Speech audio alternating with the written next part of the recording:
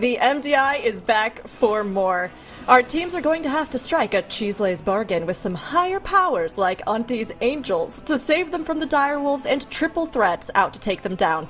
Along the way, they'll have to try not to blame the healer as they flex their spec variety skills, maybe with a physical god comp, all in the hopes that they'll be one of the teams to be barely qualified for finals. Can they assemble the perfect combination of skills that results in victory? Otherwise known as an EXODIA V? Today we find out. That last team was really hard to fit in there. I want to be honest. But everybody, I am Rookery, your host. I'm here with your MDI casters. And Makes, we have a lot to look forward to today. But yesterday, you were so excited to see Havoc Demon Hunter. Do you think anything can top that for you today?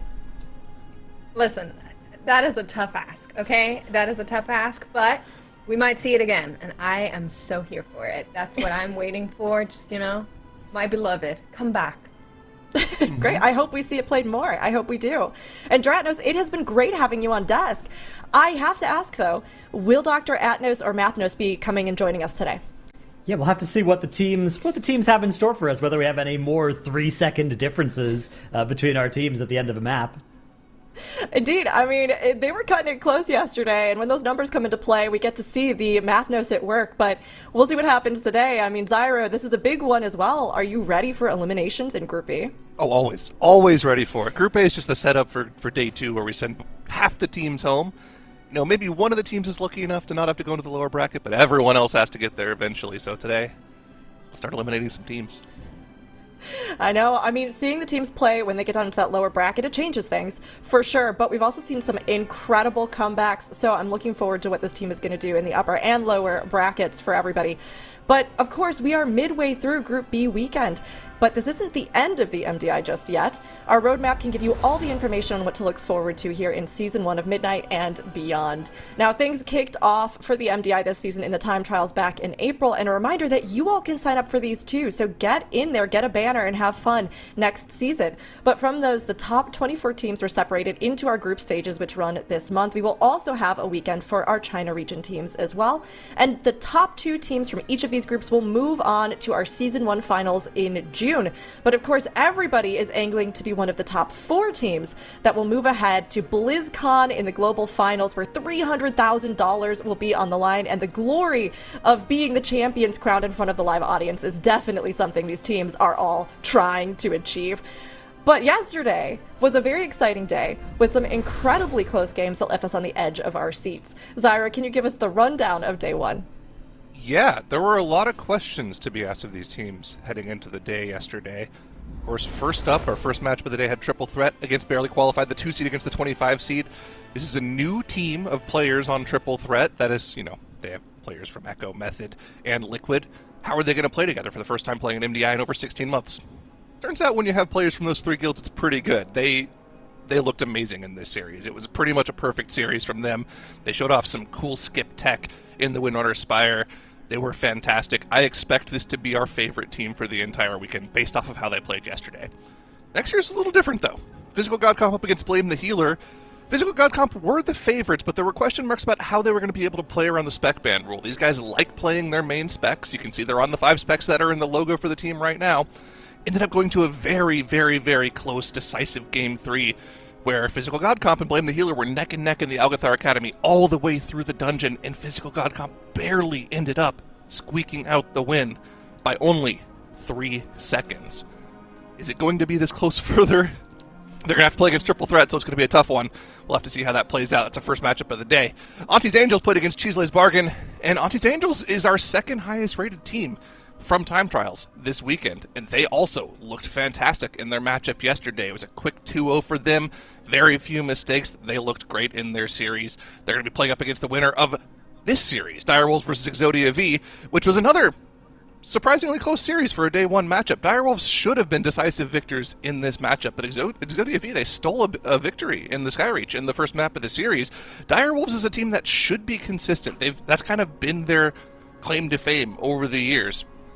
But they didn't look very consistent yesterday. They had okay strategies, but they had random spot deaths here and there that cost them damage, made pulls last longer, cost them a lot of time, let EXODIA V into the matchup.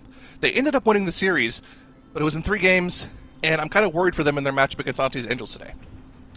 It's definitely going to be a close matchup for a lot of these teams. I mean, we've seen them play at just incredibly similar levels or have these mistakes they wouldn't normally. And then of course we see these big powerhouses like you outlined with Triple Threat. I mean, Zyro, today I think really anybody could make it through, and it's really exciting to just see who it's going to be. And as you mentioned, our adjusted spec variety rule has actually given us a huge range of specs that have been played so far this season.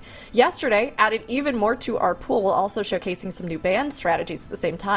Dratnos, can you tell us more? Yeah, we saw a couple of new specs for the first time yesterday, which is always pretty great to see. We saw the Havoc Demon Hunter, I know one of Makes' favorites that I'm sure she'll talk all about later. But here we saw some of Physical God Comp playing. They played a bunch of their main specs. So this is a team that is known for playing Warrior, Hunter, Rogue, although they had their Hunter actually swap to Brewmaster, and then their Bear swap to Feral Druid, checking off a couple of new specs for us on our list there, including that Fury Warrior. Noxip was swapping between that and Arms. And this was a team we were a little worried about how they would handle the spec variety rule, but they really did a great job of moving not just between roles, but between their specs as well, right? They have these players that are expert, Hunter, Warrior players. And the spec variety rule, you might think, oh man, that's going to be tough for them. But actually, it's not that bad because they can play Survival and BM. They can play Arms and Fury. And they were able to really make that shine in their 3-game series. We also did see that new Havoc Demon Hunter coming in. Actually, 2 teams yesterday deployed the Havoc Demon Hunter, which was pretty exciting to see. I think it won in both cases, if I remember correctly, the maps that it was used too. So undefeated spec, not a lot of specs that can say that in the MDI at any time. And the final new spec that we saw was also undefeated, was the Preservation Evoker from the Dire Wolves that they used in Algathar Academy. Now, for me personally, seeing a Pres Evoker in Algathar Academy, it's this is the natural habitat of the Pres Evoker in my mind, because I'm just thinking back to those Dragonflight seasons when you'd play the Pres Evokers in here. When I was playing a Prot Warrior, and if I didn't have a Pres Evoker for the Savage Peck on this boss, I was so sad back in the day. The ability's a little bit less painful now, but really nice Cauterizing Flame. So yeah, these are all the specs. The situation we're at right now makes what's the picture look like? Okay, I got you, chat, because we only need one more team to fill out one more DPS spec. Either BM, Shadow Priest, Frost Mage, or Monk we need to see in one of the teams, and then a single team can write history with giving us a run of only specs we haven't seen yet that then will fill out our spec sheet. So we need one team to get ready, a Prot Paladin, a Holy Priest, and then the remainder 3 specs that have not yet shown up in the MDI this season, as well as the additional DPS specs somewhere else. And then we will have done it, and that team will have written history. So if you're not playing for anything else, if you think your map pool is ruined, if you think you're cooked, you can still make your own history and give us the missing specs. Thank you very much for your attention. Makes, thank you so much. I mean, I'm not even playing, and I feel compelled to go in and try to play those specs. Listen, yeah, if you're like, BlizzCon, the dream is dead, probably, most likely, but the dream of all specs done can be achieved, and I agree with you, Makes. I think we'd all love it if the teams could help us check off those last specs from our list. No matter what, though, our bracket today has set us up for some killer games. So, Zyra, what can we look forward to from our upper bracket? Yeah, the Triple Threat versus Physical God Comp matchup is an interesting one. Triple Threat looked lights out yesterday. Physical God Comp looked a little shaky yesterday. They could have easily lost that series to blame the healer. I think it's Triple Threat favored, but Physical God Comp, they've been known to pull out some interesting strats in the past, so we'll have to see how that plays out. More interesting to me, though, is the ANTTIS Angels versus Dire Wolves matchup. We talk about how in these cup weekends, the most important thing to do is just finish in the top 2. That qualifies you to Grand Finals, where you can then play for a spot at BlizzCon. Our second best team, Triple Threat being the best team, should come from this matchup. These are the second and third highest seeded teams in this bracket. This is a really interesting matchup to me. Dire Wolves looked shaky yesterday. ANTTIS Angels looked great yesterday. This should be a great matchup to watch, but arguably more interesting, Dratnos, I think, are those lower bracket matches where the eliminations start to come into play. Yeah, I love lower bracket on Saturdays. So if we're gonna play those 2 upper bracket matches. That's gonna be all well and good. Then we are gonna move to 4 lower bracket elimination series, which those are always brutal. Those are always really high stakes, really important matches. For me, one in particular that we already know, because of course there's 2 matches that we don't know who's gonna be playing at the end of the day. But one of the ones we already do know is CHIZLE'S Bargain versus EXODIA V. Now both these teams lost yesterday, but they lost in very different fashion. EXODIA had these really, really fast runs. And 2 out of the 3 maps in that series, they fell apart due to full wipes. If they can clean that up, they are a upper bracket caliber team that has found their way into the lower bracket. Meanwhile, CHIZLE'S Bargain, they were a little bit slower than ANTTIS Angels, but they didn't have those full wipes. So if you just played their 3 maps, or their 2 maps, I guess, against EXODIA V's 3 and kind of averaged it out, I think CHIZLE'S Bargain would have won yesterday, but I think EXODIA V have a higher ceiling, so I'm very curious how that series plays out. I think we have a lot of teams that we, even coming in, we're like, oh, maybe these are some newer names, but they feel like real wild cards coming into the competition. And then, of course, these more established teams that have been working their way up or have come in so strong. It's such an interesting mix this weekend, and I think it's going to make for a really fun day. But makes, out of all of our starting series, which one do you think viewers should absolutely not miss? Okay, see, normally when you ask me this, Rook, I give you one individual map that I'm just really excited for, or matchup. I don't think I can do that today. Have you just seen our bracket? It looks absolutely insane, and I just think, chat, you're here for all of it. I hope you're comfy, I hope you're ready. It's going to be a full day with a lot of series, and each of those will be so good to watch. So, promises are out there. Today, you don't want to miss anything. There you go, you heard it here, chat. You have to hang out with us all day. You don't want to miss a second of the action because all of these matchups are going to be absolutely killer. And I mean, hey, you should all know the drill by now. But if not, at the start of every series, we're going to be asking all of you in chat to give us your predictions of the action. We've been keeping track of the accuracy of your predictions and ours. So we can go ahead and we can talk a little bit and see who might be in the lead. I think yesterday we were pretty low. Makes, oh, okay, we're still pretty low. It's okay. I'm doing it for the bit. Don't look at my scores. Sure. I mean, Zyro, you're still at the top here. Absolute king of the predictions leaderboard. I mean, I managed to go perfect yesterday. That's not going to happen today, I can guarantee you that. There's going to be some upsets today. I'm a little worried what's going on with this coin. Is that a weighted coin? 60%? 61%? What's going on there? Just a good coin. What do you mean? I mean, yeah, it's right there in the middle. It's got that literally like almost 50% success rating here, but it's slowly working its way up. And I mean, Dratnos, you're mid. You got to work your way up too. Do you think? Dratnos, you're mid. End of sentence. But you know what? We're so glad to have you here all the same. Yes, in the predictions. But you're going to try and work your way up, right? Yeah, well, I was planning on predicting wrong, but now I've changed my mind and I'm going to try and predict right once more. Okay, great. I'm expecting to see you at the top of the list tomorrow when we come in. And no, you're not mid. You're fantastic. You're great. Mid nose. Oh no, I just noticed your name.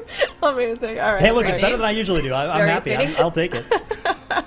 You know what? Being mid sometimes is a real win, and I stand by that. But everybody, Megs told us that we have some killer series ahead today, and this first one definitely is. Get your predictions in chat. The triple threat versus physical god comp. Who do you think will win? Try to stay above that midline, or, you know, comfortably hang out there yourselves, depending on what we're going to get in for our votes. Now, one thing that we were watching for yesterday was how physical god comp would handle the spec variety rule. And after seeing them play with their unorthodox comps, do you think they can stand up to triple threat, Dratnos? Yeah, I think so. I think there's a very good chance that this team will be able to navigate the spec variety rule in a way, it's, you know, maybe it's not favorable for them, but I think they have a plan. I don't think they're going to show up, even if it goes to map 3, I don't think they're going to show up and be playing, you know, a bunch of stuff they're really not comfortable on, because they went to a 3-game series yesterday and they won that 3rd game. So I'm confident that that won't be the reason they lose. All right, good, bold statement. And yeah, I mean, I think we saw them yesterday adapting in ways that even in previous seasons we hadn't with like previous versions of the spec variety rule. So excited to see how they'll continue to grow today. And I mean, Triple Threat is one of our top contenders, with players from Echo, Liquid, and Method, which is a little intimidating when you're up against them. But are there any weaknesses that you think we've seen from their play? Ooh, that's a, you know, can gods bleed? I don't know. We'll have to find that one out. Thus far, they looked pretty darn good. Now, it's always hard to compare teams between groups, because obviously we switch around the key levels a little bit. But I will say that their tempo looked really, really fast. They were clean, basically no deaths, and I'm hoping for them to continue this trend. Then we might actually have a real new contender on our plate for the MDI, which is exciting stuff. Normally it doesn't happen that way. Normally it goes like one by one throughout the seasons. They just came in and they're winning. They're looking really good. Gotta love seeing a strong new contender enter the arena. And I mean, with that in mind, I love the gods bleed. I mean, with that in mind, they seem so strong. So Zyro, are you leaning towards triple threat, or how do you think the scoreboard's going to pan out? Yeah, 2-0 triple threat. Listen, Physical God Comp, they're great. North American players, awesome key pushers. Triple threat looked so good yesterday. Physical God Comp, they had some unorthodox strategies in addition to the comp issue, like differences that we saw from them. They kind of just gave up 15 seconds in the Algathar Academy based off routing alone for free. Those kinds of things aren't going to fly against, top 2-seeded teams. So I'm going to go 2-0 triple threat. All right, a fair assessment, I think. Makes, how about you? Well, like I said, I'm doing a bit, so I'm going to say Physical God Comp 2-1 is going to take this series. You don't have to type that in our chat when you're on the desk, Makes, by the way. No, I have, because I'm giving them time to prepare and make sure that they're not misunderstanding me by chance. Yeah. It makes us like, I'm standing by it. Physical God Comp is going to get a point. That was not a mistake. Yes. You didn't hear wrong. It's correct. 2 points, actually. 2 points, yeah. Okay. Dratnos, you said you were going to go with the correct votes today. So what's the correct prediction in this one?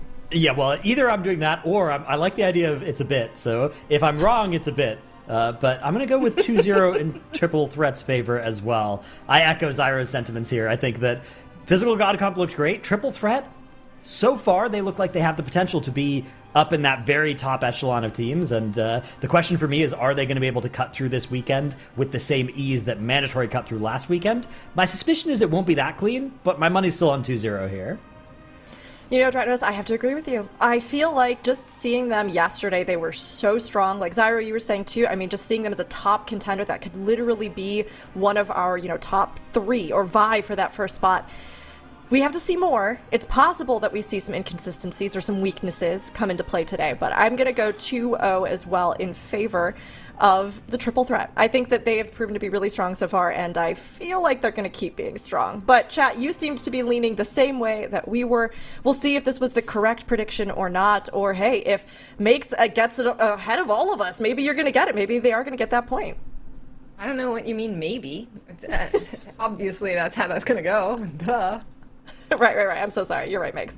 100%. All of us are wrong. Makes is going to be runs out. This is going to be our first map of the day. The triple threat versus Physical God Comp in Game 1, Pit of Saran. Now, of course, today eliminations are on the line, but these two teams are coming in strong here in the upper bracket. Can Physical God Comp keep being unconventional and claim victory, or will the triple threat prove that they are a major threat in this competition? It's time to find out, Zyro. Here we go, right off the bat, going straight into the Pit of Saran, and you can see Physical God Comp are on their Physical God Comp, not changing up for anything, even the best team in the bracket. Both teams heading into their very first pulls of the dungeon, and this is kind of differed between a lot of our teams. Triple Threat actually going for one of the smallest versions of this pull that I think we've seen. Only 23% count in this first pull for them, Dranos. Yeah, they aren't playing the bear in this composition, which I think prohibits them from doing the massive pull here. The Guardian Druid is just so good at scaling its defenses with the number of targets. The Brewmaster will heal a lot from fighting a lot of targets at once, but if you fight too many, you might just die. So I think that is the main reason that the triple threat have to slow down here. By contrast, Physical God Comp are deploying that Guardian Druid here in map 1, which means they don't get to use it for both map 2 and map 3, right? They could use it for one, but not both of the remaining maps of the series, which I believe makes this a must-win map for Physical God Comp. I think their pathway to winning this series goes through winning this map because they have that Guardian Druid, and it's allowing them to do these bigger pulls. Makes total sense to me. Physical God Comp also went for about a similar sized pull on their side, 23% or so they aren't potentially getting max value out of that Guardian Druid pick that we're talking about, but either way, both first pulls going clean for both of our teams. That's kind of been a pressure point, a pain point for some of our runs that we've seen in Group A and Group B already in the past couple of weekends. Triple Threat already significantly through the second pull of the dungeon, though. We had a couple interesting grips where one of them went on Goober here when he was out of the group. Fortunately, they have the Brewmaster there to give him that Tiger's Lust to get out of that pretty much instantly, so it wasn't an issue for them. There's no Dwagon moments here where the Dragon just gets flown into the air and then they end up taking a bunch of fall damage. But, pretty clean for both of our teams so far. Yeah, Physical God Comp going on a little bit of an expedition here as they're just taking this pull forward into this Proto Drake. Whereas Triple Threat staying behind, making sure to actually free those prisoners, and then keep traveling forward. I think Physical God Comp have left some prisoners behind that they will need to go and grab at some point. But they are at least pulling onto this Proto Drake, which is a nice target to be sort of prio damaging into. The composition that they're running right now is the Assassination Rogue and the Beast Mastery Hunter as well. So a lot of the less commonly seen variants of the Rogue and the Hunter, which are already less commonly seen classes, not to mention the Fury Warrior too. So this should be pretty decent single target though, I think. The combination of the BM Hunter and the Assassination Rogue should mean that their boss damage is pretty compelling, but we will have to see once we actually do get onto bosses. All 3 of the bosses in this dungeon either summon ads or have trash brought onto them. So the pure AoE as well is always somewhat valuable, even in the boss fights, as Triple Threat now grabbing a Proto Drake pull of their very own, charging forward through the dungeon. You can see from the count at the top of the screen here, the 2 teams are neck and neck by that metric, but Triple Threat are maybe half a pull further progressed in the dungeon. Yeah, and I mean, this poll's going to give them another 17% count when it's all said and done here. They're going to be upwards of 60% count before they even pull the first boss. That's a lot higher than I think we're normally used to seeing. Usually teams will pull the boss with trash, and like by the time the trash is dead on the first boss, they'll be somewhere in the 60 to 65% range. So Triple Threat really front-loading a ton of their trash in this key and getting it done super efficiently. Look at the gap that they've opened up here between themselves and Physical God Comp. Already 15% difference, but Physical God Comp is doing what we've just talked about. They're taking this trash, and then probably once some of the leaping guys start to go down, they'll just chain this into the boss. Triple Threat did backpull a couple of Risen Soldiers and a Cadaver, so they've got one of those Lich Packs with them. That's really not a lot of trash on top of the boss for them. Yeah, it's not a huge amount of this extra trash. A little bit more is walking up those stairs right now. But yeah, the count situation at the end of this boss fight, I think, is going to be in Triple Threat's favor. It's going to be pretty close, though, between the 2 teams. And you can look at the boss HP for both teams. It is almost identical as well. So right off the bat here, we are going to have a death Netherburst. A Netherburst does go off for Physical God Comp, and that's going to be compounded with an Ore Breaker tank slam. That's oh my goodness. Okay, so there's Ore Breaker. Didn't hit the Serenite, but did hit the Warrior, which is very bad news for 2 reasons. If that Ore Breaker fails to hit Serenite, it will stun the tank, and it will also kill the Warrior. So that was a double threat for the Physical God Comp, compounding to a triple threat because they are facing up against the triple threat who have yet to have a death. So they're not able to sustain any disasters like this. I wonder if that was just a lapse in judgment, or is that potentially something where they thought maybe they could get a spell reflect off on it or something?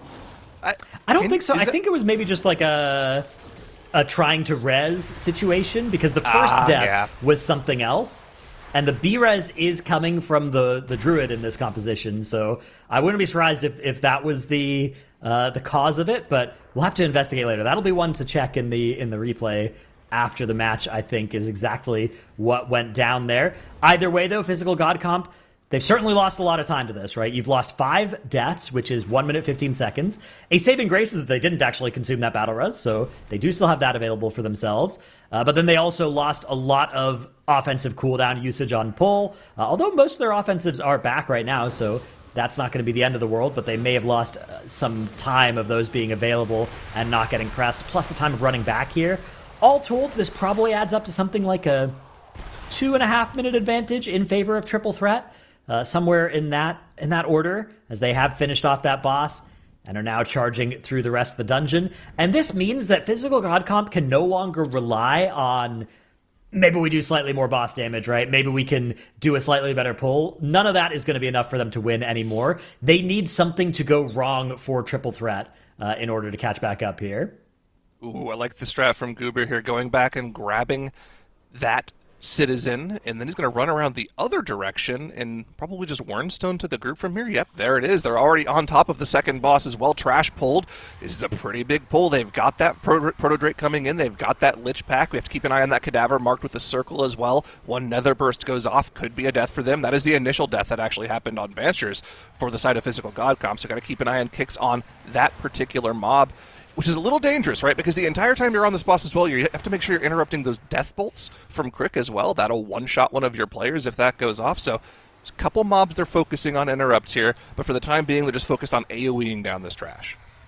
Yeah, exactly. It's an area that I think is less dangerous than some of the other areas in this dungeon, but there is no safe part of a Pit of Zeron 16. The entire dungeon is quite lethal, so they've got to be very careful the entire way through, as Ick and Crick have now split into those shades, and most of those have been taken care of. And I'm curious to see whether they'll opt to just commit to the boss after the first, like after this next split here, or if they'll kill the second wave of Shades of Crick after this lumbering fixation is over. We saw last weekend that Mandatory were the only team that was comfortable just committing to the boss. Now, I think the key level may have been different last weekend. It may have even been a key level higher in the Pit of Zeron.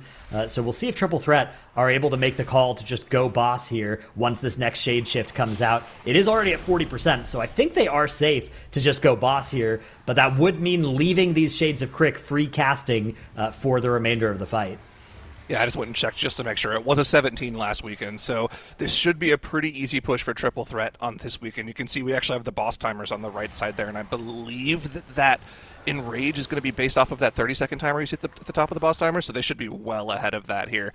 Should be free. Yeah, it's even a little bit after that, down. because yeah. After that it starts the Shade Bomb cast on the Shades of Crick, but you do get another 5 or 6 seconds to actually resolve the fight before you do explode there. So Triple Threat making it look easy. Ick and Crick go down for them 2.5 minutes after the Forge Masters. So basically boss directly to boss. Now Zotzi's going to activate the final prisoner, and the rest of the group heading over to the side there on a 3-seater mount.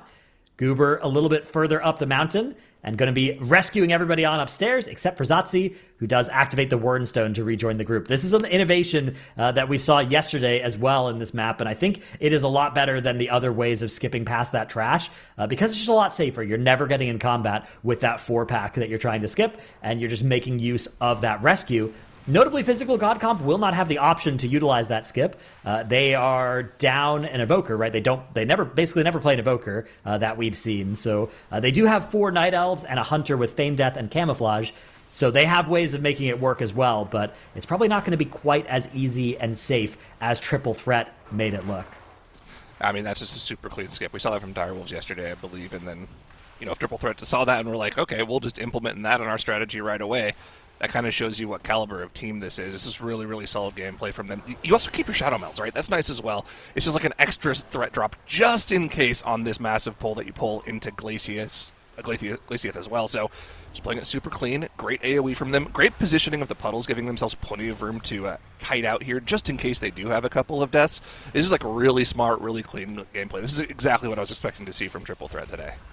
Yeah, this is lights out so far from Triple Threat. They are our favorites of the weekend. They are one of our best teams from the time trials, not just in this group, but across the entire MDI as well. They are a team that is looking to challenge Mandatory, a combination of players from the top guilds in the world looking to do battle against some of their guildies, some of their rivals, depending. Yeah, it's interesting to see teams just play that so perfectly as well. Like, one of the things that I remember practicing for back in the MDI was, like, you would always have things where if a poll went wrong in some way, you would come up with a way to fix that problem. The parts of the dungeon that I was always personally, like, really worried about were the parts of the dungeons that I didn't have any issues with, like, that we never wiped to in practice. Because that means you never went through any problem solving, so if you did have something go wrong in a live MDI key, you didn't really know how to solve the problem. You just have to come up with something in the moment. It looks like Triple Threat has had problems in that Glaciath area potentially in practice, and they just problem solved out ways to play that perfectly just in case something could go wrong. I love teams just preparing for every eventuality, but we're already on to Scourge like Tyrannostratos. This has been a perfect run from them. 0 deaths once again. I believe they were deathless in both of the runs yesterday. Maybe they're going to be going for that deathless streak just like Mandatory had last weekend. They're playing really well so far. They could play for it very easily here in this dungeon. Absolutely, yeah. This is huge for them as well. They were able to do that Wernstone tech to bring the trash up the mountain and bring the last little count that they need on top of the Scourge Lord here. Meanwhile, Physical God Comp have finished off Ick and Crick. And we'll get to see exactly how they are planning to skip or maybe just deal with the trash pull at the top of the stairs here, although the way that everybody's standing back makes me think it is going to be some pull meld strategy. This is at least interesting to see what their plan is with this composition. No, they're just taking it forward. They're saying, you know what? Everybody's skipping these guys and then playing them later on Scourge Lord. What if we just pull them? What if we just say, you know what? This is foolish. We're going to grab these. So it's good to know. Good to know that they have a plan for this. I wouldn't be surprised if this works out pretty well on paper. Unfortunately, they're not going to get much of a chance to finish the rest of the dungeon here, as Triple Threat are about to stop the clock here. Just 12 minutes into this Pit of Sauron, and Scourgelord Tyrannus is on his last legs here. Final few percentage points going down for the Triple Threat. Another 0-death run on the board for them. This has been very, very impressive, and this is going to take them to an impressive 1-0 lead in the series. Triple Threat, they're staying clean and showing their skill. They do indeed take the first point of the series, putting the pressure on Physical God Comp to take the next map or get sent to the lower bracket. I mean, Triple Threat continues to look impressive. With this, Zyro, how did this run measure up, do you think, from them compared to our other top teams? It doesn't really get much better than that. I mean, that was a ridiculously fast run, right? 12-19. It's the best we've seen. I mean, it's up there at the top. If you want to compare it to Mandatory, it's kind of hard to do because Mandatory had 17s last weekend, but, you know, Mandatory's 17 was 14-19. One key level down 2 minutes faster is extremely impressive. That's competitive right there. I mean, honestly, of course, we're always looking at exactly where those dungeons are, like you were saying, with the key levels, but it's so impressive to see that Triple Threat really are coming in to just give these top teams a run for their money. And Makes, with everything that you were observing in this match, how did it look for these two? Well, we went into this match and I was like, okay, it looks like Triple Threat is a little bit in the lead on the first couple of full pacings, but they ended up pulling Garfrost at the same time. So I was like, okay, maybe we're back. But then a bunch of stuff happened. So let's take a look together at the replay and see how it all played out for our teams here, if we have that. Yes, we do. So we're gonna start with this nice little skip here. We've seen a couple ways. Let's take a look together at the replay and see how it all played out for our teams here, if we have that. Yes, we do. So we're going to start with this nice little skip here. We've seen a couple ways to route through the Pit of Sauron before, but I did like what they were doing here, so we're going to mount up, and then our Evoker is actually going to be carrying us up there with the rescue. Sassy is going to wild charge over, and Tief was actually just using the Wernstone then to also reach the other side for them to be able to skip. And here's that very unfortunate Netherburst there that did go off, killed Banchers. From there on, they just weren't able to recover that. Call was made, which decided that they were going to wipe it here, and that unfortunately spelled this map for Physical Godcom, but fret not. There is, of course, 2 more maps in the series, according to my calculations. Quick little showcase here from the Triple Threat, something we saw from other teams as well, deciding to not care about the additional shades there and just tunnel on Ick and Crick, and then just making sure that they can DPS the boss down. And at the end, we also saw that carry tech of making our mobs walk up the hill, as we've seen so many times. Wernstone is going to be activated once more. And then our Grave Blades, they just decide, you know, they're free climbers, and they're going to come up this hill. That's exactly what that looks like. It's how I always go out in nature. I don't know how it is for you guys, but it's a very normal and regular thing to do in Germany. Yeah, you know, I have seen this German hiking technique before, Makes. It's really impressive. I've tried to emulate it myself, but just have not seemed to be able to nail it. But maybe I just need to touch grass more often. I'm not totally sure. But honestly, though, the play from both teams really was excellent. Now, we had those deaths, of course, with Physical God Comp. It put them really far back as far as the timers go. But like you said, they still are in it, and they can still rally within this and prove your prediction right, even, Makes. So, Of course. Yeah, of course. So we'll see how it goes for them. But honestly, I mean, this was a really strong performance from the Triple Threat. I'm feeling pretty good about my prediction right now. And they have some bans that they're going to have to be doing here as we look ahead to our next map, Mysara Caverns. Dratnos, what do you think they're going to be taking into consideration for their strategies on this? Yeah, so I think Triple Threat, they're probably going to benefit from the fact that they didn't use that Guardian Druid. They used that Restoration Druid instead, so they can swap between their tank and healer now to play the Bear and play the Mistweaver here in Mysara Caverns. We'll see which. I think they'll probably end up restricting, 1 DPS and those 2 healers they played in the first map. On the other hand, Physical God Comp, I think here you're going to throw away, like, the Assassination Rogue, the Beast Mastery Hunter.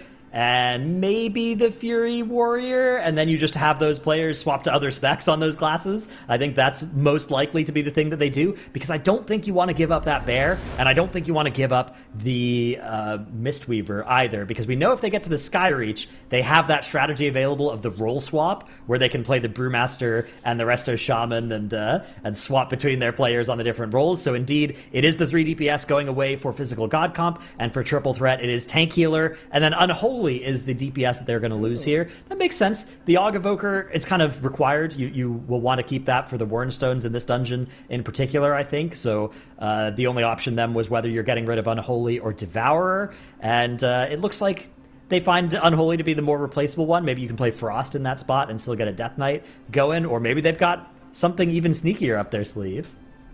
I mean, that would be great. Makes, we were talking earlier about how we want to check off some more of those specs that we haven't seen yet. Do you have any predictions about what you think they're going to bring into this one?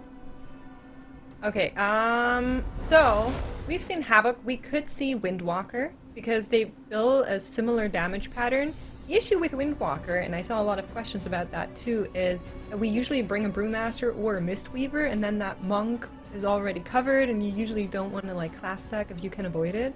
We'll have to see if maybe one of these teams is brave enough to give us a little bit of excitement here. We could, of course, see the Havoc make a return for the triple threat if they are so inclined to do just that. Mazara Caverns, very, very big dungeon with a lot of AoE. So it's possible. I'm excited to see what we're going to have in here. Mysara Caverns, like you said, is going to be a big one. Lots of AoE and a lot of danger for these teams here. The triple threat versus Physical God Comp. This is the map that Physical God Comp needs to take if they want to stay here and not be sent down to the lower brackets. This is Game 2 triple threat versus Physical God Comp. All you, Zyro. Yeah, Dratos. Windwalker does fulfill a certain niche. It's really good at 2-minute burst, and you know what class we haven't seen yet could bring that power infusion for that 2-minute burst would be a Holy Priest, so maybe... Or a Shadow Priest, see one, yeah. we see the other. Or a Shadow Priest, yeah, too. Either of those would get us... we're missing... It's 6 total specs that we are missing, so I'm always rooting for any way of getting any of them in. It looks like, unfortunately, we aren't going to see any of those just yet. I'm unsurprised by what Physical God Comp are up to here. So Outlaw, Arms, and Survival are the specs that they're going to deploy in this dungeon. This makes a lot of sense. You've got the Arms Warrior, and the Arms Warrior really shines when you're able to pull trash onto bosses or onto mini-bosses, right? They do incredibly good funnel damage. So even though their overall is going to look a little bit low, what they are doing is the priority target is taking huge amounts of damage. What they are sad about is pure AoE when everything has the same amount of health. They're not as crazy as some of the other specs. And pure single target. That is a bit of a disaster case for the Arms Warrior build right now, so you really need to minimize the amounts of times you're doing that. Didn't that tank spec get nerfed? Why is it topping the meters for Physical God Comp? Don't worry. Well, it got nerfed a little bit this week, but it got buffed the week before for this build, so it's it's doing what it's supposed to. Having a good time. That was Incarnation as well, so it's going to do a lot less damage on this next pull with the without that major cooldown here. All right, I'll trust you. You are the tank main on the desk. I'll go ahead and trust you with that. For triple threat, we do see them play the Affliction Warlock in this dungeon, which this has kind of been like one of the dungeons where people have been pulling out that particular spec as a tech pick. It makes a lot of sense when you think about how Warlock cooldowns work, right? Demo very 1-minute focused, Destra very minute 30 focused with the Infernal build. Affliction is kind of... It's similar to Devour Demon Hunter. Okay, gotta hold on a second. Switch Vegan has gone down on the Bear on the second massive pull without the Incarn available, Dranos, and that's what a full team wipe for them. Yeah, okay, you're right. You feel great, you're looking good, you look at the meters, you're top of the meters, and then you look at the next pull and you're like, oh, I don't have Incarn for this one. And then you're kind of like, okay, I guess I'll pull it. I hope I'm okay. And then sometimes you're not okay, and that's what happened to Squish, unfortunately, Squish Vegan for Physical God Comp. So they're going to get this pull started once more, but this time Incarn is available. We'll see if it's committed here. I think you do want to press it, but the problem is then it won't be available for the next pull, and that pull is one that they plan to have Incarn for. So it's possible here that he's going to hold it. Nope, he's just going to press it. I think this makes sense. This is probably the way to be fastest through the dungeon. And yeah... Looks like the recovery here for Physical God Comp is working out okay. As I say that, it's not working out okay at all. It's working out very poorly for Physical God Comp. Now, this is a bit of a tragedy for our underdog heroes on the right-hand screen here. 10 deaths. now adorning their scorecard. That's 2 minutes and 30 seconds that they are behind. And it looks like they're going to be trying to this run back attack on this pull. This has the potential to add a lot of deaths to their counter in a very short amount of time, Zyro. Yeah, is that Hexcast going to go off on the Noxiv too? I believe it did. So yeah, Noxiv is currently a frog, not doing any damage for the group currently. Let's take our focus away from them a little bit here, because they're already 10 deaths down. I want to go back to the point I was making about the Affliction Warlock. It's really good for these back-to-back-to-back AoE pulls, right? Your Dark Glare is like not a huge source of your damage. Obviously, it's nice. It increases your dot damage dealt while it's alive. It does more damage based off the amount of dots you have up.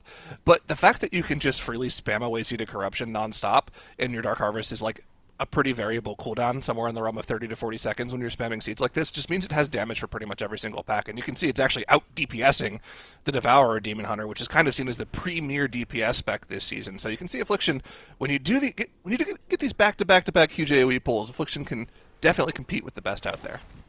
Yeah, I think Affliction in this dungeon is definitely interesting. I do think in a world without the spec variety rule, teams would probably just play the Demonology Warlock in this dungeon as well. But the thing is, you want the Demonology Warlock more in dungeons like Skyreach, which is actually in this series if we do go to a Game 3, which is looking unlikely right now, but is never impossible. But also in dungeons like Nexus Point Zenith, right? You usually want to play that Demonology Warlock. So it can make sense to say, you know what, Affliction Warlock, it's strong in this dungeon, right? We've got reasons to use it.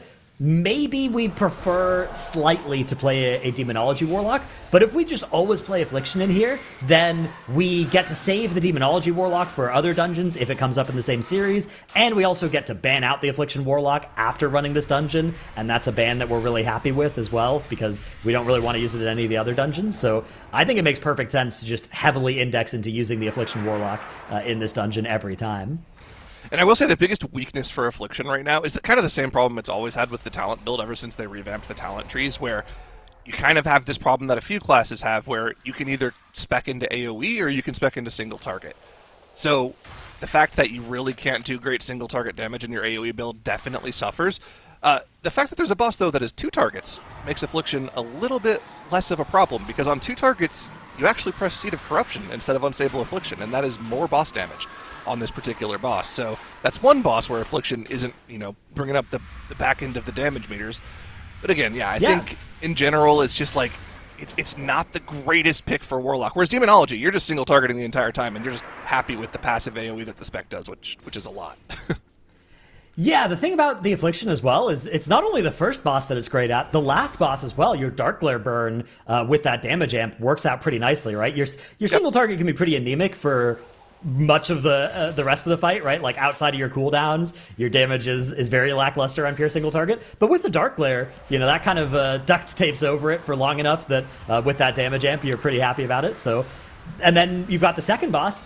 That boss you can either pull trash on, which a lot of teams do, or you can, I think you can even multi-dot the ads that it spawns, although dealing damage to them is not useful, and they're out of range of Seed of Corruption, so we can't count that one, I don't think. You have to be pulling trash onto it for the Athlock to be happy, probably. Yeah, and the more that I think about it, the better I like Affliction for a lot of MDI dungeons, because most teams end up not doing pure single-target boss pulls. So maybe we'll see it as more of a tech pick for certain dungeons in the future. I think it actually is pretty strong. It's another one of those specs that got buffed a couple weeks ago when Guardian Druid got the massive buff, so I think it's a little bit unexplored right now, because people are just so used to playing Demonology. Triple Threat have now finally dealt with that first boss, though, and we can kind of see where the gap has started to open up here. Obviously, 10 deaths, 2.5 minutes in its own right. Not going to be doing Physical God Comp any favors here, but they still have 60% of the boss to go through. They're going to be probably in the realm of 3.5 to 4 minutes down right now, and they're going to need Triple Threat to make some similar massive mistakes on the pulls coming up. Bad news for Physical God Comp is Triple Threat is a team that hasn't made any mistakes at all, at any level, the entire weekend so far, so they're going to need something brand new to happen to this team that we haven't seen yet. Yeah, the hex that they are casting on the other team. We'll have to see whether it works out and in what form it will take. What could be the thing that befalls Triple Threat to let Physical God Comp back into this one? I mean, a full wipe most of the way through a boss would be a way to do it. Even wiping here would be pretty bad for Triple Threat, because this is one of the longer run back points. As soon as you kill the mini-boss, you do get a Waystone here, but before then, they wouldn't have it. So there are pathways for Physical God Comp, but again, just like that Pit of Sauron, it is now reliant on things going wrong for triple threat. And this time around, Physical God Comp have 10 deaths, not 5. So that's 2.5 minutes, right? In addition to the dungeon progression difference between the teams, which is probably another 1.5 minutes. So we're probably looking at a 4-minute mistake needing to happen for triple threat for Physical God Comp to catch up. There aren't an awful lot of 4-minute mistakes that are feasible. The most likely one is probably 2 2-minute mistakes, both happening. And is something like that likely to happen to triple threat? I mean, they're deathless so far this weekend. So the answer is probably no, but you never know. There's always a chance. There's always hope for Physical God Comp here. They need to just keep going, keep playing their route, keep their minds cleared, not worry about what's happening on the other side of the screen, not worry about what's happened to them so far. Just continue the route, because that's always their best chance. Meanwhile, triple threat just need to hold on. They just need to execute things cleanly. There is still quite a bit of tech towards the end of the dungeon here as they are activating those incenses, grabbing that spirit. Let's see if they activate the 4th one or if they're just going to prime it by activating 3 of the 4 incenses. It looks like they are indeed on the priming plan. So 3 of the 4... Wait, hang on. Are they going to go activate the last one? It looks like they are going to activate the last one. No, okay. Warren stoning over. Yeah, okay, yeah, we have these. Oh, wait, they full skipped already. Okay, they didn't even do the trash back afterwards. They're doing a little different strategy from what we saw from Mandatory. Yeah, now Wildlife actually is going to be the person grabbing a little bit of the extra trash from the top of the stairs. But yeah, this is a different plan than Mandatory had. It's also a different plan than we saw yesterday as well. There was a different team that was running the skip in this dungeon as well. This looks like a little bit of a synthesis of the 2 ideas, saying, you know what, we're not going to deal with any of this backtracking towards the room, and we are also not going to be grabbing all of that trash, so what we're going to do is we're going to have to grab bridge trash, which is not the end of the world. Mandatory were the team that said, you know what, we think bridge trash is never worth doing, but Triple Threat are finding a way to do that while also minimizing backtracking. So I think on the face of it, this might be my favorite path through Mysara Caverns so far. This looks super clean. Yeah, the fact that they don't have to do that extra pack right after where the RP altar is, this is like super, super smart from them.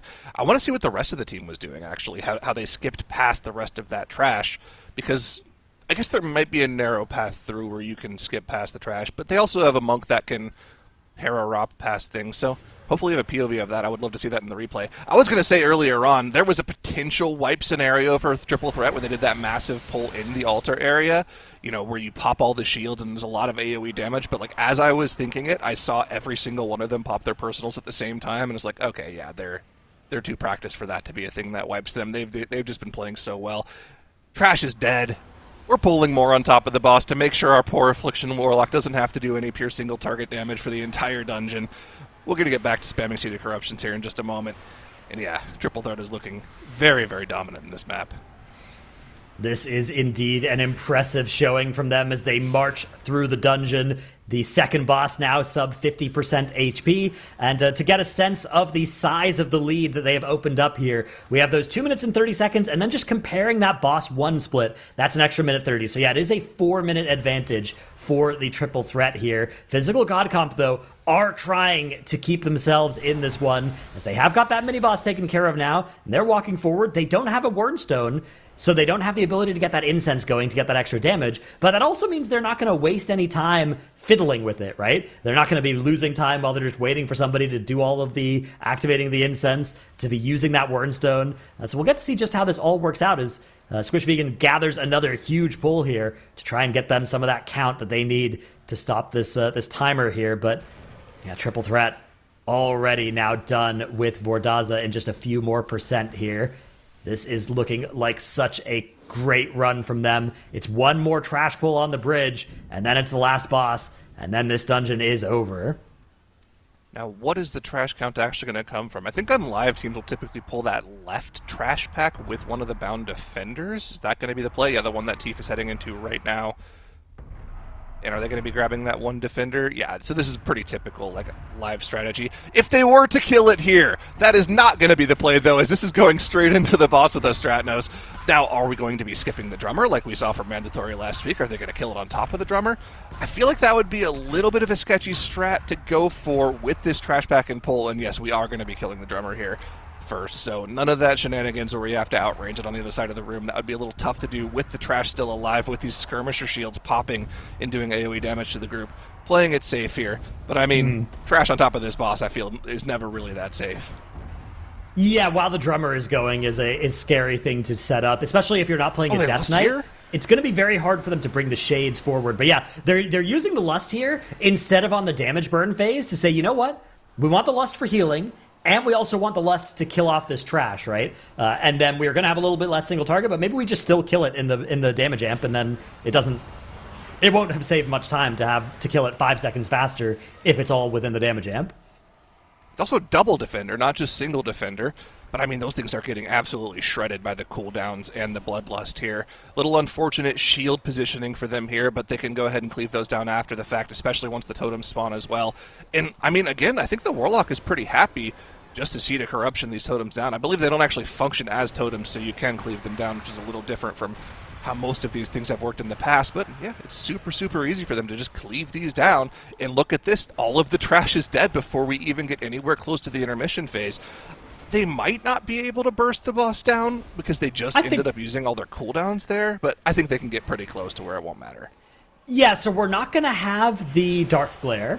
We are going to get to a meta from our Demon Hunter. We are going to have a Breath of Eons as well. No Incarn, so our bear is not going to be contributing a whole lot of damage here.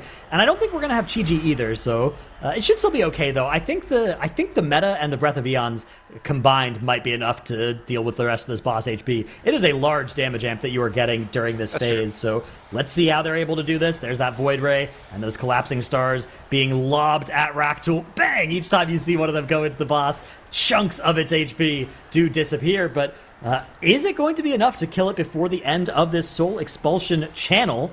They are getting it quite low. I think they're just barely going to have enough here, and this really vindicates that Bloodlust as well, if they're able to get this killed still during that damage amp window. As, yeah, 4%, 3-2, there it is. Wow. Boss goes down for triple threat. It is a sub-15-minute Mysara Caverns. It is a 2-0 for them, and they are going to be already in Sunday in the upper bracket. The triple threat takes the series, continuing their perfect runs this weekend and only further proving that they are a huge contender out to challenge our top teams for the Season 1 crown. Though we loved rooting for the underdogs as well, this was not physical God Comp series. Mistakes compounded in their runs and they'll be dropping into our lower bracket, but there is still time for them to rally and tighten up their play. Now, Dratos, you said Triple Threat's pathing in Mysara was your favorite so far. So how did the routes compare between the two teams in this one? Yeah, just look at the way that they're able to get these, like the 8-minute damage spike and the 10-minute damage spike, which is that third boss, so close together while they're still getting that incense as well. I think that this is just a really clever part of their pathing. The drawback compared to what Mandatory are doing is that then you do have to pull the bridge trash, and you are fighting it with the drummer, and then you're not getting to fight the drummer with the damage amp, so the drummer effectively, you have to deal with like triple the health on it. So that is the downside at the end of the dungeon, but I really like this idea from Triple Threat. It seemed really consistent as well. Yeah, I mean, it honestly seems super effective, and gosh, again, just seeing prove they really are a strong team entering the arena. But Makes, from these runs, what were you observing? Yeah, I actually was also doing some math on the sideline here. And go through it so streamlined, so perfect. It just goes to prove they really are a strong team entering the arena. But Makes, from these runs, what were you observing? Yeah, I actually was also doing some math on the sideline here. One big factor was certainly this first pull. Not only did they finish it in record time from the looks of it, but also they grabbed a lot of count here. This is 1/4 of their total dungeon percentage that they need to do. And then here is a tragedy. So you can see the Hexers down there are free casting, but that's not the only thing that happens. Squish unfortunately does go down, and from there on it derails heavily for physical God Comp. But I know you guys were talking a bunch of it during the run as well. We just wanted to show off swag a little bit more on that Affliction Warlock, just shining on some of these massive pulls that we saw in this dungeon. Unfortunately, we did try to get a good look of that skip and weren't able to do just so, but maybe that's something we can bring back in, you know, tomorrow's pre-show segment or something like that. We'll try to find some extra insights on how they managed to pull that one off.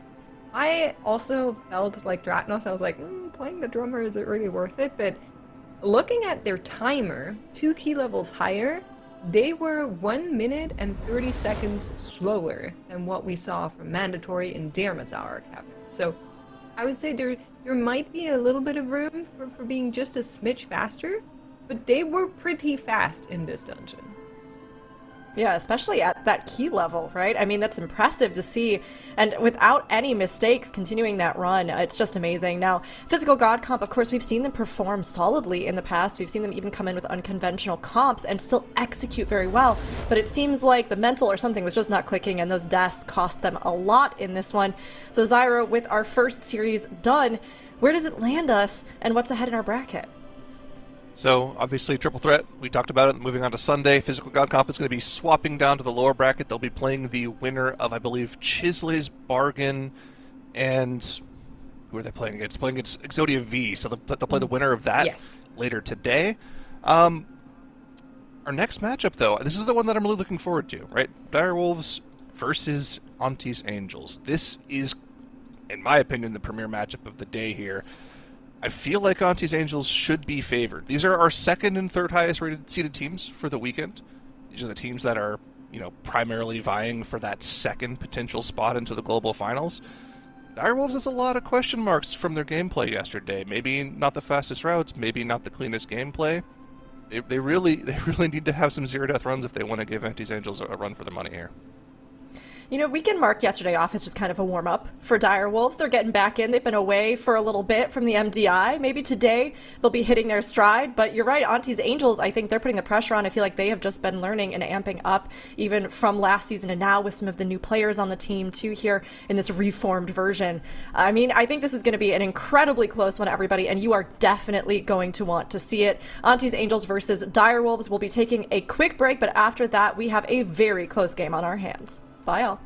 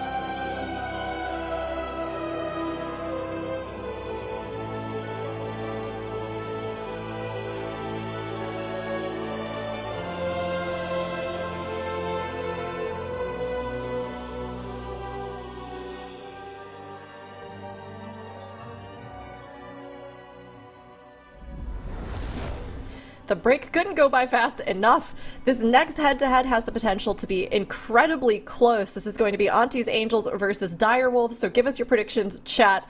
And honestly, these two teams are in an interesting position, both having strong players and strats, but kind of still finding their stride in the MDI a little bit.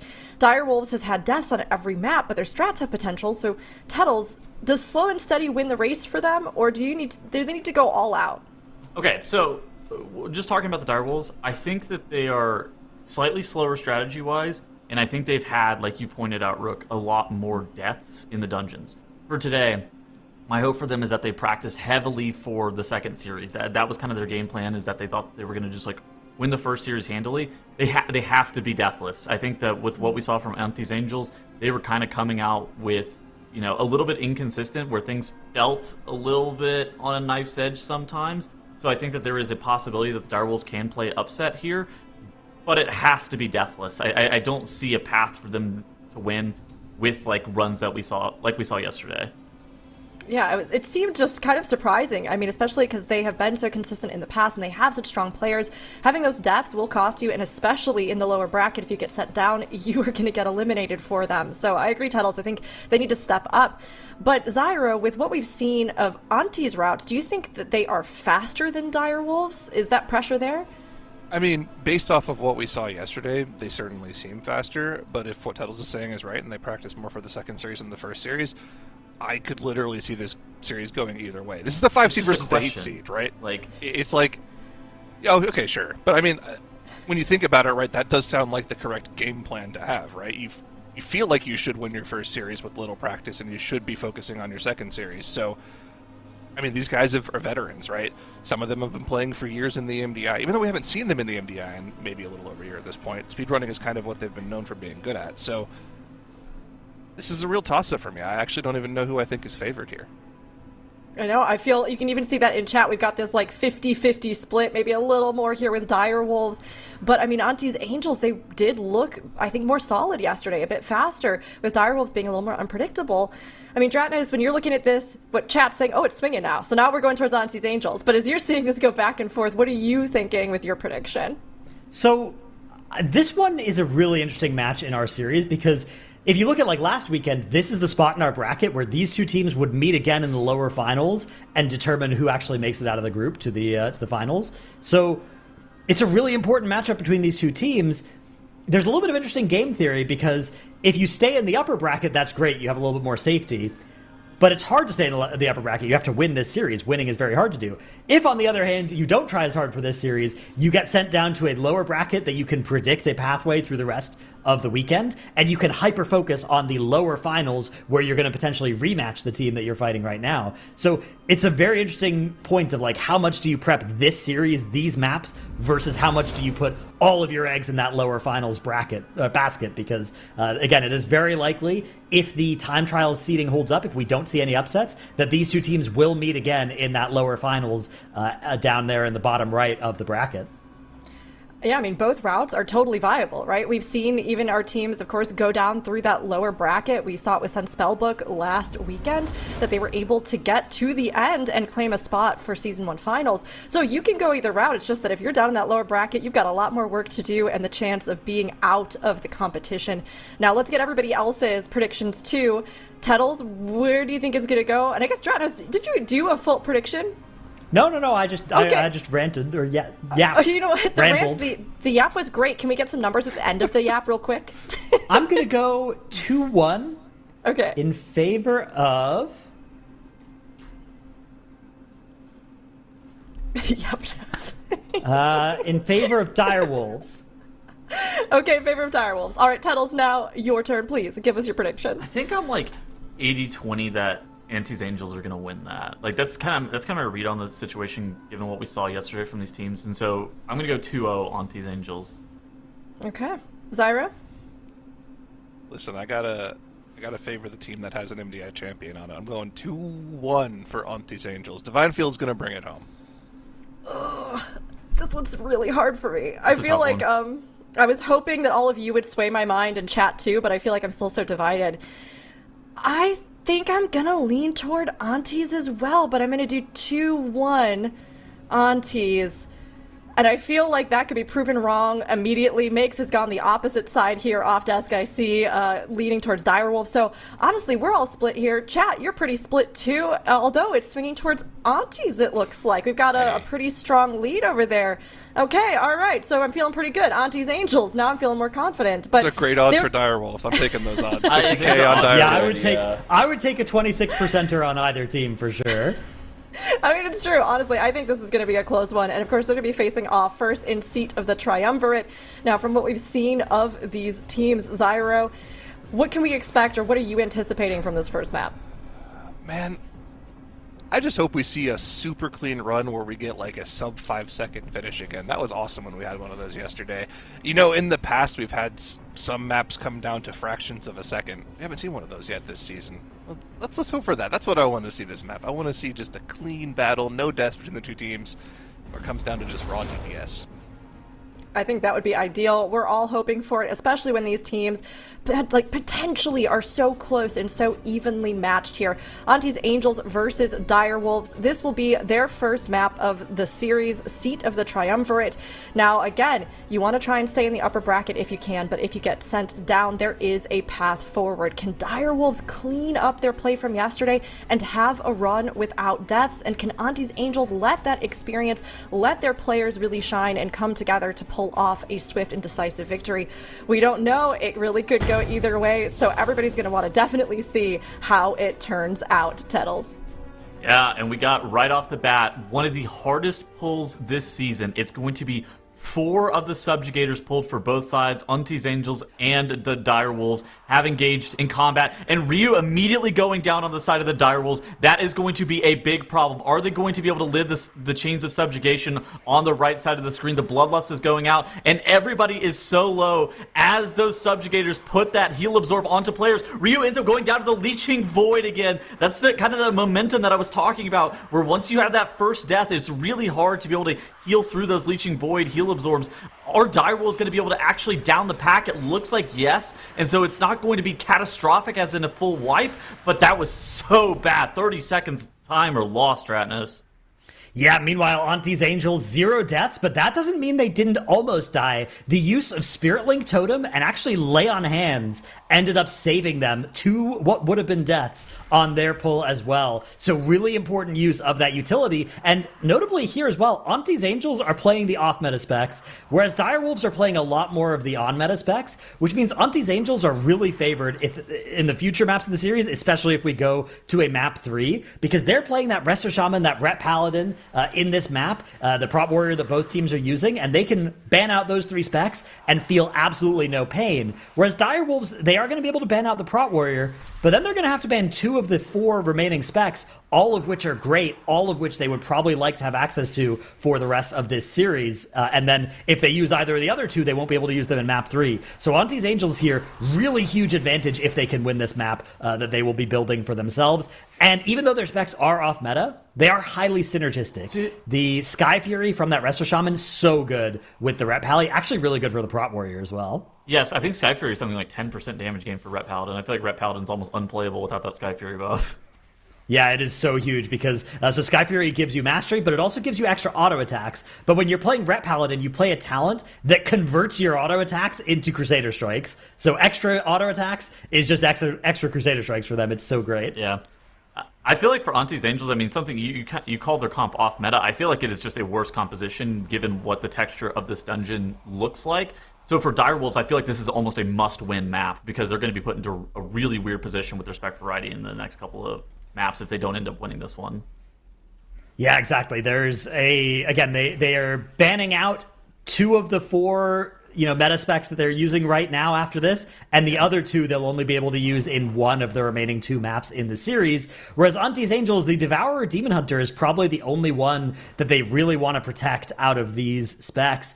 Maybe the Demonology Warlock as well, depending on what they plan for the rest of the series. But that Prop Warrior, for instance, is great in this dungeon. You've got a great spell reflect on the 3rd boss. It's not a bad tank overall, but there are so many great tanks that you're very happy to lose that one, for instance. That's definitely going to be a restricted spec for both teams. ANTTIS Angels heading over to the right-hand Rift Warden. Direwolves on the exact same plan as well. So ANTTIS Angels, 3 seconds faster on killing the first boss. Plus 30 seconds of death timer. 30 seconds of death timer is not trivial when the two teams are both this good. It is a huge lead. Not on the order of the huge leads we saw in the last series, but a very big lead when you have two teams that are as evenly matched as we thought these teams might be. Direwolves on the right-hand side of the screen was actually doing something kind of interesting. They were using the spatial paradox to give Ryu a 100-yard range, and they were tagging additional trash mobs into this pool, just trying to get them gathered a little bit faster. And I think that Direwolves is actually going to be a little bit higher in the count department once this entire pack ends up dying. We're going to have to wait and see what the exact numbers come down to, but I think that they have an additional corner pack over ANTTIS Angels here. Yeah, this okay, is so going to be... it's 1%. It's a way for them to maybe get back into this. Yeah, I don't think it will end up... This count differential I'm going to file under irrelevant for now, but I'm hoping right. to be proved wrong later. Okay, so I think for Direwolves, how do they make up a 30-second time loss? Is it going to be bigger strategies, or is it going to be hoping that ANTTIS Angels has a mistake somewhere? Yeah, I mean, the obvious way is something to go similarly wrong for ANTTIS Angels. Even one death, and then all of a sudden we're like right back in the margin of error. Sure. But I think Direwolves, they can try and leverage their... They should be doing more DPS as a group, right? Like that, you're playing the Unholy DK, you're playing the Augmentation Evoker. That should be higher DPS than ANTTIS Angels comp. On the other hand, ANTTIS Angels are actually... They only had a 3-second lead after the first boss. They have more than a 3-second lead now in terms of dungeon progression, so it looks like they are actually the team that is accelerating here. Direwolves certainly need to change that trend. I feel like every single time they press the army, that's when the momentum starts to shift, right? I feel like there's that 2-minute cooldown from that DK that really starts to change things. Like I think the 45s of the DT are normally pretty good, like on a pull-to-pull basis, but like that army, it's just so powerful. It's very reminiscent of like Elemental Shamans with their Ascendants last expansion or something like that, where it's just like that button gets pressed and the DK is just absolutely obliterating the pack. The Devourer Demon Hunter and the Augmentation Evoker, I feel like have a lot more consistent damage, where it's based around this Void Metamorphosis for the Devourer Demon Hunter. It has like 30 to 40 second cooldown once they fall out of it to be able to regen enough souls to be able to get back in. For the Augmentation Evoker, they have like a 40-second cooldown on their Breath of Beyond, so that all of those, both of those specs should have a more, pull-to-pull kind of setup in terms of their damage gain. But the DK, that's like, 2 minutes are up. All right, we're pulling big. Yeah, we'll have to see whether that burst ends up being sufficient for Direwolves to catch back up here. So they are still on that. They're joining that last Rift Warden. Yeah, it's not a huge amount more than 3 seconds slower than ANTTIS Angels, but ANTTIS Angels definitely are the team that is accelerating here. I mean, look at the count difference here.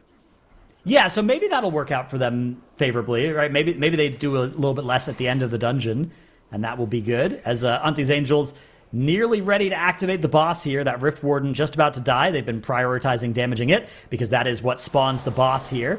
Now they're going to run over and grab a little bit more trash. You need to be careful, and yeah, they are indeed going to be careful to just walk slowly into the boss here. Make sure they're bringing all these casters in as well. And it is boss combat now for ANTTIS Angels. Sack already used right on pull to counteract one of those nasty bleed stacks. Divine is going to have a little bit of a hard time healing through some of this damage if everybody is outside of that healing range, as they must be for some sections of this fight. And if he's not willing to start committing those very big, the Spirit Link Totem, for instance, on this fight, which maybe you use it near the start of the fight. I have a feeling Spirit Link Totem is going to carry a lot of the next few pulls, though. Yeah, it really just kind of depends on how big they're going on the next couple of pulls. There are some mobs that are in that third boss room that can be particularly dangerous. There's also the mobs that do the knock up and put the dot on you. I think that all of those mobs that are in the next couple of pulls are pretty sketchy. On a 16, I feel like Divine on this Restoration Shaman should just be able to kind of like out heal most of the incoming damage. And yeah, like the Destroyer and the Bound Void Callers, those are kind of the mobs that we're looking to press that Spirit Link on. How have you felt about Divine's ability to be able to heal this season so far? Because he's brand new to the role. Obviously, long-time tank. Played DPS, especially in like a different configuration of ANTTIS Angels' last expansion. What are you thinking about him on the healer role? Yeah, I'm excited. I'm excited anytime anybody, branches out, tries something new. And I think in Divine's case, it's one of those spots where it's like, initially I was excited to see him as a tank main swap over to DPS and then swap over to healer. But increasingly, I've just started getting mad because it's like, why can he play all three of these roles in the way that he can, for so long as well. Almost 10 years of the MDI, Divine has been owning at it, and I just feel like it's a little unfair. I feel like too much talent has been concentrated into one man. Did you just hate whenever your friends succeed? I just think nobody should be that good at that many things. So do you also hate watch whenever people get like an extra onion ring whenever they order food at a fast food restaurant, and you're like, why didn't I get that? No, I don't really like onion rings, so I'm okay with that one. Okay. Otherwise, though, you bet. Auntie's Angels. If there's a curly fry, yeah, that would be. I'd be mad again. I'm mad just thinking about it. You hate watching their food. That's right. All right, we have Auntie's Angels now with that boss dead, moving forward, and it's going to be a pretty dangerous pull that they might be getting ready to set up here. The Shadow Meld to get past that first Destroyer, and then the Sigil of Misery here. This is going to be combined with another Shadow Meld after the Warlock Gateway. One of the nice things about the Warlock is that Gateway in particular. That is something Direwolves will not have access to, but they have an Evoker. An Augmentation Evoker can often facilitate similar levels of skip. And if you're wondering how they dropped combat on the mobs that were Sigiled of Misery, that was the Shadow Meld off of their DH. So their Warrior melded the robot, and their DH melded the Miseried pack, and that is how they've skipped everything there. They've now got a mob imprisoned off to the side, and otherwise they are fighting almost all of this room all at the same time. This is a very scary pull that gets a lot less scary if you can interrupt the important abilities here. Those Abyssal enchantments, right? Those can be really deadly if you let them go off. I'm pretty sure that wipes you on this Keystone level, even on like a 16.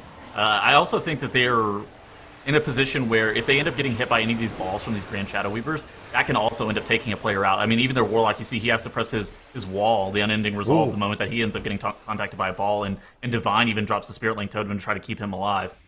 And now, now this is a big spell reflect opportunity here. Direwolves are wiping! Oh no, this is catastrophic here for the Wolves. And they do have B-reses, so are they actually wiping, or are they recovering?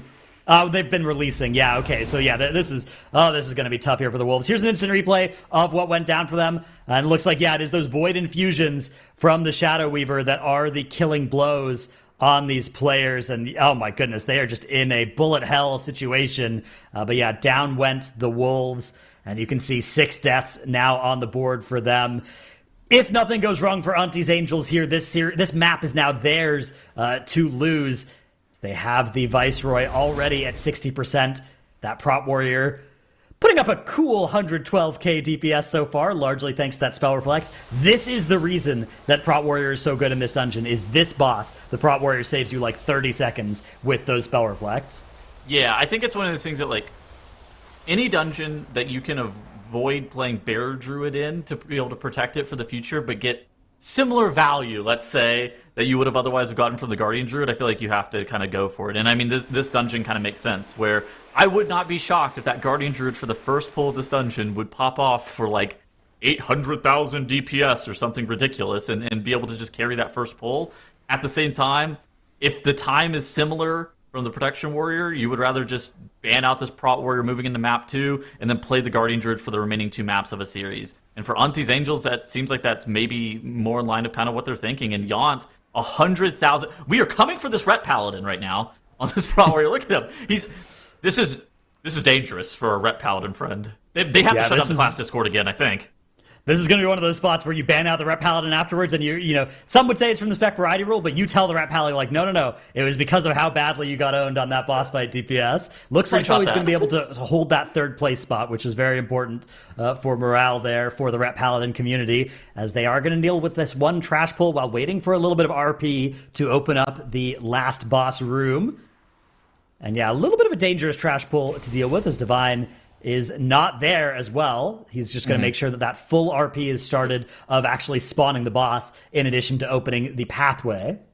I mean, this is actually where the Ret Paladin kind of comes in handy. He can just throw out some free Word of Glories on the party if anybody's ever actually in danger. Obviously, the Devoured Demon Hunter with the Leech from the Void meta, that guy's never dying. Yaunt is maybe in a little bit of trouble. We saw him actually dropping pretty low there. At the same time, he did proc his Battle-Scarred Veteran, so was he really in danger? Probably not. Yeah, I think he was okay. He still got a shield wall charge as well. Yeah. Looks like a pretty safe time here. That Sacrifice is going to come out to protect the Warlock here a little bit, and a little bit of extra danger for the Ret Pally. So there's 2 debuffs. One went on the Paladin, one went on the Warlock. And then the Paladin sort of was like, no, 1.5 are going on me and half is going on the Warlock. I'm going to use Sack here. But it all ended up being okay. As they are now going to charge on to the last boss. So what's the strat here? Do you think that there's basically two types of strategies for Allura. There's the one where you can intentionally miss one of the discordant beams and get the 2-minute burn. And a lot of some classes, like the Unholy DK really want it like this because of how their cooldowns line up. So they would rather just like miss one of the discordant beams and press their army on pull. I feel like with these classes, you just like hit all of them and you can still get wings and your tyrant on pull and then have it back up for the damage. Yeah, I think with this comp, you just push on cooldown because you're gonna have your DH doing damage regardless. You're gonna have your tyrant back. You're gonna have wings available as well. So they are gonna hit. Of course, you always hit 3 on the first cast, right? It's the second cast that you could intentionally miss 1 if you wanted to. Yeah. It's because like the first push would be about like the 1 minute 15, 1 minute 20 marker. And if you ended up missing one, I think it's like somewhere in like a minute 40, a minute 45 for when the damage amp actually starts to happen.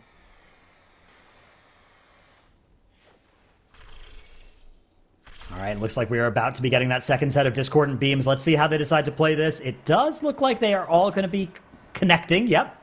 They've hit all 3 onto these, and that's going to mean the Symphony of Eternal Night cast is going to start here before being interrupted and starting that damage burn window. Oh my Let's God, see just how much they're able to do here. Look at our Demon Hunter. He's at 50,000 DPS. How high is he going to spike? And immediately one collapsing star, and he was at the top of the meter. Yeah, here comes another one as well. Bang! Up to 170k. Let's see if we can get one more star in on this stun. There it is, the last star. Nicely done. ANTTIS Angels absolutely nuking that boss. 2% is going to be more than enough for them to be able to get through before it is too much of a problem. It is a 1-0 lead for ANTTIS Angels. ANTTIS Angels steadily conquered the dungeon, keeping their run clean throughout, while Direwolves continue to be hounded by deaths. Direwolves have to finally get a no-death run to even out the score, or hope that ANTTIS make some mistakes of their own on the next map. But Direwolves still seem to be struggling, losing valuable time even when they're up against an off-meta comp from ANTTIS Angels. Can Direwolves stand up to ANTTIS, Dratnos? I think so. I mean, it's tough to say now because Direwolves have played 4 maps, and they've had deaths in all 4 of them. That's not a great sign. It's definitely not a great sign. This is a team that, in the old days, this used to be sort of our hallmarks of consistency with sometimes slightly slower strategies. Now it looks like that consistency might be a bit of a problem for them. Indeed. I mean, these deaths seem a little bit out of character, at least from what we knew, but maybe they're trying to push through and break to some kind of new, faster, more aggressive play. But, Zyro, maybe you have some more insights about how this all panned out. Yeah, this was an interesting dungeon to watch because I feel like it doubled down on our suspicions about the teams heading into the series. We did think it was going to be a toss-up, but right off the bat, mistakes on the first pull. We had Ryu actually grabbing aggro on the first pull, dying to a melee, and then a second death later on, pretty much setting Direwolves behind from the get-go. ANTTIS Angels, they played lights out. They played like they are a team that is going to be contending for a win this weekend. They could potentially, give Triple Threat a run for their money if they do end up getting out of this series playing this way. I also liked the routing from ANTTIS Angels as well. They kind of went for that faster strategy that we tend to see in general. This is a really, really solid route from them. The Warlock looked like it was doing really well in this dungeon, although they did have a couple of interesting things happen to them later on in the key that I'll cover in just a moment here. But in general, yeah, after the first couple of deaths, ANTTIS Angels was just kind of ahead, and they never let that lead go, resulting in the one phase on the final boss. I want to highlight this moment, though, on the trash here. Take a look at the Warlock in the bottom left here. It's a little bit of a Warlock moment, okay?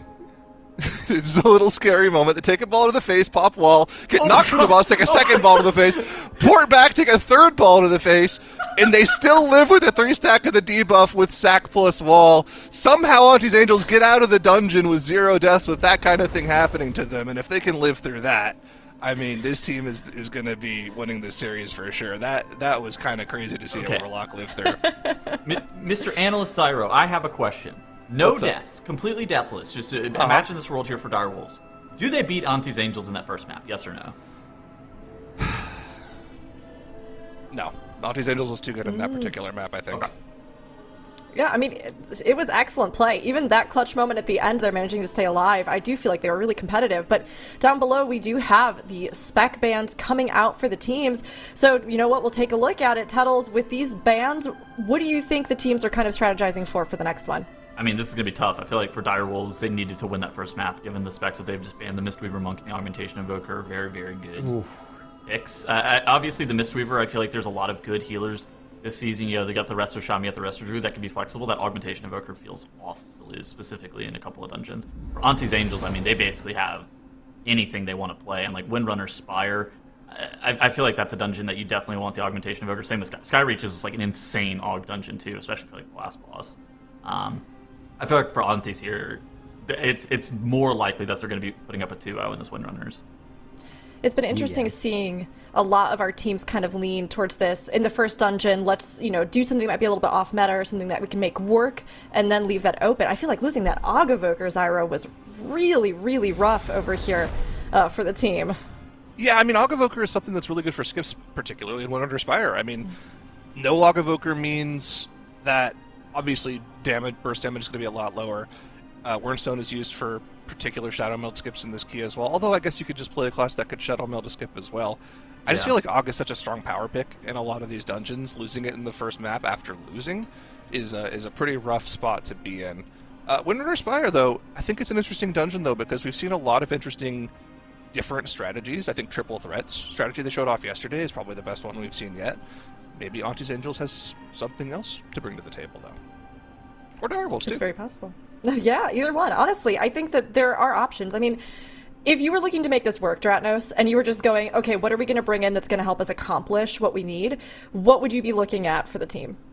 Direwolves in particular. Direwolves have decided that the Devourer and the Unholy are the main ones they wanted to protect and use in one of these future maps in the series. So I'm hoping to get big value out of those, combine them with some other big AoE spec of some kind maybe, and just absolutely blast this dungeon, or maybe augment them with some kind of single target spec in this dungeon. I mean, the problem is as well, use all of those, then what are you going to play in the last map? Maybe you play like the Ret Survival Demonology thing and try and make the Skyreach work that way. So I think they did that in their series before in that map, so that might be the plan there. I mean, what are you gonna do without Bear Mistweaver? Like, you don't have both of those, right? And I feel like a lot of you don't have the combo of the Bear and the Mistweaver, which I feel like is kind of enabling some of the pulls that we're seeing into like Ember Dawn and some of the Deer-like duo, like 40 mob pulls. I think the Bear is the much more important part of that combo than the Mistweaver, though. So I think you can make that work without it. Okay.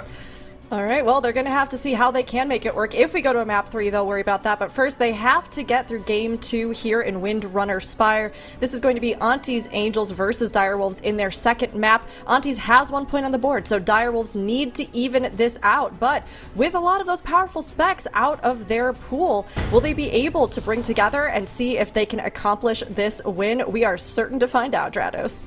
Alrighty, we are going to see it is the Wolves busting out the Assassination Rogue and the Resto Shaman. They are indeed using the Bear here, and then keeping, as expected, that Devourer and that Unholy Death Knight.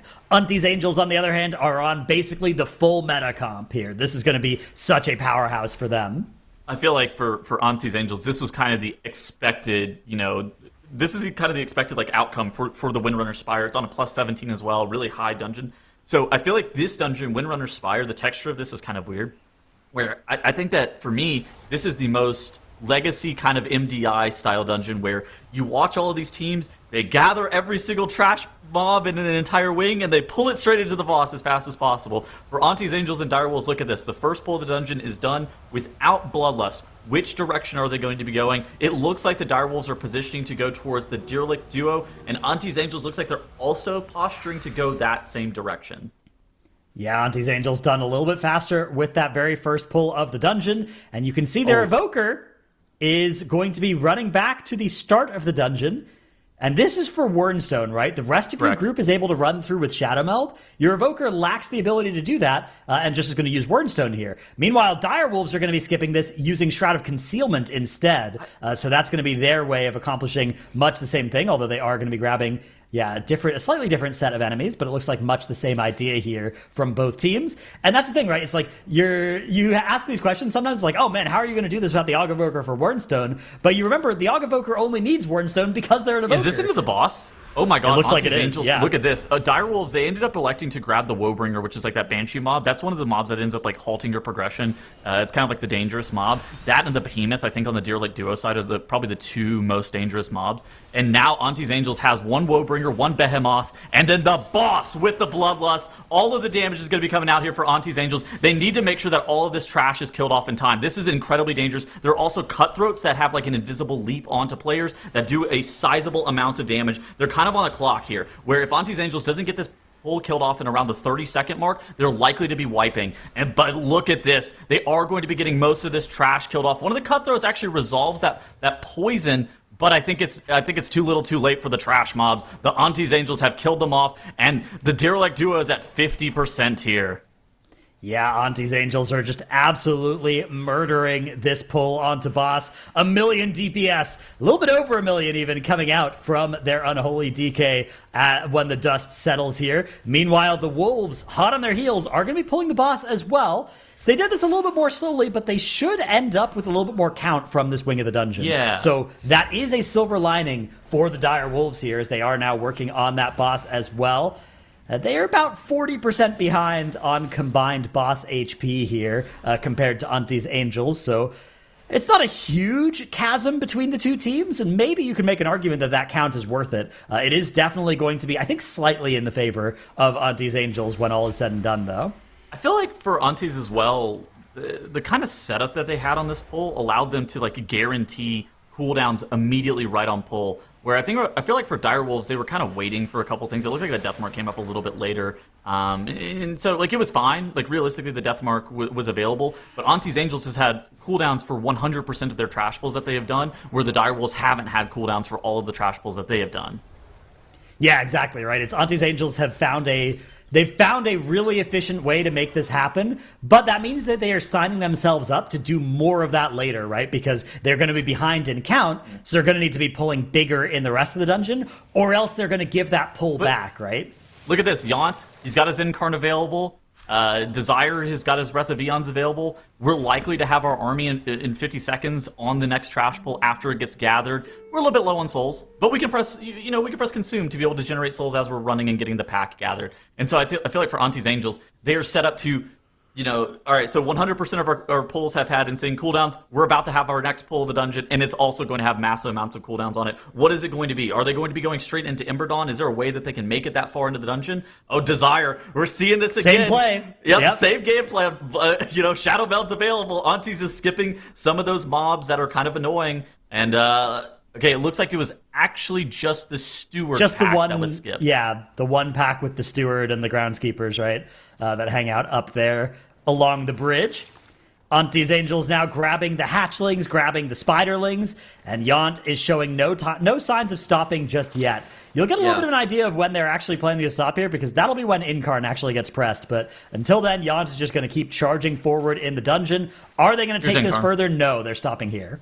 Yeah, I mean, it makes sense. It's kind of like, again, there are mobs that just like halt your progression. I think on this side, the Apex Lynx, that tends to be one of the mobs that mainly stops your progression. I think the Stewards are also kind of annoying, which is why you saw Auntie's Angels electing to skip some of the Stewards. On the Direwolves, they're actually making use of that Cloak of Shadows. So Donnie on that rogue, instead of having to do that thing with like the Wernstone, I think that the cloak or the shroud, right? The shroud. Sorry, yes, the shroud. I think actually gives you a little bit of time saved in terms of just, all right, you press the shroud, you run through, you never stop holding W, as opposed to the Shadow Meld skip, which requires a little bit more finesse and it's a little bit more technical of an execution.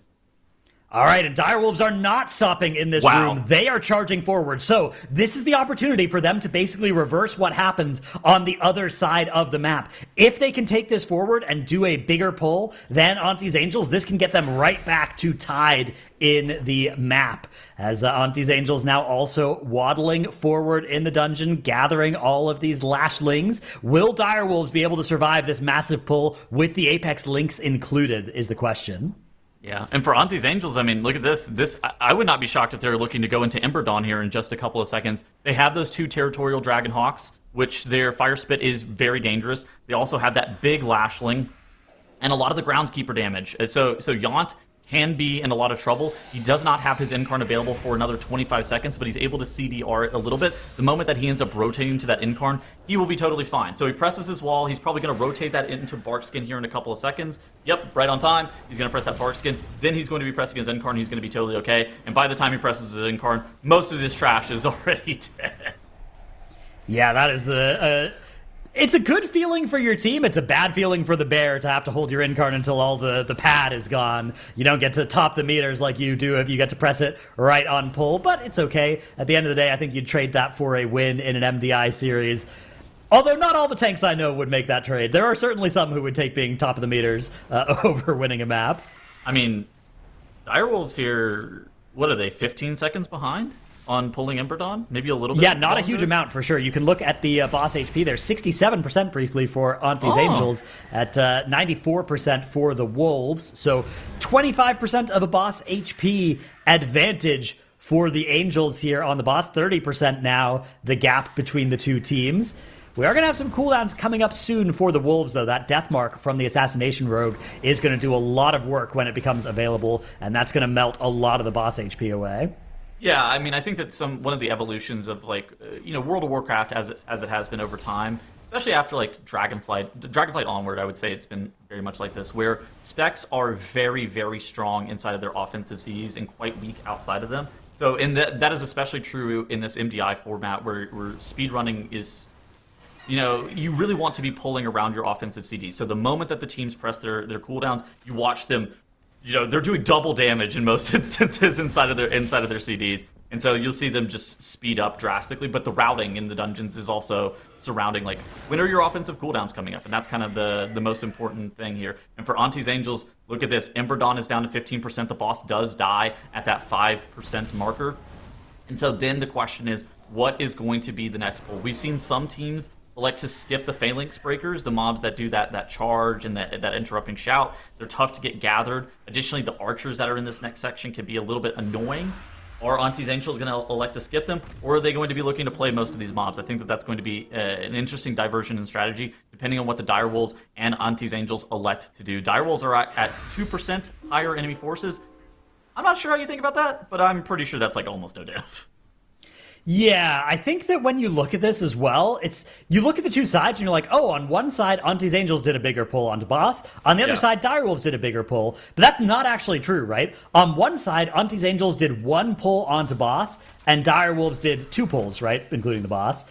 On the other side, ANTTIS Angels did a pretty big pull, and then they took a big pull onto boss, whereas Direwolves did an even bigger puller, and then they took a small pull onto boss, right? So they didn't actually save a pull and this Emberdon wing, whereas ANTTIS Angels did save a pull on the Derelict Duo win. So that is a big part of the reason why the advantage is as large as it is in favor of ANTTIS Angels here. It is almost a minute now that is separating these two teams. It's more than a minute that is separating these two teams. ANTTIS Angels are fighting the Phalanx Breaker here, both of them, as they charge down. It looks like they're going to take this they've taken out the archers, and now they're just going to bring it forward. I think that makes sense. I mean, the archers are really difficult mobs to move. Additionally, you can kind of get owned by the ground effect, let's say, if you don't end up, like, pulling those mobs in a specific order. Where the Phalanx Breakers, they are annoying, right? They cast an Interrupting Shout, which does a decent amount of damage. They charge around. Typically, teams will actually, especially on, like high keys, they'll focus down the Phalanx Breakers because they do a lot of damage to your group. But I think that it makes sense that ANTTIS Angels have the read that the mob that actually matters is the Phalanx Breaker and the Interrupting Shout damage. Instead, it's the archers and trying to get those mobs moved. Now, something that's a little bit weird for ANTTIS Angels is these axe throwers that are kind of stuck off to the side. Nezro did end up getting two of those gripped in, but one of the axe throwers is still just pelting them from afar. Nezro eventually rotates back to that next death grip and getting all of the mobs grouped up for the ANTTIS Angels. And look at this pull, Dratnos. This is a terrifying pull, but it's just... I feel like this is the blender, right? We're just slamming down all of our offensive cooldowns, and the pack is dead. Yeah, we've got a couple of those mobs marked there. These are the mobs that are going to actually spawn the boss. Actually, the important Mystic has died that will spawn the boss. So there's a couple of axe throwers in here and grunts and marauders that when they die will cause the boss to spawn. And hopefully they're able... Yeah, there it is. The last one required to spawn the boss has now been killed. So ANTTIS Angels will be able to take the dregs of this pull. into Commander Kroluk here. Meanwhile, Direwolves in that Shroud of Concealment are also charging towards this part of the dungeon. They need to kill that pack that is in the boss room, and they'll be able to activate it as well. But at this point, with a minute in favor of ANTTIS Angels, if ANTTIS Angels just execute this cleanly, there's not enough dungeon left for Direwolves to catch up.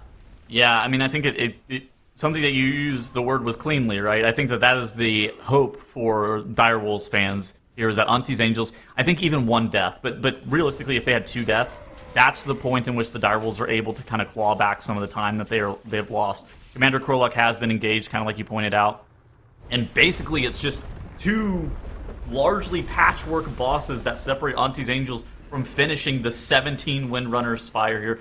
Bloodlust is available. At this point in time, I would not be shocked if it's just used probably on pull of the Restless Heart. At the same time, it really just kind of comes down to when are we syncing up our Void Metamorphosis, when are we syncing up our army, when are we syncing up our Breath of Eons. Those are kind of the most important cooldowns to make sure that you're getting inside of that Bloodlust. Also, the potions of Recklessness or Light's Potential potions are quite strong this expansion, so making sure that that's also synced up. Those are kind of the thoughts that are going through the minds of ANTTIS Angels when they're electing to press their Bloodlust. I think that Kroluk or Restless Heart makes sense. It's just about the syncing of those CDs.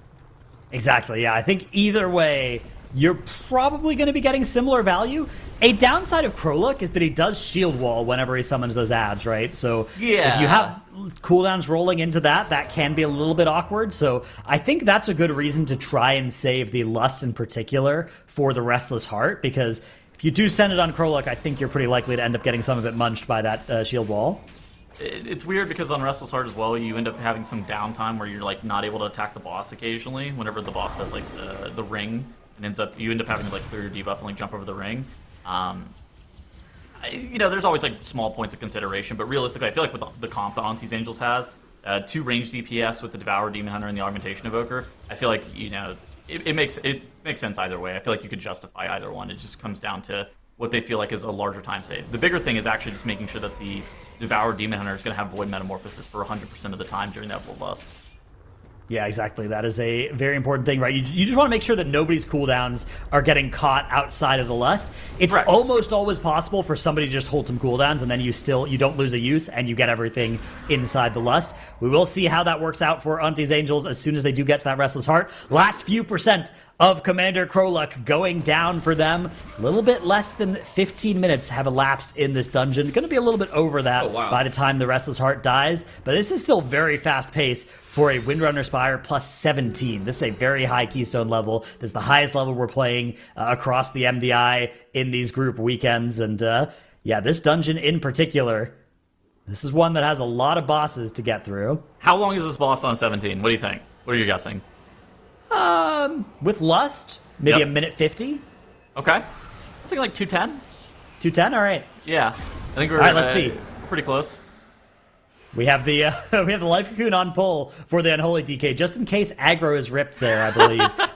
just in case the first auto attack lands on the Unholy DK is legitimately the reason behind that Life Cocoon there. It's something that probably has happened to them once in practice, and they were like, okay, well, we could have our Unholy DK stand outside of melee and lose a little bit of damage, or we can use this Life Cocoon that is otherwise not getting used. How much damage do you think he gained by standing right in melee of the boss, threatening getting meleeed?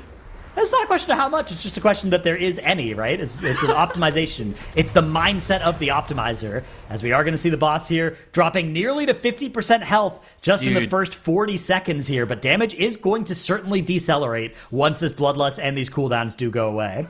Devour Demon Hunter is so sick. Shift is such a cool ability. You saw for ANTTIS Angels there. Look at this Void Metamorphosis from their Demon Hunter. He's just literally dashing around. He even got knocked up whenever he was jumping over the ring and immediately shifted back onto the ground in that safe spot, basically missing 0 globals. All right, let's see what this timer on the boss ends they're up not being even for clearing the ANTTIS room. Angels. Oh, wow. How aggressive. This is, they're basically saying it dies within the next 30 seconds. Well, yeah, I mean, they will still be able to clear on the next wind burst, but yeah, they are taking a lot of extra damage as a result of this, but their Mist Reaper is healing them just by doing damage anyways, so it's not even a damage loss, really, for them to be leaving these dots on everybody. As the Restless Heart jumping to the other side now, the next Bullseye Wind Blast coming out, and everybody getting ready to take one of these arrows on upstairs. And it's going to be very close here. Actually, I think it's going to be between our two guesses here as the boss is about to die. Is it going to be closer to a minute 50 or to 2:10 is the question. I'm feeling pretty good, Settles. I'm feeling really good. A minute 50. There it is, a minute 50 exactly. And ANTTIS Angels take the series 2-0 over Direwolves. You are a beast. Wow, incredible. All right, Dranos, I'm believing all of your predictions now. Everything you say, you must be right always. But ANTTIS Angels here claim victory, and this was the close-cut map that we knew was possible between these two teams. ANTTIS Angels continue to play cleanly, keeping just ahead of Direwolves all the way to the finish line. They will continue on in the upper bracket to face off with the triple threat, while Direwolves will have another chance to avoid elimination down in the lower bracket. However, Direwolves finally gave us a deathless run here. So, Tettles, you were asking about how these two would compare without deaths. Now that we've seen it, what do you think? Well, okay, so I'm not a lover of the rogue. I'm gonna be completely honest. Look at the rogue DPS. I'm not here hating on rogues. I'm just looking at the numbers, and I feel like we maybe could have, if we had the augmentation evoker unlocked, it could have been quite close. I felt like realistically the big thing that held the Direwolves back is I think they did 2 additional pulls more than ANTTIS Angels, which that to me felt like that was a big, turning point. The ANTTIS Angels, I mean, look at that large purple spike around the 2-minute marker, where Direwolves end up having those 2 smaller yellow peaks. Realistically, that is probably the points in which the map turned. Fair. Zyra, what did you think about how these two sort of compared to each other? Yeah, I mean, dude, Direwolves, like you're talking about, they have their first 0-death dungeon of the tournament, and they get completely comp and route gapped by ANTTIS Angels. Like, they played probably the best route that we've seen, which is really impressive considering we already thought triple threats routing in this dungeon was really impressive, but ANTTIS Angels was 20 seconds faster in this key than the route that we saw from triple threat yesterday, and it was off the back of a couple of Shadow Meld skips. So they did this on both wings of the dungeon, running through here, get a Ring of Peace down, knock the mobs back, quad Shadow Meld off the trash. And then, of course, Desire can Wernstone back to the group, and we're good to go. Head to the Derelict Duo with literally everything in tow here. This was that 1 pull versus the 2 pulls for Direwolves that really gave ANTTIS Angels pretty massive advantage this early on in the dungeon. And they didn't only do it on this side of the dungeon as well. After dealing with this massive pull, which, is a pretty dangerous pull, but they had the Bloodlust for it, they decided, okay, we're not done. We're going to do the exact same thing over on Emberdon's side. Now, they do kill off the Apex Links first, so they don't have to worry about the pounce damage doing a little bit of extra group damage as they head to the boss, but the second this Lynx dies, they're off to the races. They go straight towards Emberdon with everything in tow, and this is 50 mobs. That was a lot of Lashling, so it's a little bit inflated, but still, a lot of tank damage here on Yacht. Divine going to be spinning away, topping the group. And they make this pull look easy on a 17. This is a dungeon that was very dangerous on the lower key level last week. It's on the highest key level possible this week. This particular pull was wiping teams yesterday, multiple times as a matter of fact.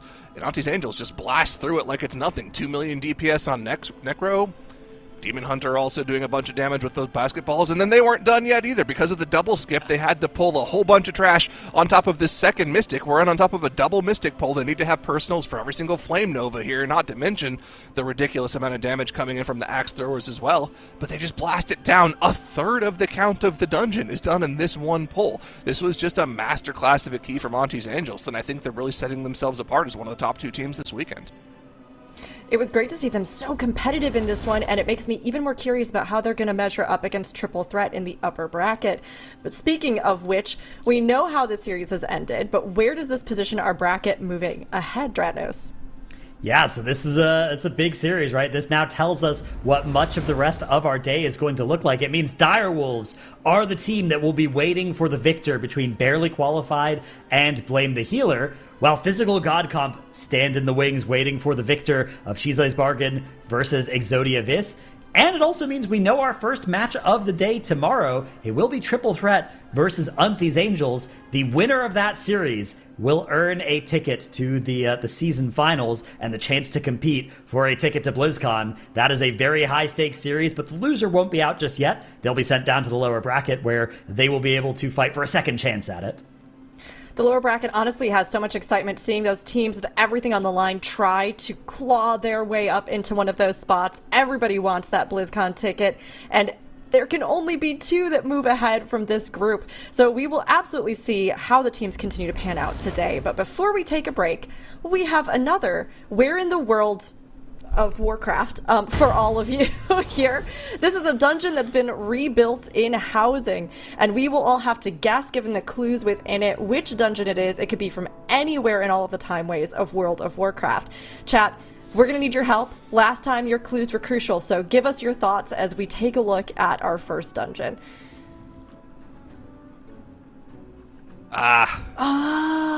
Workshop. I'm Yeah, getting workshop, some goblins. This I'm is getting workshop. some Mechanome vibes. Oh, gnomes, yeah!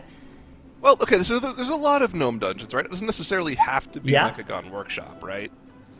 It could be Junkyard, although it is a little bit more shoppy to me. Could be It could also be DOS, I Gnomergon. guess. Gnomergon is what I was thinking. Could that's go true. back Oh to yeah, that. look, that's like a little toxic vent thing there. So that could be for the leopard gnome. This is too high poly to be Gnomergon, I think. That is possibly true. Got a little This- vault door there. This is honestly a really Oh. impressive build. Props to whoever did this. Is this like a for a mechanical dog here? Is this Cujo's like section of the workshop? Could be. Could be with the spikes. Okay, but if it got was some workshop, books. where's the garden? Where's the machinist garden? Yeah, what are the books doing here? There's no library in the workshop. I don't know. I'm feeling Gnomergon. Look at that green bit. That looks very like there's a teleporter. Gnomergon has a teleporter, Yeah. famously. The kind of like blue-green. It feels like a similar vibe to me. Are they going to give us a non-Mythic Plus dungeon? Yeah, it could be any Yeah. dungeon from any Could be of the anything. time ways of World of Warcraft. Any dungeon ever. Yeah, this could be Stratholme, living or dead. I don't think it is, but it could be. All right, we've got one of the crawlers that do live in workshops. So The Blastotron X80, of course. yeah, That's so fun. Okay, I will lock in Gnomergon. What are you I'm guys doing gonna lock Gnomergon. in? I'm gonna go workshop. I'm going sticking workshop. with it. Okay, all right. We're split 50-50. Let's see. The answer is Oh, Gnomergon. nice, Okay. nice. I was go. 50-50 completely. 50-50 It was all close. the way. It's a good misdirect. It was good. It was good. And congrats to chat. Any of you who got it right. Well done. Excellent, excellent. Well, there is our dungeon guesser for today. But if you liked it, be sure to keep an eye out. We have other mini games we'll be playing throughout all of our weekends of the MDI. Now, we have a few minutes that we need to take off of our broadcast. We'll take a little bit of a break here to get our next series set up. This is going to be Barely Qualified versus Blame the Healer. It's going to be an interesting one, honestly. I think both of these teams are really showing what they're made of coming into this MDI, and we're going to get an even better picture of who they are in this next series. So sit tight, and we will see you in just a few minutes.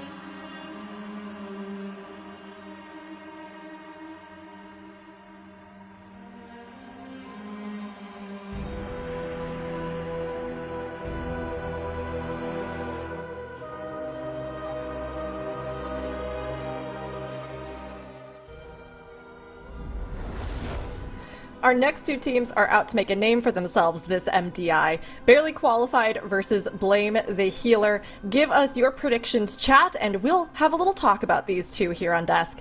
We heard that Barely Qualified have more stacked against them than just the competition in Group B. So what's the tea, Tettles? Okay, so, apparently their entire guild, okay, so they're from a guild called Echoes of Laughing Skull, and they want the audience to know that they were the original. And even though they're plural, they're Noted. Echoes, and they're the original. But not only are they the original, but they need Barely Qualified to lose today, so their entire guild is hate watching. Because if Barely Qualified make the lower finals, then that might impede their Lura progression and their ability to be able to kill the boss and get the Hall of Fame. Or they could proc an overtime raid, as most Hall of Fame level guilds do. It could always happen. But their entire guild apparently is rooting against them, hate watching, hoping that they lose. Oh man. Okay, it sounds like Makes it's up to you and me to bring the extra love watching energy to balance this out. I'm down. Okay, Always. great. We'll do it. I'm so sorry, Barely Qualified. You know, look, it's important. That prog is important, but so is the MDI. And now with these two teams, Barely Qualified have described themselves as rookies with lots of potential, while Blame the Healer say that even though their tank and healer are off-rolling, they still play with enough skill to qualify at a respectable seed, which they did. So Makes, what do you think is going to set these teams apart? Okay, listen, we saw Barely Qualified in a very similar fashion to Carla Goes Brr last weekend, where they went up against basically the first seed and they looked really, really good. And then unfortunately Carla didn't look so good in the lower bracket. So what I'm hoping for from Barely Qualified is that they can keep it together, right? That's their main plan. They have to come in, they have to be confident, and they have to give us that same energy that we saw from them yesterday as they were trying, to fight the triple threat up there in the first game. Feels like that's going to be even harder this time around, knowing that they've got that debuff of the entire guild watching them and being like, fail, fail, fail. It's hard. It's hard, but you know what? I think it's an opportunity for them to just overcome. And I agree. I want to see them come in here as a team that literally barely qualified in when another one dropped out. It's honestly been impressive seeing the level of play that they've brought. Where Blame the Healer as well, they've come in, they placed well, and for this first time here in the MDI with this particular team, I think they have really shown well for themselves. So with these two, we're kind of still getting a sense of how they play and who they are, and this will be no different. It looks like Chad is getting the sense, though, that Blame the Healer is going to be the favored team in this matchup. So Dratnos, where are you going with your predictions? Yeah, I mean, barely qualified. They're a huge underdog, right? In the entire weekend, they were a huge underdog to even qualify. 25th seed doesn't normally make it into the top 24, but they were able to squeak in this time around and live up to their name. Their name just says the barely qualified, though. It doesn't say anything about going deeper in the tournament, so I'm also going to go with Blame the Healer in 2-0 fashion. Okay, Tuttles? I think I'll also go with Blame the Healer 2-0. Okay, Makes. Listen, they're just joining the hate watchers from the other side here. I'm going to be helping out this raiding guild because I know how hard it is when you want to prog and your raiders are not available, okay? Every officer has gone through this. I'm going to say 2-0 for barely qualified. That plot armor still holds. Okay, I love it. Look, Makes, I said I would love watch with you, and I've got to stand by that. Solidarity here. I'm going to go 2-1 in favor. I'm doing it. Listen, before Tattles disagrees, here's a cat, and cats are right, okay? The cat wins. Okay, you're right. Boom. 2-1, barely Here's that. qualified. I'm ready. They're at going to him. be more than qualified. They're going to get in here. The cat says it. We have to listen to Makes' fortune-telling cats always, and I'm feeling it for the love watching. But those are our predictions. We can see as well that Zyro came in here and is leaning a little bit differently, right? Going over towards that Blame the Healer side, which makes sense. But everybody, will see how we're going to come in and what these teams are going to bring. Now, of course, with these two, we know that we got to see them a little bit yesterday. So from what we saw of them, Dratnos, what do you think we can expect from the two teams? Yeah, so we saw both teams, of course they did lose yesterday to make their way down into the lower bracket. We didn't see a whole lot from either of them as well in terms of we've only seen them for a couple of maps each. So there's definitely still a lot of potential. I think both teams as well.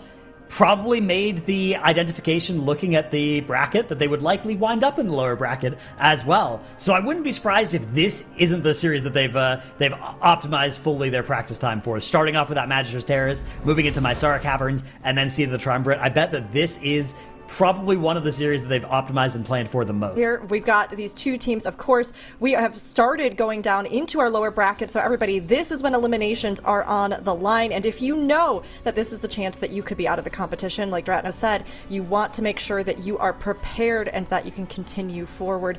Now, Blame the Healer, they may have been a bit more prepared in this and have been ready to come in and prove themselves, but barely qualified.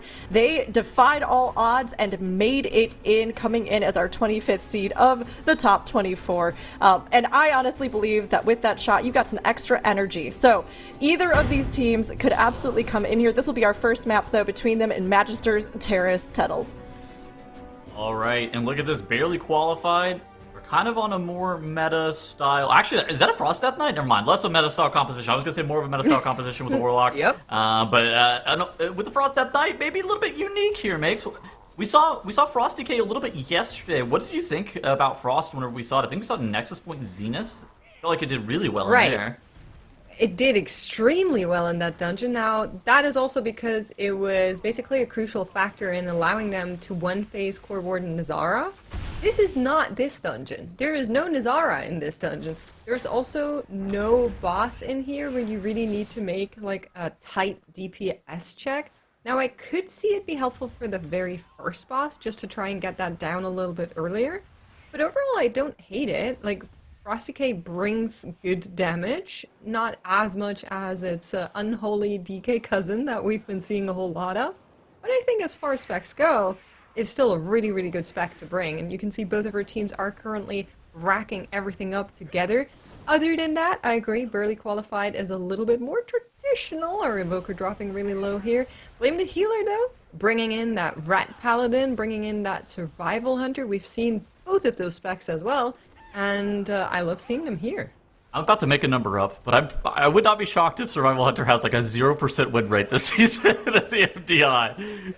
I feel like every time we see it, the team that is playing it is losing. Interesting. So I could run the numbers on this, but it would take me a while. Would you like me to do this? What's a while? Because we did see we'll J-Ru go down. It for later. Hold on, I had just a second. It Makes won't factor in today, but Carry the I one. think no. So we did see the triple threat win with the Survival Hunter yesterday, and therefore you're incorrect. Okay, there we go. But it has a GG. pretty low win rate. Yeah. Pretty low. I feel like it's like once teams end up getting into like deep into the spec variety rule, that's when you see the Survival Hunter get brought out, and then you're like, oh no, this team has brought out the 10th specialization or something, right? Yeah. Oh my gosh, dude, Blame the Healer here, going for a massive pull on Arcanotron Custos with all of this trash, with this Bloodlust. This is a very dangerous version, I think, of this Bloodlust pull. A lot of the teams have been doing a really big pull onto Custos, but I don't know if it's been this big so far, Makes. Yeah, so a lot of those additional worms were on there, which you can see on the extra stacks, but if you're looking towards the left-hand side of the screen, just know Barely Qualified basically did the same thing. So they're already finished with that. They were first at Arcanotron Custos, and they're now going to be adding in the rest here as they're dealing with the boss. And you can see some pings are coming out, just making sure everything is clean and clear here for them, while Blame the Healer has caught up just a little bit, making sure that they get all of these soaks here on the left-hand side, but it looks as if, at least for right now, Barely Qualified has the lead. Yeah, I think it comes down to that death on J-Ru, right? The Blame the Healer Warlock going down to that pyro pull. I think he ended up getting a cast off, and it ended up taking him out. But yeah, I mean, Blame the Healer actually is kind of catching up in terms of boss damage, and now they're grabbing some more trash. They're grabbing the Pyromancer, the Familiar, and the Healer pull. This is actually a lot of group damage from the Ignition Dot, and the Familiar leaping onto random players. Additionally, the Healer will put that dot onto people as well, so Wolf is going to need to be looking to dispel that rather quickly, or him and the Ret Paladin can actually elect to use their Dwarves if they so want to dispel. Yep, that's right. A lot of CC also needs to be used here. The interrupts need to be on top of that Magister, but Barely Qualified is going to be finishing this boss first. you can see on the trash count, Blame the Hero will have like a little bit of a lead. We'll need to see how Barely Qualified makes up for that, but for now I want to know how big are they going to go. It is a 15. If you're remembering the Group A weekend, that one was a little bit higher. I believe it was a 17. And so teams are now able to add a lot more of these spell breakers to each other now. This pack has a lot of runic glaives. Runic glaives, very bad to keep it simple for you, and you can see already on the nameplates on Barely Qualified how much damage that spell really does. It's interesting because whenever I do this pull on live, normally it's only 2 packs and it's with Bloodlust, but Barely Qualified grabbing the entire hallway. So players will actually frequently, like you said, have multiple stacks of that runic glaive dot. Not only will they just have 1 stack of the runic glaive dot, but sometimes they can get up as high as even 3 stacks. I think that the DK for the side of Barely Qualified had 3 stacks. Now that anti-magic zone, the Zephyr is becoming available as well for Barely Qualified. They are pressing every single button. The fortifying brute. You look at the healer, yes, on the side of Barely Qualified, like you pointed out. 3 stacks of that runic glaive dot. Even with that fortifying brute, he is still ticking so low. It looks like Barely Qualified are going to be able to limp over the finish line on this pull. Even with all of their defensives pressed at the last possible second, I think they are out of danger, even though it is triple Spellbreaker still up. Yeah, and it is triple Spellbreaker up for both of those teams, and that's interesting because Barely Qualified was here first. They finished the boss first, but Blame the Healer just put it into overdrive and floored this pull. They're going to be finishing this one first, and they're going to be in fight with Serenal's Sunlash first. So really accelerating in this part of the dungeon on one of the scariest pulls that this dungeon has to offer stat. Now, they still need to be ahead 15 seconds to make up for that death, as you mentioned earlier, but this is very promising for the Blame the Healer fans, right?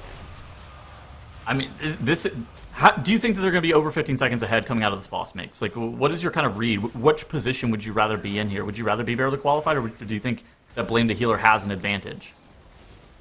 So, if you had asked me just a minute earlier, I would have for sure said Barely Qualified, right? Okay. They looked faster. They have those 15 seconds on their favor. But like I'm saying, Blame the Healer dealt with that really quickly. We have 2 more big pulls like that in this dungeon.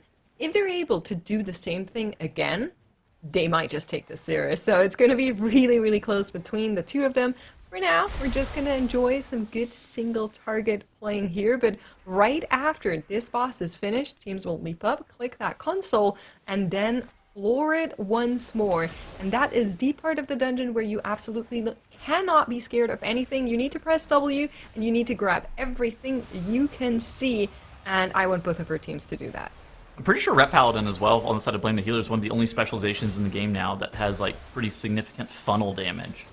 You know, I think of a lot of specs that are called funnel specs this season, you know, Devour Demon Hunter or whatever. Not exactly funnel damage, it's more just like really good priority damage while you do a bajillion damage on AoE, where I feel like Ret Paladin actually converts the AoE damage to single target damage in a quite lethal manner. So the next couple of pulls, like you were saying, for Blame the Healer and Barely Qualified, depending on how large they go, that could be a point in time where that Ret Paladin is actually able to get the 3rd boss and Gamilla spawned a little bit earlier, depending on how they're able to do that damage. That last wave of silence there for Barely Qualified coming out, meaning they need to move in one more time, not able to down the boss. In between, it looked like they were pulling back ahead, but they are going to be finishing just a couple seconds behind Blame the Healer for now, and they are on their way. Now, what you're going to be seeing is Meow just running ahead. Meow. That's Ozai, by the way, but it's a good name. And he should not be stopping, right? Necessarily, you want your Bear Druid to just grab everything, because they're really good at keeping that aggro as well. They will just carry this Void Caller into the next Void Caller and everything else you see on their path. Left-hand side, same thing is happening. You can see a speed buff is also being used here as the team zooms forward, and they're going to be trying to do that same pull side by side. Now tell us, 2 Void Callers, lots of AoE damage. We have the Terrors in there. Those need to be interrupted. No and then Incarn. everything else also just does a ton of damage, right? Yes, and no Incarn on the side of Meowza. This is a very scary pull. Look at on the side of Barely Qualified. Reholy on that Bear Druid, he does have access to that Incarn. He is in a lot less danger than Meowza on the side of Blame the Healer. Oh my gosh, the tank for Blame the Healer dropping super low. Now he is able to rotate to that Incarn and is beginning to just spam Thrash, overlapping that with that Bark Skin, and now he's in a lot less danger. And basically here, for both of these two teams, they're going to need to make sure that they're getting the Terror Waves kicked on those Void Terrors. They're making sure to get stops on all of the ads. Who is going to be able to spawn Gamillis first is kind of the question at hand here.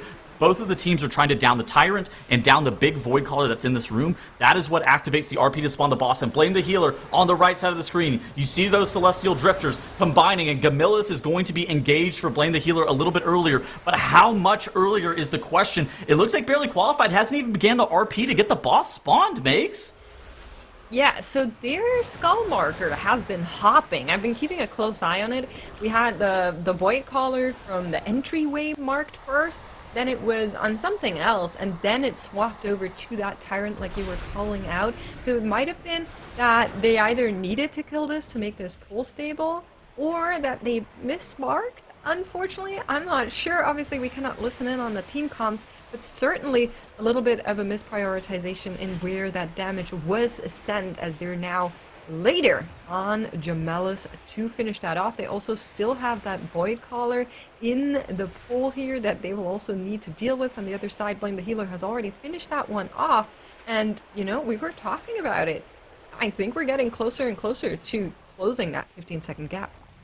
Yeah, and I think for Barely Qualified, I heard like some lore on them yesterday that they actually had really good vibes inside of their comms. Where you're saying, I wonder what their team comms are like. I feel like this is a team that has really good vibes. They're not taking it overly serious. Instead, they're focusing on continuing to have fun the entire time and making sure that they make their MDI, their practice, and even their game day experience fun. And I think that that is actually a really big deal, because there's this point in time where if you take things super serious, you know, you get a lot of nerves and you can get stressed. And while the stress and the nerves can be advantageous, you know, some balance of stress, it just means that you're taking something serious. At the same time, I think that like making sure that you're continuing to always have fun means that you want to continue to improve and continue to work forward just to get better season in and season out. And for Barely Qualified here, I think that that's going to be kind of an important variable for them. Gamillis here, sub 50% for both teams. We're getting the extra triplicate. Now Gamillis is a 5-target encounter. If you can get the boss stacked on ideally 2 of the additional clones, or realistically, if you can only get it stacked on top of 1, it is what it is.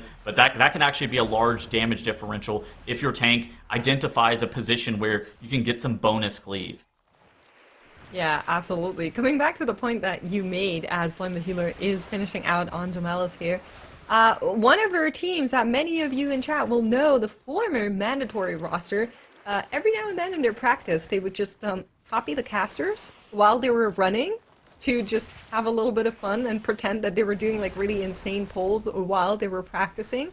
And that was one of the ways this team was just, you know, keeping vibes up, making sure they're enjoying it. And I also saw Reholy yesterday in chat just, you know, flaming himself a little bit, which was very funny after their run. But let's see how they're going to be doing with what should be the final pull of the dungeon. You can see overall percentage is close, but not exactly the same. Where are they going to be stopping? Jose says, nowhere. I'm taking everything. Double Void Caller into the Void Terrors. Good way to deal with those Void Terrors is if you can get one of those to cast behind a pillar, that means it's going to be resetting, not immediately recasting. But left-hand side, we do have a Warlock dropping really low. Cocoon is being deployed to keeping alive here as both of these teams are trying to get through this pool. Something that you kind of, something that's actually kind of different between Barely Qualified and Blame the Healer. So Barely Qualified, they actually have to down this entire pack before they're going to be able to make their way up to Decimus. For Blame the Healer, the moment in time in which, you know, the Tyrant, the Void Caller dies, and they feel stable, they can actually just run all the way up to Decimus, even if some of those Shredders or, you know, potentially even the Void Terrors are left in the dust. It's more about like when they feel like they're the most stable to be able to take some of the trash in the boss. And the reason for that is because they've actually cleared out this like walkway, right? So they're just out of here. Like they're completely running. But for Barely Qualified, the mobs have to die all the way 100 to 0 because they're going to be deploying a skip. And you see that Warlock Gate coming out. There we go. And so the mobs had to be hitting exactly 0 HP. Now, Blame the Healer and Barely Qualified, both of them are a little bit low on count. We pulled. Oh my god, they pulled. They Herm. pulled the Tyrants, they pulled the Void Caller. That was not on the menu for them. That is not what they wanted to do. We also don't have melts on everybody, so it might just be that those are gonna come running up as well. They were certainly walking towards them, and sure enough, here they come. Tyrant Okay. is following up and takes down our Warlock. It's over. It is. This is the moment of time of which you know that Barely Qualified has lost, unless Blame the Healer somehow has a catastrophic wipe. Listen, I mean, I applaud them for actually just saying, okay, we're just going to take it up and see what happens, but that is so much additional damage that they now need to deal. Of course, a Wind Death will serve as an equalizer, and they are going to be slowing down here, so I agree it's not looking too good for Barely Qualified here, but I will say that up until this point, it looked pretty darn close between those two teams. Now, Blame the Healer, they finished out with their trash. They don't need to deal with any additional Void Caller Tyrants that accidentally followed them up to the Gentrius, so they're just going to be chilling and slowly but surely playing it down, making sure no additional oopsies are happening here. One death, okay, we'll count this as a warm-up key for those two teams, and then we'll see how this one is going to be going out as the Gentrius drops lower and lower. It is incredibly competitive, though. I think that that's almost something that's undeniable. Yeah. Both of these two teams, Blame the Healer and Barely Qualified, Blame the Healer had a death on their Warlock early on, and Barely Qualified was a little bit ahead, and then Blame the Healer did slightly more aggressive routing in a couple of areas, and it saved them 15 seconds here, 15 seconds there, and Blame the Healer are going to be able to take down this map just barely. And Barely Qualified, I thought that they were going to be wiping to this Void Caller Tyrant, but they're actually doing it. I'm shocked that they haven't actually wiped yet, but maybe I spoke a little bit too soon as they had a death, but we're throwing the victory banner. Blame the Healer is able to take down that first map. I wonder what happened to Barely Qualified, though. You know, I can kind of imagine, but you know what? They did great up until this point, so we'll go ahead and just focus on the victory here with Blame the Healer. Now, Blame the Healer, they had that early death. It looked like they were going to be just behind Barely Qualified, but they continued their run. They found where they could shave time, and they managed to overtake them in this very close matchup when mistakes compounded at the end. And honestly, we've been getting a sense of these two team styles, which has been so fun to see unfold, but how did this first map add to the picture that we're building of them, Makes? I mean, I think Tettles just said it. We were talking about it. You can see it in our graph here as well. These two teams were incredibly close to each other. Yes, okay, one death that threw off Blame the Healer towards the first part, but they pulled back, and they've just been trading seconds between the two of them. If that additional pull, they close to each other. Yes, okay, one death that threw off Blame the Healer towards the first part, but they pulled back, and they've just been trading seconds between the two of them. If that additional pull towards the end hadn't happened, I'm not sure who would have taken this map. I know, honestly, I thought it was going to go towards our love-watching side over here. I thought we were going to see Barely Qualified just manage to take it, but it goes to show it is not over until it's over, especially not in a map this close. Dratnos, what were you seeing from these two teams? Yeah, this was such an interesting series to watch, or interesting map to watch between these two teams, as it looks really close the whole time, right? You look at the graph there and you can just see how close the two teams are, all those damage spikes. Now, it looked like Barely Qualified had some of these pulls a little bit bigger than Blame the Healer did as well. A couple more enemies involved in some of these pulls. Despite that, though, Blame the Healer were the team that was dealing with them a little bit more quickly. They were the team that had the first death, whereas Barely Qualified ended up avoiding that death until the very end of the dungeon. But yeah, look at this pull coming out from Barely Qualified, for instance, using that line of sight just around the side there and grabbing all these worms into this pull. I mean, there's a lot of enemies that they were fighting at once, and I was really impressed with Barely Qualified's ability to do some of these massive pulls and avoid death. Some of it looked really scary. People were dropping super low, especially the way that they pulled onto the last boss, you know, that accidental pull. So at the end of the dungeon, which we'll get to in a little bit. I do also want to shout out how well they were able to cleave down on the Gemella's boss, which we're about to watch just after this big trash pull here that Blame the Healer were able to make work, and leaving those Void Walkers on the side for later. I think a really intelligent way, because those mobs do not walk in by themselves, and you don't want to commit resources to kicking them in when there's so many other kicks and stuff that you need to handle on this pull. You just take care of them with the boss. But yeah, here we can see the skip incident that will be coming out in this section. So both teams have the Warlock. Both teams have the option to gateway skip past the Devouring Tyrant and the Void Caller. They're at the bottom of the stairs there. But one team just decided to pull them on purpose, and the other team pulled them by accident. And here we can see how that happened. Just coming up, grabbing this Void Terror, and the double grip on the Void Terrors worked out. But then I think just the Shredders walked a little bit close before they Shadow Stepped or something, and ended up pulling the other mobs as well. So that led to a bunch of trash coming onto the boss, and even still, they made a valiant effort at it, but with the one death that they sustained, it were Blame the Healer who were able to get it done a little bit quicker than Barely Qualified. But, I mean, this is going to be a great series to watch here. The two teams are so tightly matched here. Yeah, this was spectacular from both of them. And you never want to see something like that happen right at the end of your run when you've been so on it. A skip incident, a skipsident. You don't want a skipsident to happen right at the end. But you know, I honestly think it showed that both of these teams are really evenly matched, just like you were saying, Dratnos. And it has me even more excited for the rest of the series. Of course, our teams will be heading into Mysara Caverns next, and we know that spec bans will be coming out for both of them. I mean, Tettles, with what they brought in this first one and the dungeon ahead, where are you thinking they're going to go with their comps? I mean, we had the very rare Survival Hunter victory. I think we got to ban that thing, though. I think that for the comps, like, if we can protect the Guardian Druid, I think it makes a lot of sense. I think that Reholy, that guy loves Blood Death Knight. I would not be shocked if somehow he ends up on a Blood Decay again. We saw his Blood Decay yesterday. I believe he writes the method guide for Blood Death Knight as well. So I think that that's kind of like a pocket pick for him. But yeah, they're Barely Qualified are going with the Bear Druid ban. I think that makes sense. Blame the Healer. Oh no, we're keeping the Survival Hunter unlocked. Oh no. Yep. I'm surprised by that a little bit as well. I would have thought we might be keeping the Warlock instead, or, you know, the Resto Shaman, but Tettles, I think they just want to prove a point.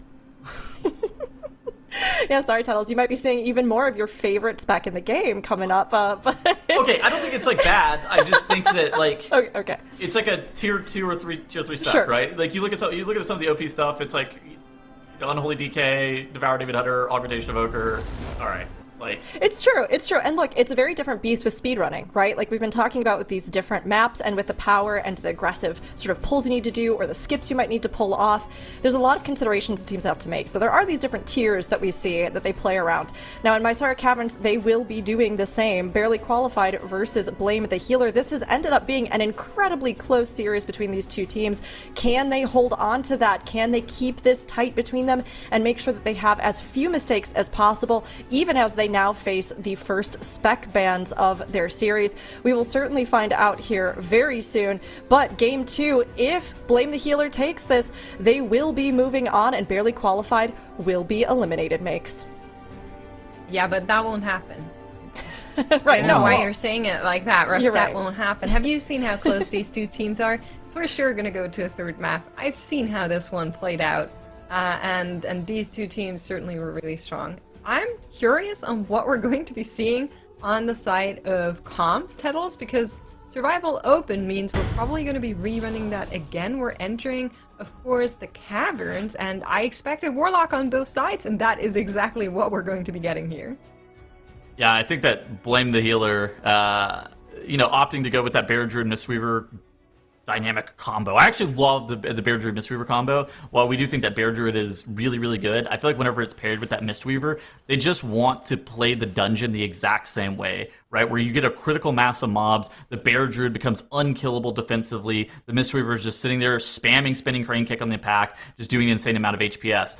On the side of Barely Qualified, having a Vengeance Demon Hunter here, a very rare sighting. Absolutely, I love to see it. We did have to deploy Life Cocoon just in order to get this pull started, and we also have a little bit less count on the side of Barely Qualified, unfortunately. So right-hand side, Blame the Healer, you're going to see that trash count jump up to, I believe, 23 is where we should be sitting, whereas Barely Qualified is going to be ending out on 17%. Now, that is a big difference in routing, in how you're electing to use your lust, your cooldowns, and hopefully Barely Qualified has a good answer on how they're going to be clawing this one back. Yes, Blame the Healer taking a little bit longer to finish that one out, but I still think it should be worth it here with how much count they made up for. Let's see how it goes. Left-hand side, Barely Qualified is already back in fight here in front of the hut, as I've been calling it, dealing with this Hexer pack. Lots of CC will need to be used here. Yeah, I think that the divergence in strategy is actually quite interesting. I think that the left side, this route is pretty dangerous a lot of times, right? These juggernauts and these hex guardians tend to be the mobs that you want to skip the most just because of the amount of damage that they deal to the party. At the same time, the relatively high count per HP, right? Whenever you think about like the mob efficiency amount, where it's like how much count can I get per HP point, those mobs are quite valuable. At the same time, it's hard to do a bunch of them in the exact same pool without it becoming lethal. Whenever we saw, I believe it was ANTTIS Angels yesterday, they were playing a left side route, and they ended up having a couple of deaths just because they ended up going into that left side route. For Blame the Healer here, though, on the right side of the screen, it's looking like it's paying off. They end up getting that Juggernaut killed off. The Hex Guardian is about 30% HP. If they're able to get that mob dealt with, they should have a decent amount of count advantage. Yeah, let's see how it goes, because of course they're going to be getting a lot more count on the right-hand side here for Blame the Healer as well. One nice thing about Vengeance Demon Hunter is that not only do they have a lot of utility to actually deal with many of the packs in Mazara Caverns where you need those CCs, you need those interrupts, but you also have a lot of ability. One thing you do not have is a lot of defensives going into a pack, so once again, we did deploy the emergency life cocoon there to keep Reholy alive, but it worked out and got them through the tough part of it. It's not an emergency. Let's see how Ozai is going to deal with it. Yeah, it's not an emergency, it's planned. Yeah, exactly, Well, exactly. It's planned to get chewed through it. It's a planned emergency, I will agree with that. Yeah. It's, So Life Cocoon is really, really good whenever it's pressed on DPS, and as a tank external, you would rather have basically any other tank external. I think is a good way of describing it. Yes. Our Warlock has fallen. A spear has taken them down. Unfortunately here, that is going to be a 15-second death penalty for Barely Qualified. And Blame the Healer, they're not letting off. They're already in fight with Morgan and Necrax. On the right-hand side have taken a little bit of extra count down there, you know, just a handful of mobs to deal with here on top of the boss. Make sure your Unholy DK, your Affliction Warlock, they're chilling, they're loving their life. Unfortunately, Barely Qualified is going to take a little bit longer to get there as well. What are we doing? This is really scary. I feel like Blame the Healer here. There was a specific point in time of which the Soul Eater was in between the Heal Absorb cast and the Reign of Toads cast, and that's when Blame the Healer actually had to step in the trap. So I feel like that is like a pre-planned, okay, we're going to be in combat with the Soul Eater for 5 seconds, and then we need to engage the boss, and that felt very technical, yet it was executed perfectly. I was actually worried that they were going to, you know, have the toads going off while somebody was in an ice cube, but for Blame the Healer, that was clinical. Yeah, very nicely done by them. Barely Qualified now also have arrived in the boss arena. You can see that they're going to be on the upper end of the trash count. Now, Tettles, you like to play this game of would you rather be left team or right team? Because of the death, I think it's very clear right now, but let's say Barely Qualified doesn't have a death. Which team would you rather be on? Right team by a lot, I think. Even Sans death. I believe our tank is in the air as well on the side of Barely Qualified. Oh, no, Demon Hunter. Oh. Ah, yes. He's able to come out of the sky. But yeah, I think I'd rather be on the side of Blame the Healer here. While I do think it's nice to have maybe a little bit more trash count, I think they're going to have somewhere in around 5% more. I feel like count is kind of easy to come by in this dungeon. You have the things like the Gnarldens in the next area. You have the Bound Defenders that can be taken into the boss. You have Warriors that are effectively free count that are played onto the third boss. Or onto the second boss, rather. And I think that this is just kind of like a dungeon where the count is easier to come by, and the bosses are the things that are kind of that limiting factor in terms of just, oh my gosh, we're dead. Oh my gosh, a Carrion Swoop incident on the side of Barely Qualified. Our Warlock has gone down again. There is no battle res available for him. And now, makes to re-answer your question, much rather be Blame the Healer. Yeah, so this is not only bad because we don't have a res, but also because we're only 50% through the boss fight. And now our Og Evoker only has the Unholy DK to work with. Here's a replay, instant replay, gets charged, goes flying, no one to help him up there, unfortunately. I mean, at this point, would you try to reset and res him and go again? You probably would save time, but it's tough. tough to make that choice. Very hard situation for barely qualified. I don't think you would save time, but I mean, the Aug Evoker is worthless whenever If you are down can at reset DPS. without deaths, maybe you would. I don't know. Feels terrible. I mean, they were not either going to way, do this it, is- so we don't need to talk about it. How much time is this lost for barely qualified? That death? A minute and a half? It's surely like, I would say maybe even 2. Depends on where we're going to end here, but it just takes so long to play with the DPS down. Yeah. And they were on, what, 58%, 60%, something like that? Yeah. All right, on the right-hand side of the screen, though, we're not going to dwell on barely qualified's mistakes. Blame the healer here, continuing to truck through this dungeon. They have the 2 Gnarldens. They do have that mini-boss as well in this pull. They are pressing all of their offensive CDs. The Gnarlden can actually be pretty dangerous. He also drops those annoying green puddles on the ground. The mini-boss ends up putting like those purple swirlies that end up slowly dragging people towards the just towards them, basically. And so for Blame the Healer here, it's going to be about a chain. What is their chain going to look like? It looks like they are going to have a Gnarlden at 20% HP, some of the skirmishers, some of the warriors kind of low, and they are just going to continue to make their way into this next area of trash where they are going to be able to grab like another bound defender. I believe that there is a caster mob as well that is in this pull, and the Umbral Shadowbinder, which is a mob that ends up rooting players and does like a targeted tank nuke. Yeah, that's right. They also need to my be careful gosh. with those skirmishers and the winds. Yeah, true. Just dodging there last second, but it was all okay.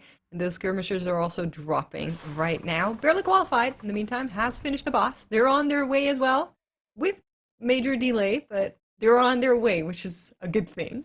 So there's also a particular, I would say there's an annoying amount of area denial that is present in these pulls. So Guardian Druid has a tendency to grab all of the bats in their local vicinity just because of I don't know. I think it's like Thrash. Yes. I think it's what's actually like pulling. Yeah, I Maybe think it's it's like Thrash. Moonfire procs or something. Something weird, They're right?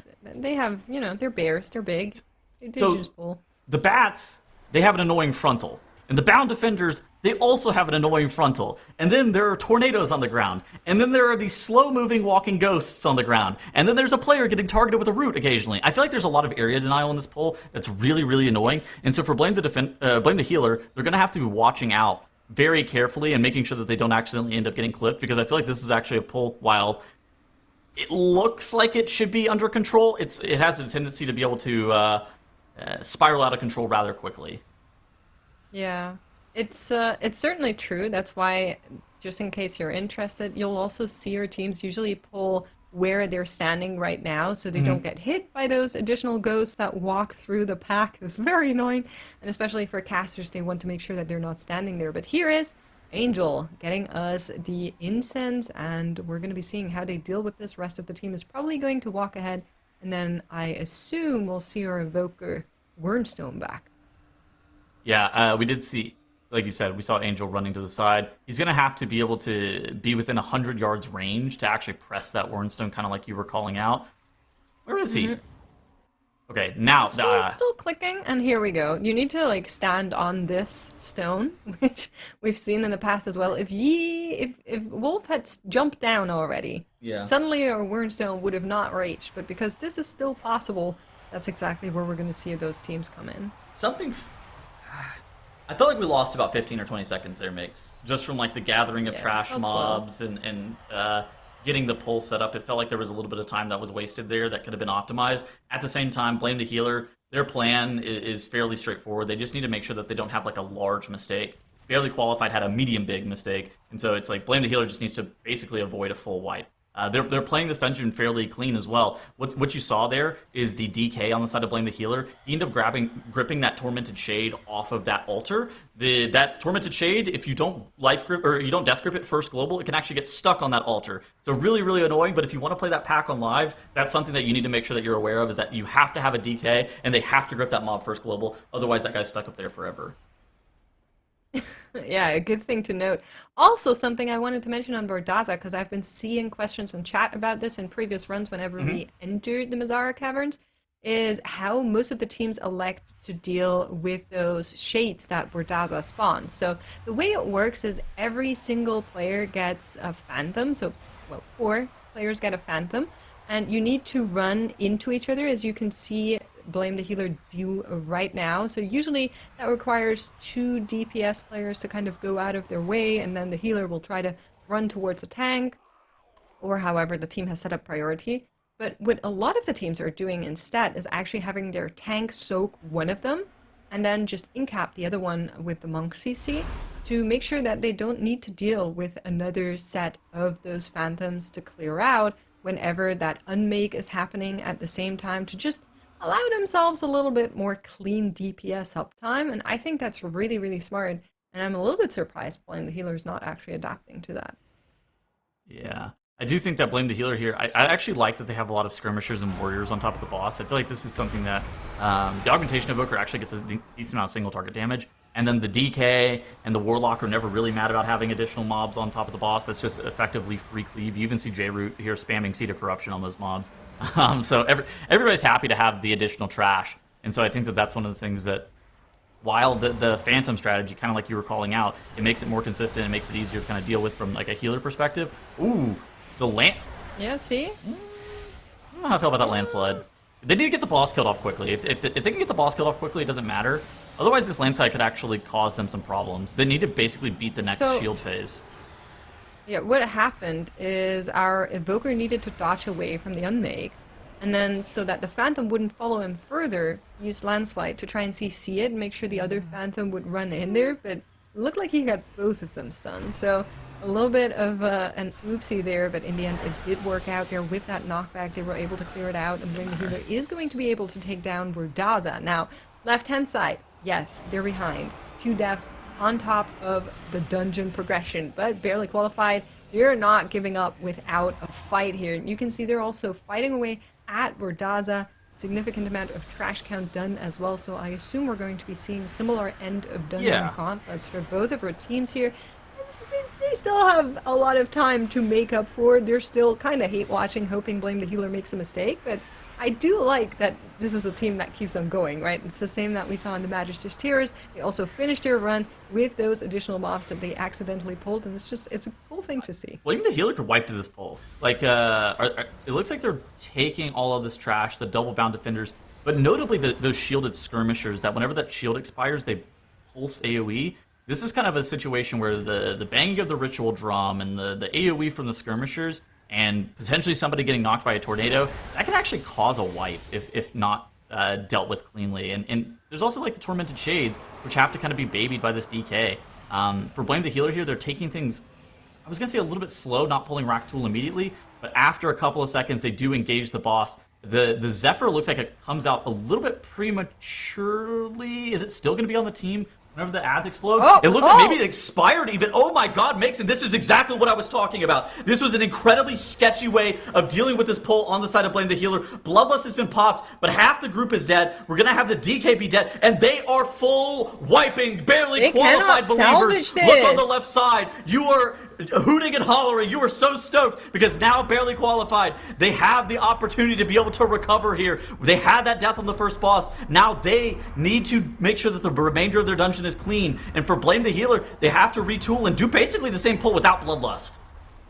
That's right, they lost their lust on top of all of this. Everything has gone out, and if you know anything about the MDI is, once you lose your cooldowns, once you lose that lust, that's just when everything gets bad for those teams. Blame the Healer, unfortunately there with the death. Oh my goodness, what a tragedy. Does Vessel Cast just absolutely nuking them into oblivion. Now, barely qualified, you're catching up.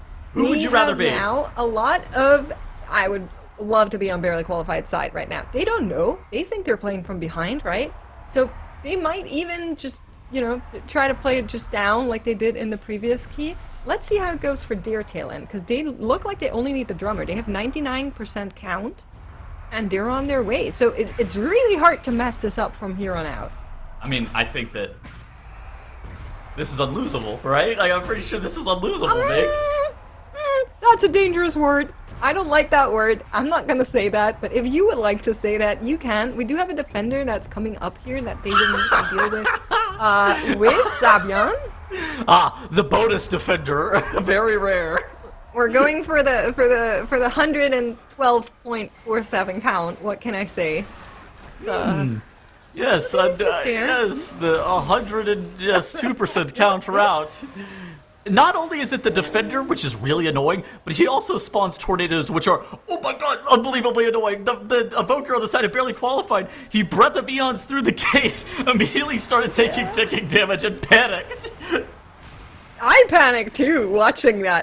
I'm pretty sure I stopped breathing for a second while he just breathed out of there. Oh no! But Like the healer! back with the team, more tragedy for Blame the Healer. Yeah, I mean, like we mentioned, no rests, no lust, no cooldowns. They're trying to do that again, going to play without their Evoker for now. That is going to be difficult. 3 minutes without an additional rest that they will get back. They might not even get that back before Barely Qualified closes the door on them here. That defender, though, he needs to die. And Barely Qualified is working on that. You can see Holy just jumping around, making sure that defender doesn't get any additional hits onto him, is now down. They have finished their 102%, and Raktul is going to be casting Soul Rending Roar. The team will get knocked back, and they will find their way back towards the boss. Side by side, but there is 6 deaths between the two of them, and our Evoker is dead on the right And a Bloodlust, side. of course. Photo finish. Yeah. Yes, and the Bloodlust. That is Alright. That's such a crazy series. These teams were so neck and neck. This was, I think you described it best, where you said a photo finish. That was, like I was saying, for Barely Qualified, you were kind of just continuing to play your own game plan and hoping that Blame the Healer has a medium or large mistake. Blame the Healer has a large mistake. You know, they full wiped to their very aggressive Raktul pull. And for Barely Qualified, they weren't discouraged. They weren't demoralized whenever they had their Warlock dead for the entirety of the first boss. Surely it felt terrible, but they couldn't, wallow in despair. And they were able to put up a 19-minute Mysara's Caverns, which ended up being just good enough to be able to tie up the series 1-1. And we are going to a game 3. It's amazing to see. I mean, Barely Qualified, eke it out here again, but like you said, they aren't eliminated yet. They kept playing regardless of their deaths, and that tenacity paid off. The Love Watches are absolutely feeling vindicated right now. I know I am. But it's not over yet. Both of these teams will have a final chance to take the point that determines this series. We had a sort of trade of deaths in this map that was going on. I have to ask Makes, what went wrong and right for our teams this time? I mean, right? We got a dungeon finished, right? That's a good thing. We got Tettle, Stratnus, and I. We've done the CN MDI. There's sometimes some questionable dungeons. Both of those teams were well within their timer to still finish that dungeon out. But I will say, this has been an insane series. This First is fun map, versus second I map. Do It These last teams are weekend. so close. Yeah. It's true, same kind of thing. I mean, that back and forth that we see, and again, what matters is that you make it through, especially in these lower brackets. So there will be a map 3, but Dratnus, this was an interesting one. So what were your sort of thoughts on it? Yeah, I mean, wow, what a game. This is what we always talk about, right? Is when you fall behind early, you got to just keep playing because something bad might happen to the other team. Something worse than what happened to you might always happen to the other team. So really well played by Barely Qualified. As you look at that graph there, they fell behind a little bit earlier. Let's take a look at some of the first pulls of the dungeon. Let's cast our mind back before all the deaths, before all the wipes, to the very beginning of the dungeon. And here we can see the first thing going wrong, which will be over for... So not just, there it is, that throw spear on our Warlock.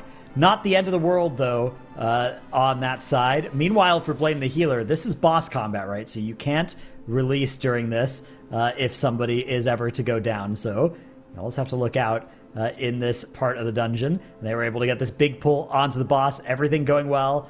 They had even the Incarn going, but the bear not at the top of the meter, so that boss went pretty well for Blame the Healer. Meanwhile, Barely Qualified, having expended that B-Res earlier, now with this death on their Warlock. This is one of the most costly times to have a death, right? You have 50% of the boss's health to still deal with, and you're playing an Aug Evoker, which means that you're not only losing a DPS, you're kind of losing 1.5 DPS, right? Your Aug Evoker is losing a huge amount by virtue of no longer having the extra target to buff. It's not as big of a deal as it used to be because now your Ebonmite sort of doubles in value on the other target, but there's a couple of other interactions that you do lose as you have fewer targets for them to go on, so it is still a drawback for everybody to have that DPS death on an Aug Evoker comp. So it's a huge time loss, right? They were losing several minutes to that. But None of that would end up mattering here. You can see the crowd control on the Phantoms as well. Nice little play there. And also letting a reanimated warrior full heal so that you could then keep cleaving off of it. But yeah, this is the disaster here, as a bunch of those skirmishers ended up having their shields broken at the same time. That was the biggest cause of the wipe here for Blame the Healer, and that was why they lost this map. Otherwise, things were looking well for them. They're looking good for them, but this boss, that pull onto the boss, was all it took for Barely Qualified to take the map. Wow, I mean, it's incredible in those moments when you see suddenly a map just swing so wildly in a different direction than you anticipated, and we definitely saw that there with the Mysara Caverns. Now we'll be heading into Seat of the Triumvirate next, and Tettles, of course we know that our teams are down here on our last map, but they're going to have the most spec bans, and with Seat, how do you think this is going to change the comps they're bringing in? All right, I think that there have been additional stakes put on the line here. In Twitch chat, Saragon Z we have a pinned message. It says, if Reholy wins, I shave my head. So I feel like for Barely Qualified, a lot more is on the line. The shaved head of this random chatter is at stake. Wow, that's a lot. And I mean, honestly, maybe you'll look great with a bald head. I don't know. Maybe you've just been waiting for the opportunity. I think you can rock it. But this is a lot to put on there. I hope somebody passes that message to Reholy, because now he's got a lot of extra pressure on the line. Oh my gosh. All right. Well, we've got our spec bands coming in, and this will help us get a sense of where the teams will be. Makes, I see you looking very thoughtful. What are your thoughts on this?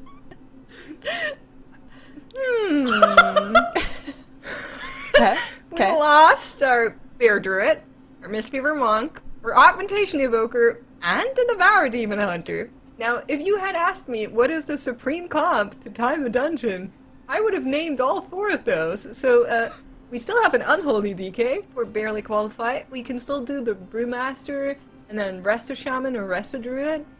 But they will need to find an answer for the Seat of Triumvirate on the sides of DPS, really. I think for the bans, I'd much rather be in Blame the Healer's corner right now. Dratnos, I've got to ask you, I mean, if you're looking at these and you're seeing what's been banned out, do you think that this means Barely Qualified is at the disadvantage, or is there something they can bring in that'll be strong? Yeah, so the tanks are fine for both teams. Prot Warrior's great in this dungeon. That works out fine. So no bear, no problem. Unholy DK, option for both teams. That's great. So 2 of the 5 specs, I think both teams are on even footing on. The remaining 3 specs, there's a lot more options for Blame the Healer for sure. They can play the a lot of the more meta stuff. They actually can't. They couldn't play the Ret Pally. Barely Qualified could, so that is something that Barely Qualified could do. They could do like the Resto Shaman Ret Pally combo in this dungeon. I think that's something that we've seen find success here. So if I was Barely Qualified, I think I'd be looking at that. I think I'd be looking at something like Ret Pally, Survival Hunter, Resto Shaman to pair with my Unholy and my Prot Warrior. But that's like in a vacuum. What's much more important is what the players are good at, what specs they are familiar on. Those are going to be their best chances at success, probably. Speaking of, we just got some interesting intel, everybody. You might want to sit down for this one. Apparently, a player who shall not be named, Barely Qualified, joined the run, and towards the admin, that's in every group, went, "Hey admins, any of you know how to play this spec?" What's the spec? We don't know, but we're gonna find out, maybe. Yeah, we'll take our guesses. Tettles? If we knew the spec, I guess we could give them the quick 45-second rundown of how to play it. Tettles is TLDR on how to play this spec. I mean, this is definitely going to be difficult. Looking at this, it kind of feels like we've been talking about the fact that teams strategically kind of pick what they're going to prepare for, right? Which of these particular maps, which of the particular bracket runs. And I kind of feel like this was one where maybe Barely Qualified was not expecting to go to this map 3. Tettles, is that kind of the impression you get? Or you think maybe there's still a strat here that they can play? I mean, I think the spec variety rule is harder on the lower seeded teams. Just it requires so much practice on playing like your second and your third best composition, right? And sometimes you have dungeons that specific specializations are really good in, or in some instances almost required to be able to lead the dungeon. Like you think about like Augmentation Evoker and Pit of Sauron, that like almost enables that dungeon to be timed. Magister's Terrace Pair Druid, I feel like that dungeon is like ridiculous for that specialization. So like there's some specs in some dungeons that you like need them for. So then you need to be able to like, depending on your matchup order, you have to have a bunch of different, I would describe it as like a puzzle, right? You have to have a bunch of different puzzle pieces for each specific like layout of the map order for the spec variety rule. And I think that the deeper that we get into these players' depth, that's when you more likely see just like random pocket picks show up. And it kind of comes down to like, then have the teams practiced their pocket picks in these dungeons to be able to also go fast on the strategy that they had already determined was their strategy. Interesting. I really like how you put that with speedrunning. So, I mean, Dratnos, with those puzzle pieces, we're going into Seat of the Triumvirate for the determining map. What are the puzzle pieces of Seat that the teams need to be taking into consideration? Yeah, I mean, this is a very scary dungeon. The first pull, I think, is one that I'll be looking at. Can you survive the massive first pull of the dungeon versus do you pull it a little bit slower or have a death That the teams need to be taking into consideration?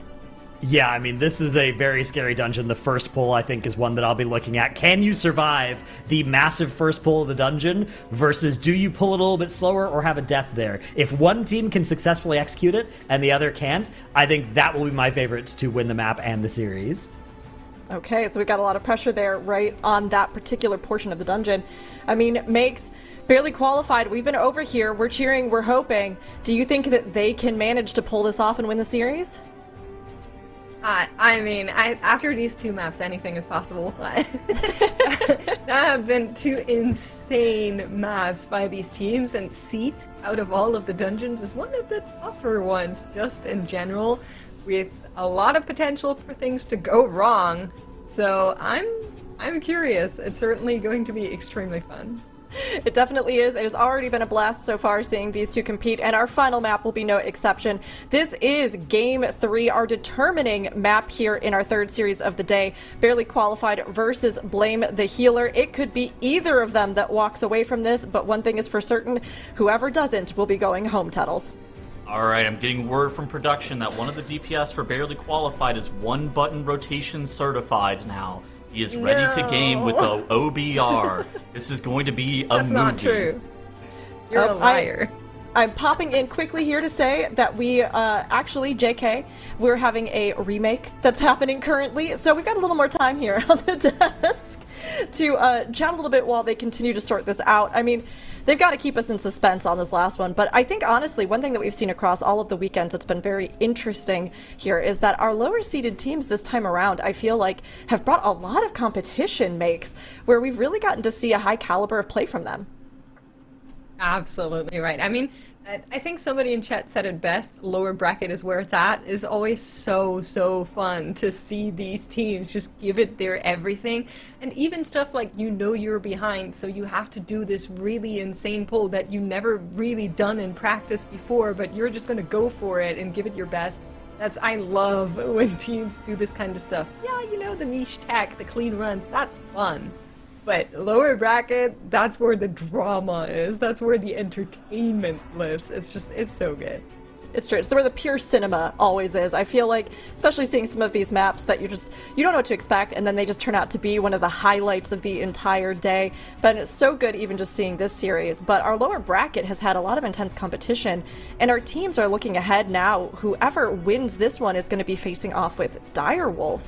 So Dratnos, between these teams and what we saw of Direwolves earlier, how do you think they may sort of compare to one another? Yeah, I mean, I feel like Blame the Healer's runs, apart from that wipe in the Mysara Caverns, are potentially competitive with the Direwolves if we can get to that part of the series, which is pretty scary for the Wolves because they have to be preparing for so much of the lower bracket, right? All of these teams, you always have to make this decision of, do you prepare for the match in front of you or for the potentially harder teams further down the line? And if you index too much into the immediate future, you might just lose when you then face the better teams deeper in the lower bracket. But if you try and prepare too much for that, you might just get eliminated by somebody who's theoretically lower seeded than you. So I think in particular, Blame the Healer will be a scary opponent for Direwolves if that comes up later today. But if Barely Qualified can win this series, then they're also going to be a formidable opponent, as we are indeed resetting the map, so a little bit longer before we get this one started. We'll just patiently bide our time. I mean, yeah, Direwolves, I think, in particular, showed a bit of weakness, right? With even seeing some of those mistakes, some of those deaths that they have had even earlier today.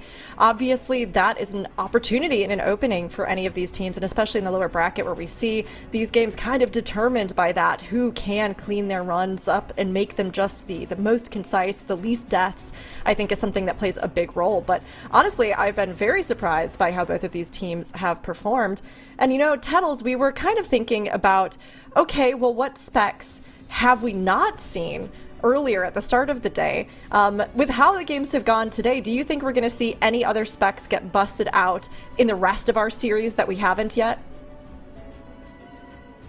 That is a good question. I mean, what are we thinking? Like, having Demon Hunter is pretty good. I feel like that spec is kind of underplayed relative to how decent it is. Frost Mage, I feel like that's another, kind of, it's like a pocket pick, I feel like, more than anything. Reholi busted out the Blood DK yesterday. I would not be shocked if he ends up on that Blood DK once more. Healers, they're kind of wide open. I feel like a lot of healer specs are good. You got the Restoration Shaman, you got the Resto Druid, you got the Mistweaver Monk. I feel like healers kind of always have stuff that they can play through. It's more about just like feeling a composition that just kind of makes sense, and they have the same desire to play the same way, right? Whether it be, some specializations like Elemental Shaman and Unholy DK, they have moments of time where they want the mobs to just be planted, right? Inside their Earthquakes, inside their D&D. Where, you have some specializations like Devour Demon Hunter and Augmentation Evoker, they want to have 100% uptime on chaining. Some specializations, they have 1 minute cooldowns, some specs have 2 minute cooldowns, and it's really just like making sure that you have a composition that gels together where all of the specs are trying to play the same way. And I think that that's kind of like the important variable whenever you're thinking about what are you doing for map 3 whenever 10 of your specializations have been, or 9 of your specializations have been banned or whatever. I guess it's 6 in this case. And you were fielding just like the most random composition. Well, this is not a fake out this time. This is Barely Qualified versus Blame the Healer. We can see what they've brought in for their comps here and now makes, and whoever wins this wins the series.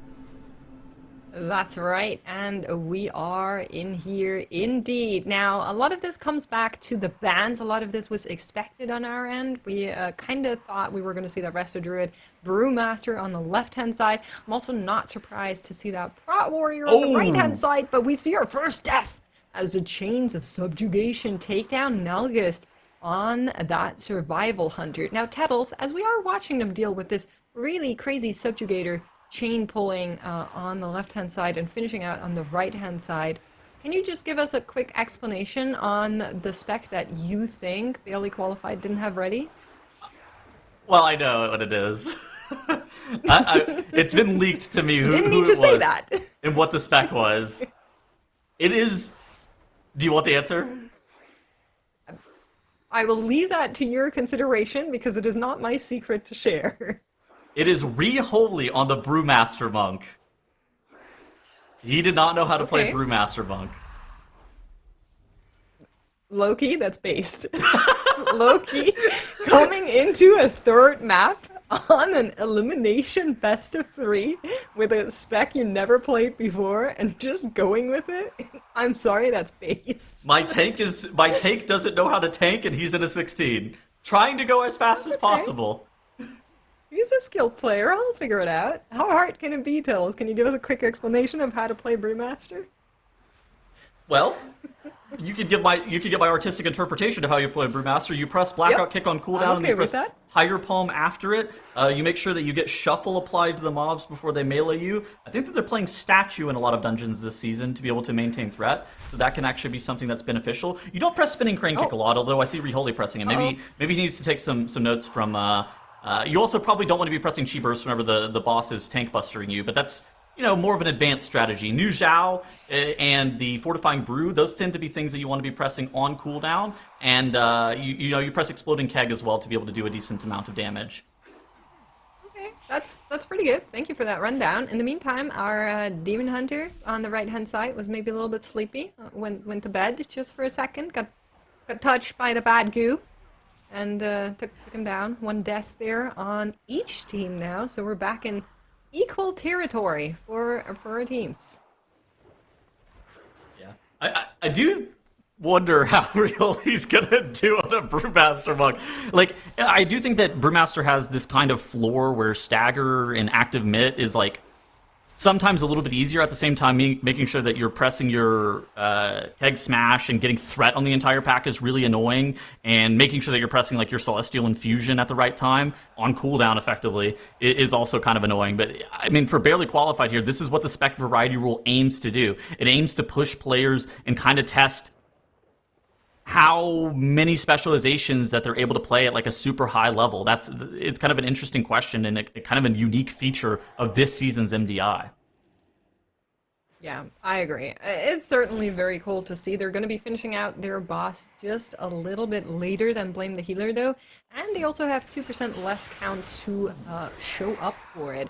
Right-hand side, Blame the Healer is actually going to elect to go right-hand side, something we've been seeing in Group A as well, where they're just going to be playing around this Rift Warden, whereas Barely Qualified on the left-hand side is doing what I would deem more a standard life key route, where we're also trying to play around this Rift Warden, but we're also dealing with those champions and those additional Rift Stalkers. This is not an easy pack to deal with, and Reholy is feeling it right now. That Stagger is bright red, but should be able to survive, as Raiko has his saving hands right above him, and that pull is dropping lower and lower. Of course, a lot of the mechanics as a tank, you know, they don't change because they're baked into how the mobs work. Yeah. You're not going to switch to Brewmaster and forget that champion ouchie, right? Like, that is still the same, so I have good faith in how they're routing through this.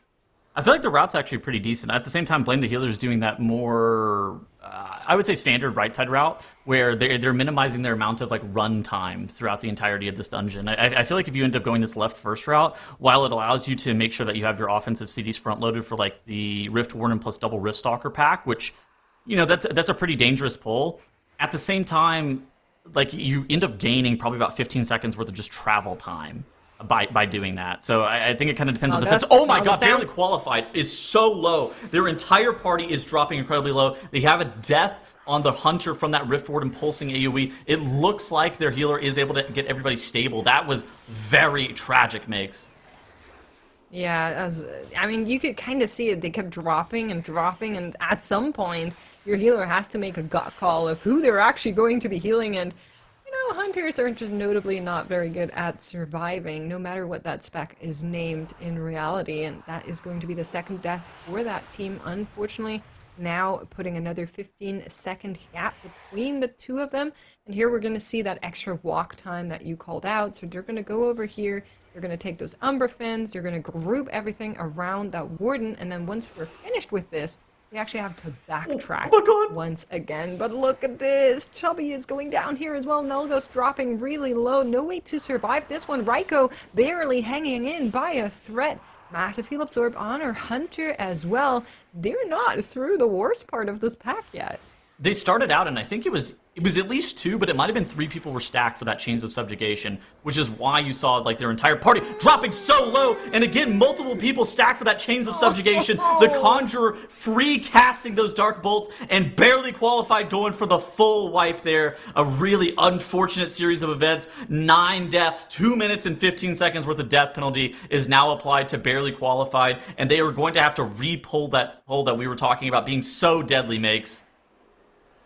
Yeah, tragedy for Barely Qualified, but listen, if Map 1 and Map 2 taught me anything, that this is not over until it's over. So we're going to keep a close eye on both of those teams as it is going to continue here. Right-hand side, Blame the Healer now certainly in the lead on the back of having 8 less deaths than Barely Qualified, as they're finishing out the last trash pack before we should be able to go into boss here. But this is not an easy one either. Still a lot of extra damage going out, still a lot of area of denial that they will need to deal with here, as well as making sure your tank survives, which is not always an easy task. But for now, it looks like Blame the Healer half stabilized. And if qualifying for the Season 1 finals wasn't enough, if the possibility of qualifying for BlizzCon wasn't enough stakes, there's also that random Chatter's hair that's on the line for Barely Qualified. And unfortunately, they are going to have another wipe, as they did end up having a couple of deaths, and I think it's just going to continue to spiral out of control.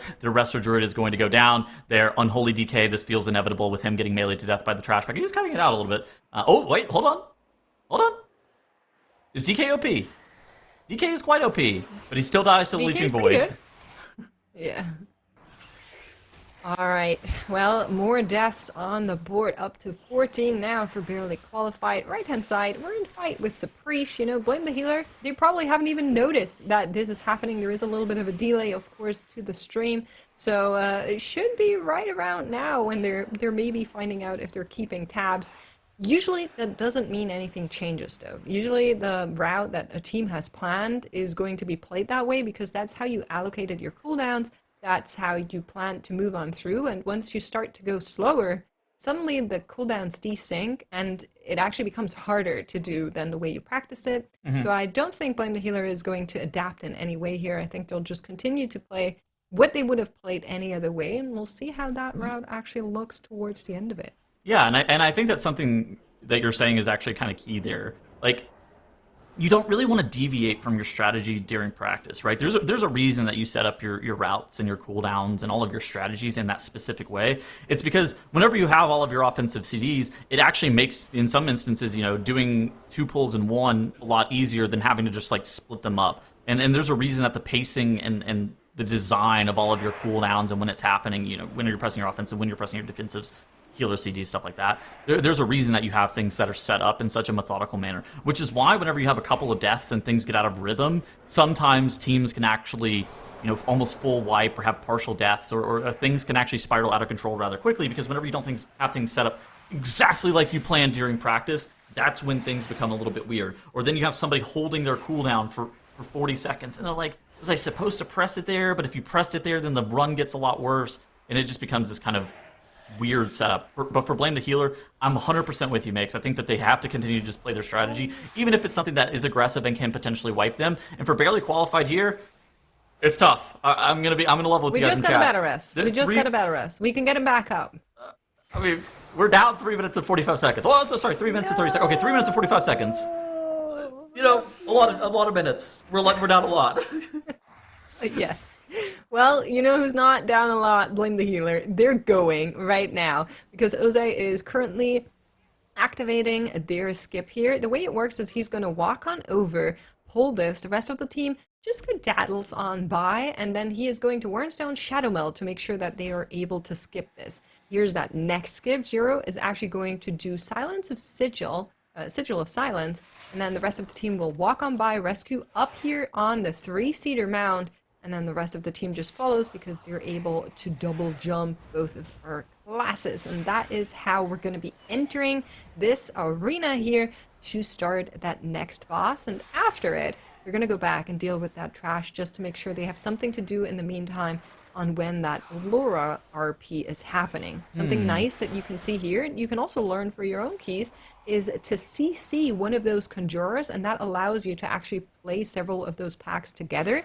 They actually elected to do 2, so there's a Demon Hunter cage and there's a Monk Incap there in the background just for those 2 conjurers, and they're just going to finish out what they have and then pull the other 2 into the fight once they're ready, which is very nice. It's a lot of casts that otherwise need to be interrupted. Makes your life a lot easier. Yeah, the Conjurer kicks are kind of annoying. I would say that the most, especially for live keys, the most dangerous mobs in that pack are actually the Bound Void Callers, right? They're those mobs, they don't give any count, and they just pulse on your group for like a ridiculous amount of AoE. If you ever have access to like a Warlock in this dungeon, banishing those mobs, or, you know, you utilize CCs such as Paralysis or whatever on them can also be pretty good. If you pair them, they still are pulsing AoE, but they have a range on their pulsing AoE. So that's another, like you're saying, that's something that you can also implement in your own runs. Like if you feel like you have the kicks for the Conjurer, just then CC the Bound Void Callers, get the mobs away from them, and just leave them and don't have to deal with them at all. I do actually like how a lot of these MDI teams are electing to clear out all of the trash in this room.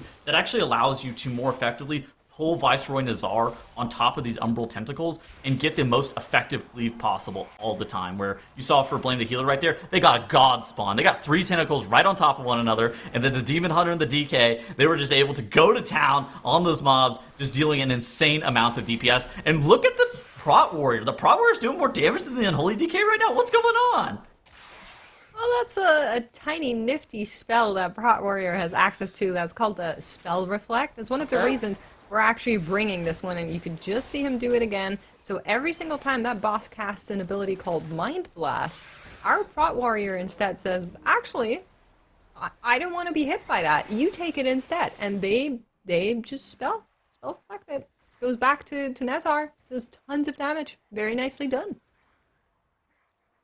Yeah, and I feel like for Blame the Healer here, how much time are they ahead? 5 minutes, maybe? It's like, yep. 5 minutes plus death penalty. 4.5 minutes. Something like that. Ugh. I mean, it's this feels inevitable, right? There's some maps that you watch that once, and I described it earlier, right? Once things start to spiral out of control a little bit, once you lose your momentum on your cooldowns, once you lose momentum on your offense and your defenses, it's really hard to kind of get back into the swing of things. And whenever you're practicing these dungeons, you don't practice for like these catastrophic mistakes. A lot of times, if you have a wipe, you're like, well, how do we prevent that from happening in the future? But you don't really practice playing through a wipe, right? Instead, you just reset the dungeon. You're like, well, I hope that doesn't happen on live. Yeah, absolutely. It's certainly never easy to deal with that, but you know, both of our teams have really given us some good maps in this lower bracket round. We're now going to be seeing, who is it actually? Is it Wolf that's going to be dealing with the RP? We'll have to check. For now, everybody is just in fight here. They're waiting for that door to spawn, and then somebody is going to run over, enter, make sure Laura spawns, and then bring it back. Yeah, we're getting the picture-in-picture now. The rare BM full screen. The sign from production that it's over. Well, it's not over yet. What's the sign from production that it's over? Well, there's still another boss fight.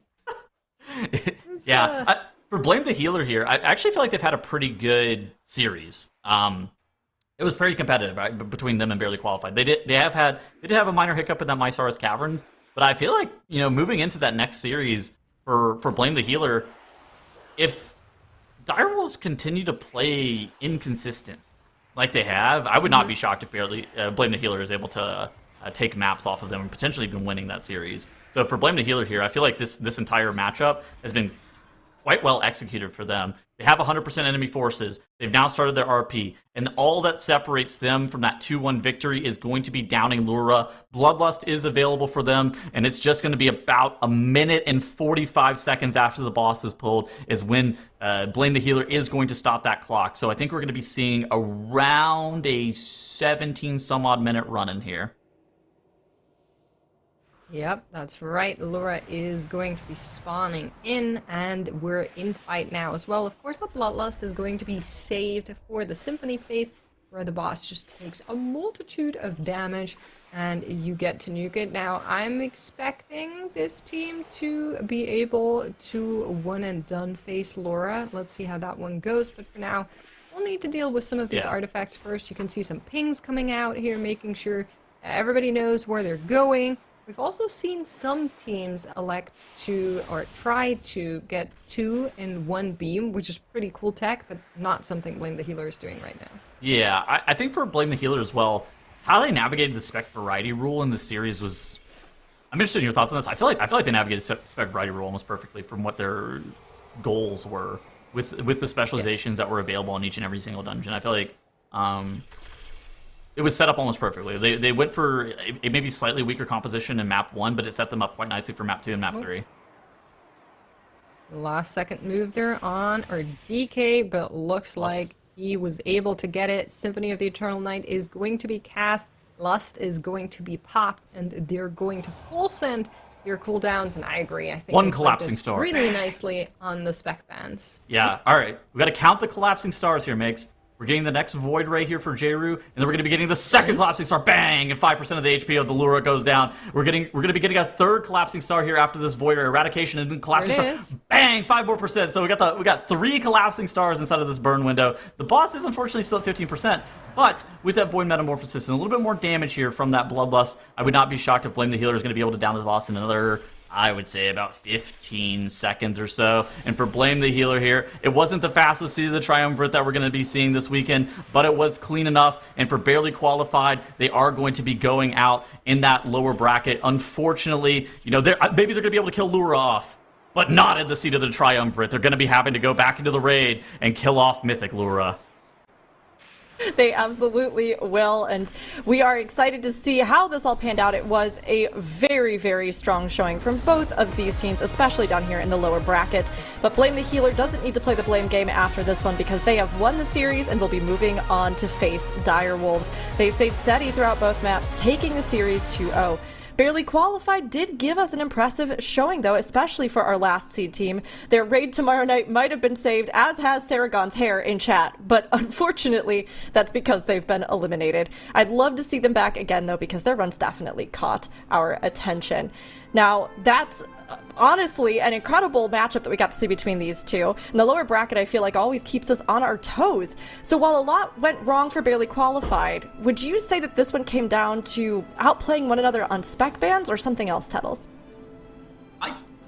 I think that these teams it was mostly a who can have the most clean run playing to their preferred game plan kind of throughout the entirety of the series. Think about it. In the Magister's Terrace, Blame the Healer didn't end up winning, but Barely Qualified, they ended up doing this weird pull at the very end where they accidentally grabbed the Tyrant and the Void Caller into the boss. So that, that was a pretty big time loss. In the second map, Blame the Healer had a full wipe on the last boss. That ended up causing them the run. And then in this last map, it was Barely Qualified. They had some shenanigans, we'll describe it as that, happen throughout the entirety of the Triumvirate. So I think that it was just more on the consistency front. Who is going to be able to play more closely to their preferred strategy and their practice and play up to that standard, and less about, the meta game of the spec variety rule kind of thing.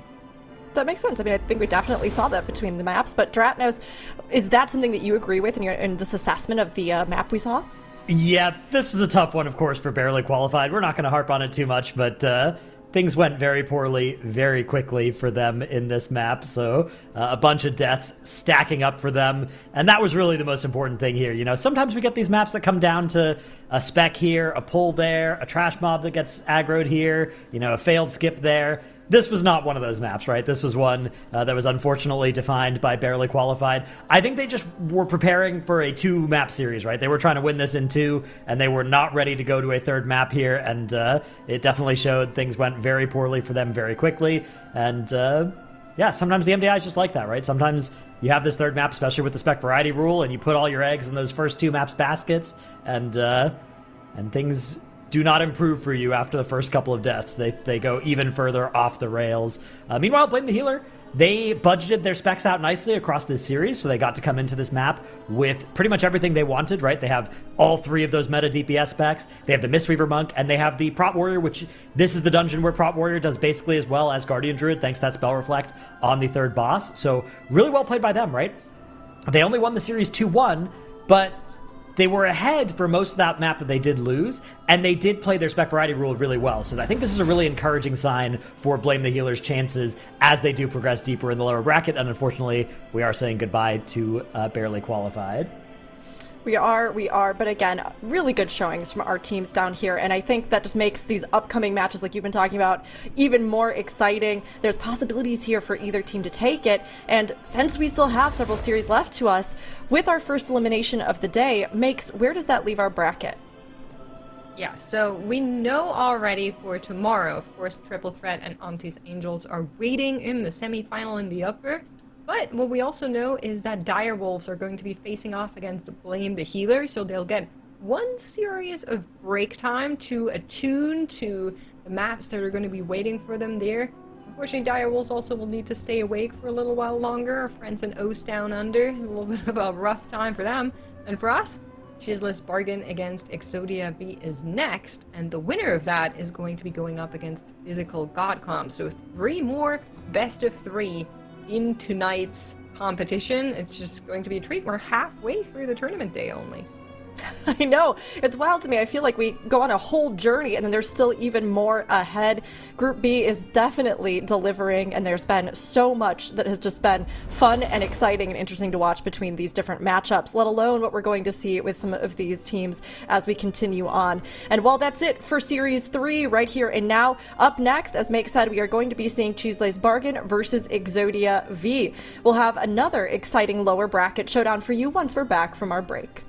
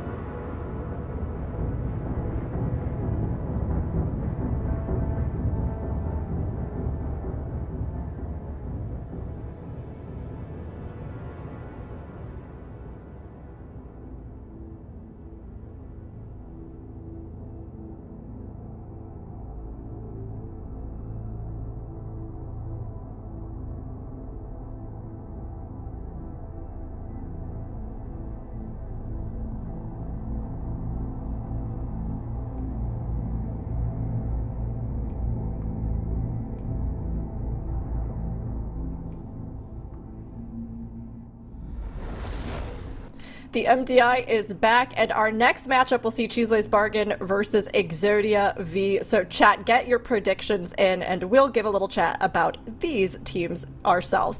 Now, before we get to the teams in detail, there is a quick announcement that we have to make. CHIZLE'S Bargain made us aware of an issue that a player was having this morning, and due to this, an emergency roster swap was granted, and EXO will be stepping in. So just a heads up to everybody as we get into the matches today. Now, Zyro, player change aside, we got our first look at these teams yesterday. What are your initial thoughts of them? So, it's a little interesting. CHIZLE'S Bargain left a lot to be desired in the matchup against ANTTIS Angels, whereas EXODIA V, I feel like they're the more interesting of the two teams, where they seem like they have strats practice that could, in theory, match up to some of the top team strategies. But they also wiped a couple times, which is why they're here in the lower bracket. If they were zero-death runs, they might have just played in our upper bracket match. So we'll have to see. If they can clean it up, they could potentially make a run in the lower bracket. I mean, it's the same as we were talking about last week, right? In order to win these lower bracket matchups, you just need to put together deathless runs. And we'll have to see whether or not either of our teams can put that together here. Zyro, really quick for the chat, how do you pronounce that last name? Is that like a sound? Oh, are you talking about wow wow wee wow in the bottom there? Oh, wow, wee wow. Yeah, it's What's like that? the Borat meme. What's the ooh? What's the U at the beginning? Is it silent? Well, no, it's like wow wow wee wow. It's like that. Ooh la la wee wow. Okay. Yeah. Wow, good inflection on that one. Good inflection. Thank you. It's very important to sort out. Thank you so much. And chat, now you all understand how to pronounce this as well. But, you know, I think, Zyro, you brought up a good point in addition to your good pronunciation, which is consistency and how it's been playing a role, especially in the lower bracket. With these two teams, though, Tuddles, do you think that's really all that they need to focus on for a win, or is there something else that could set them apart from one another? I mean, yeah, I feel like there's two different types of like lower bracket teams I feel like we've seen. So last, like Zyro mentioned, CHIZLE'S Bargain, they had slow but consistent strategies. That's how I would describe what they were playing. ANTTIS Angels playing the strategies that they were doing. But if ANTTIS Angels shambled their runs, they could have been in position to win. For EXODIA V, they were trying to take destiny into their own hands, where they played basically like mandatory routes at every single dungeon, except they're not mandatory. Which, Correct. you know, sometimes they're fast, but they have the possibility of wiping. and I think it's kind of like I think if EXODIA V are going to be consistent, they should have the upper hand in the series. But if they're not consistent, then they're probably going to lose. Okay, so a lot banking on that performance and that consistency. I mean, it's true that if you go for those big pulls, it can save you a lot of time, but you're going to lose time ultimately if you can't pull them off. And I think that's really crucial, although still good to see that ambition as they come in. Now, the first map our two teams will be facing off on is Nexus Point Zenith, and this is going to be one where they are going to have to, I think, plan accordingly right across this entire series. But with this in mind, with what we've seen of the teams, I'm going to go to our predictions as well. Makes, who do you think is going to take it? Okay, I'm gonna say 2-0 for EXODIA V. Okay, all right. That's, I don't think we'll go to that third map in this one. Last one was so close. We only get one matchup that's that close, I think. This one will be more one-sided. We can go back to it with the Wolves. Oh, okay, sure. So there's only like one allotted per day that we're allowed to have that close? It's like a push and pull. Rook, no, you wouldn't get it. Wait a No, minute. sure, hold on. sure. Okay, I was just making sure Mix wasn't trying to predict that the Wolves matchup was a 3-game series, and she's not on that, like on break. But you're on that one. Okay, so that's not what it was. I'm on that one. I still think it's gonna be 3 maps. Okay, all right. Well, Zyro, how about you? What do you think we're going to see from this one? Is it going to be close, or have we used up all of our close games for the day? I think it's probably going to be a 2-0 for EXODIA V. I think they're the better potential team if they can clean up their act. You really have to take into account the fact that CHIZLE'S playing with a stand-in, right? That's really, really tough to just, like, stand in for a team when they've got practice strategies. Especially if it's, like, the DK player. That's a lot of responsibility on a stand-in, so we'll have to see how that plays out, but I do think EXODIA V is favored here. Okay. Tuddles, you feeling the same? EXODIA, obliterate CHIZLE'S Bargain. 2-0. My team has no pathetic players. Oh man, How are you doing, Zyro boy? I do love it. There's perhaps a reference that some of you may be picking up on in the name EXODIA V, but I have to kind of go with I believe in the heart of the cards. I think I'm going to have to go with EXODIA V as well here, and I'm going to do 2-1 though. I want to give CHIZLE'S Bargain a little bit of a chance to stay in here though, so 2-1 in favor of EXODIA V. I think they're going to pull one off. I'm hoping they'll pull one off at least, and we'll see. But either way, I mean, it's going to be interesting to see how they approach this dungeon. Like we mentioned, Nexus Point Zenith is going to be the start here. So based off of what we saw from them yesterday, Tuttles, do you have any guesses about what they're going to bring in for their comps? I feel like it's really hard. I feel like every team has had kind of like a different... It really depends on your dungeon pool and how you feel about your specific dungeons, right?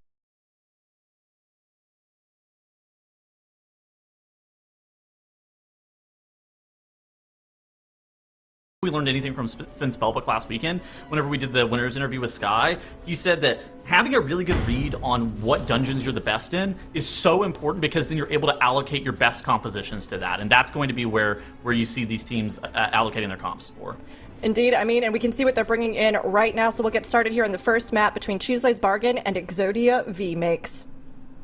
We are, and we're seeing an old favorite return here in this Nexus Point. Zyro Disc Priest is back together with that Shaman. We're also electing to run that Unholy DK on both sides, so no Frosty shenanigans for these two teams. But on the eye check, you'd think that EXODIA V would be able to do the one phase. I'm not sure if CHIZLE is going to be able to do just that, but let's see how they're pathing. CHIZLE has gone down the right-hand side, whereas EXODIA is staying left.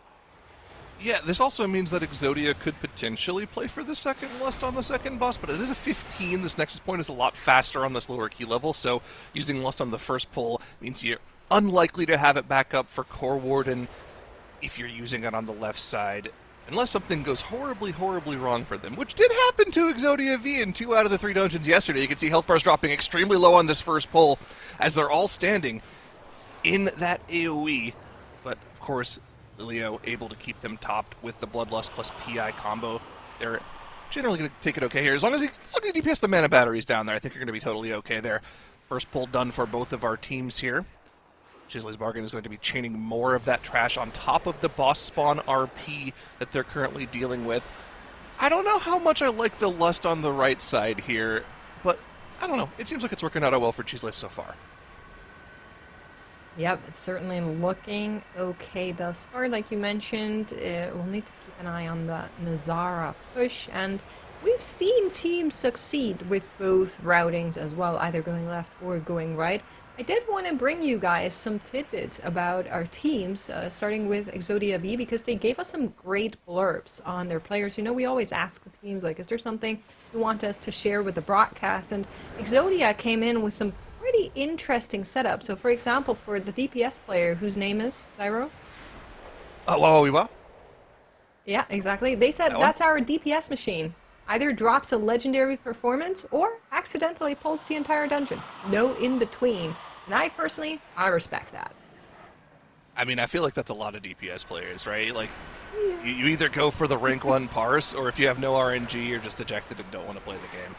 So, you know, it's alright. Maybe, well, I mean, looking at the Ellie Shaman damage on this particular boss pull, you can see that he's currently bringing up the tail end of the damage meters.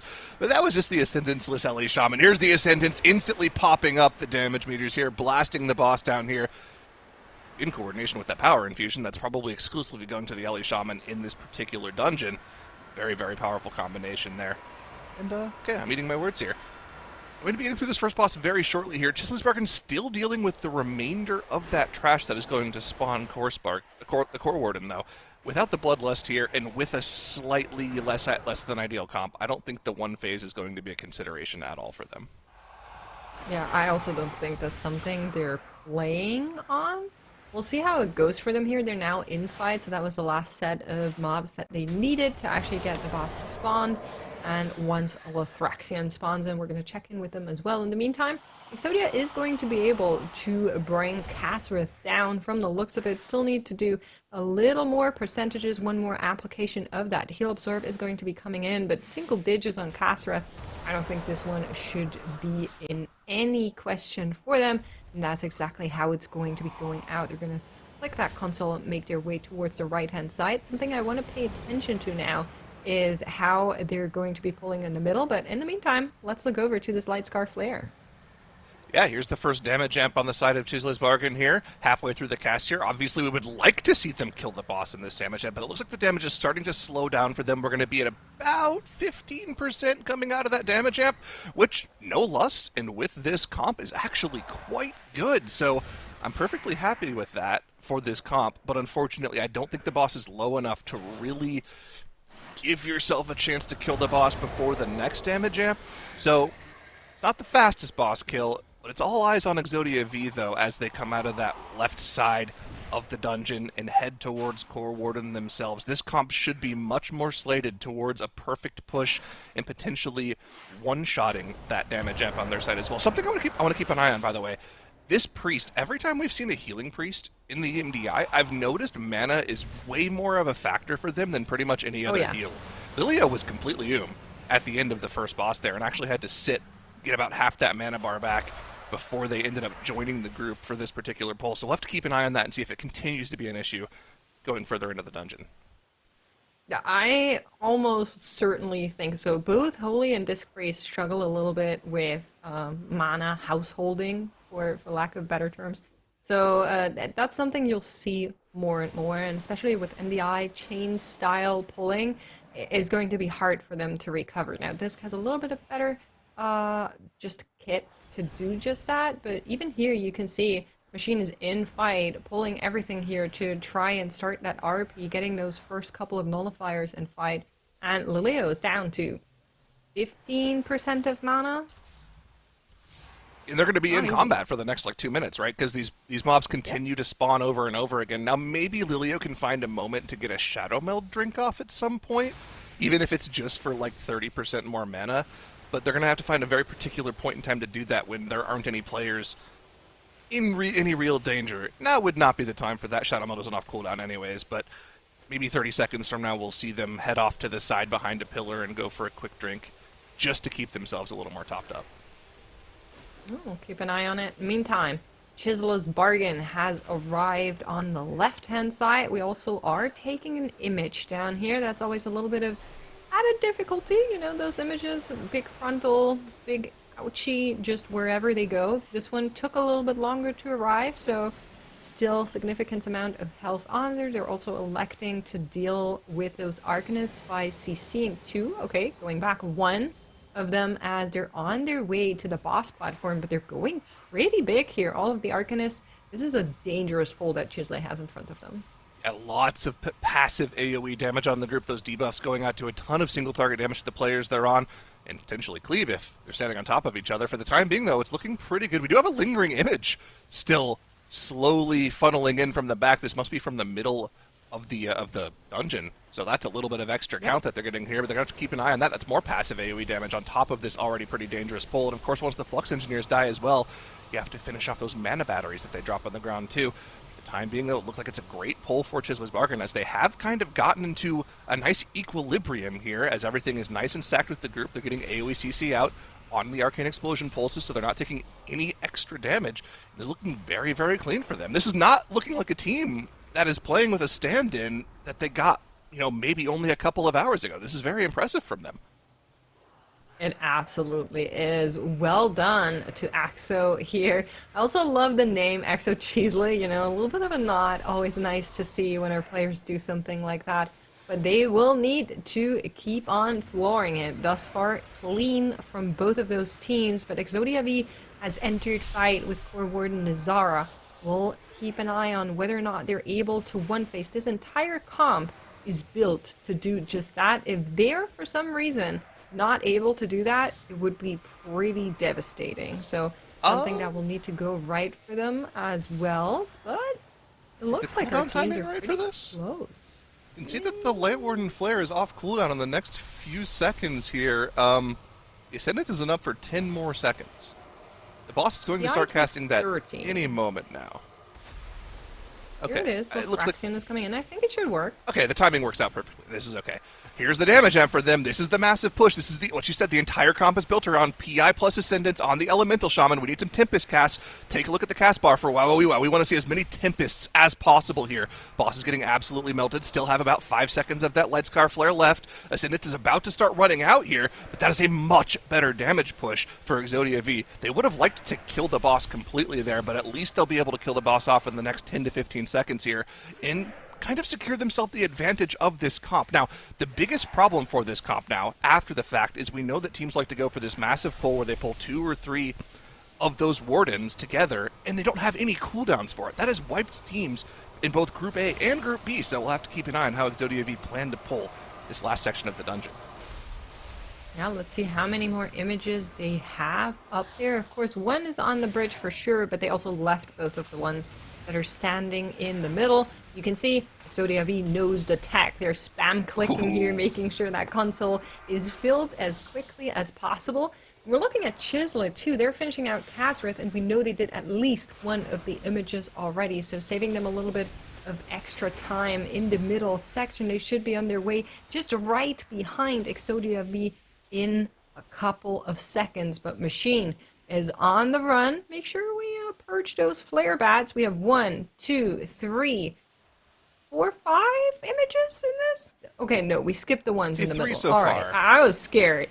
It's still 3. That's still pretty good. It's still a lot of passive AoE damage that they have to deal with. Every single one of those Luciferin flares does a ton of damage to the group. A lot of pressure on Lilio, who has fortunately managed to find a spot to drink and get nearly a full mana bar. That should be good for the rest of the dungeon, keeping his team nice and healthy through this pull. They've been doing a great job at interrupting the random holy bolts that the Light Rots do in this pull as well. Still, though, health bars dropping low from the passive damage of the lingering images, but Lilio is there, keeping the team topped. Have we killed off the 2 correct lingering images to spawn the boss here as well? We have great allocated damage here from EXODIA V, and we're already in combat with Lithraxion. Left-hand side, CHIZLE trying to chase up. They also grabbed 3 of those images, 2 of which they're currently dealing with and should be able to spawn Lithraxion in just a second, but they are behind on the overall dungeon progression. Just a smidge, but a smidge enough that it could matter for them here. 1 death, though, on the side of either team might spell the final story of how this map is going to go. EXODIA V dealing with Lithraxion. They still need a couple more percentages, so we're going to be tabbing over to the right-hand side and grabbing those in as well. But I assume we're going to be doing that once the Guile is cast and once that Bloodlust is going to be pressed as well. We're going to see any of our players head out and get the tech on the boss here, where they throw a projectile at the boss.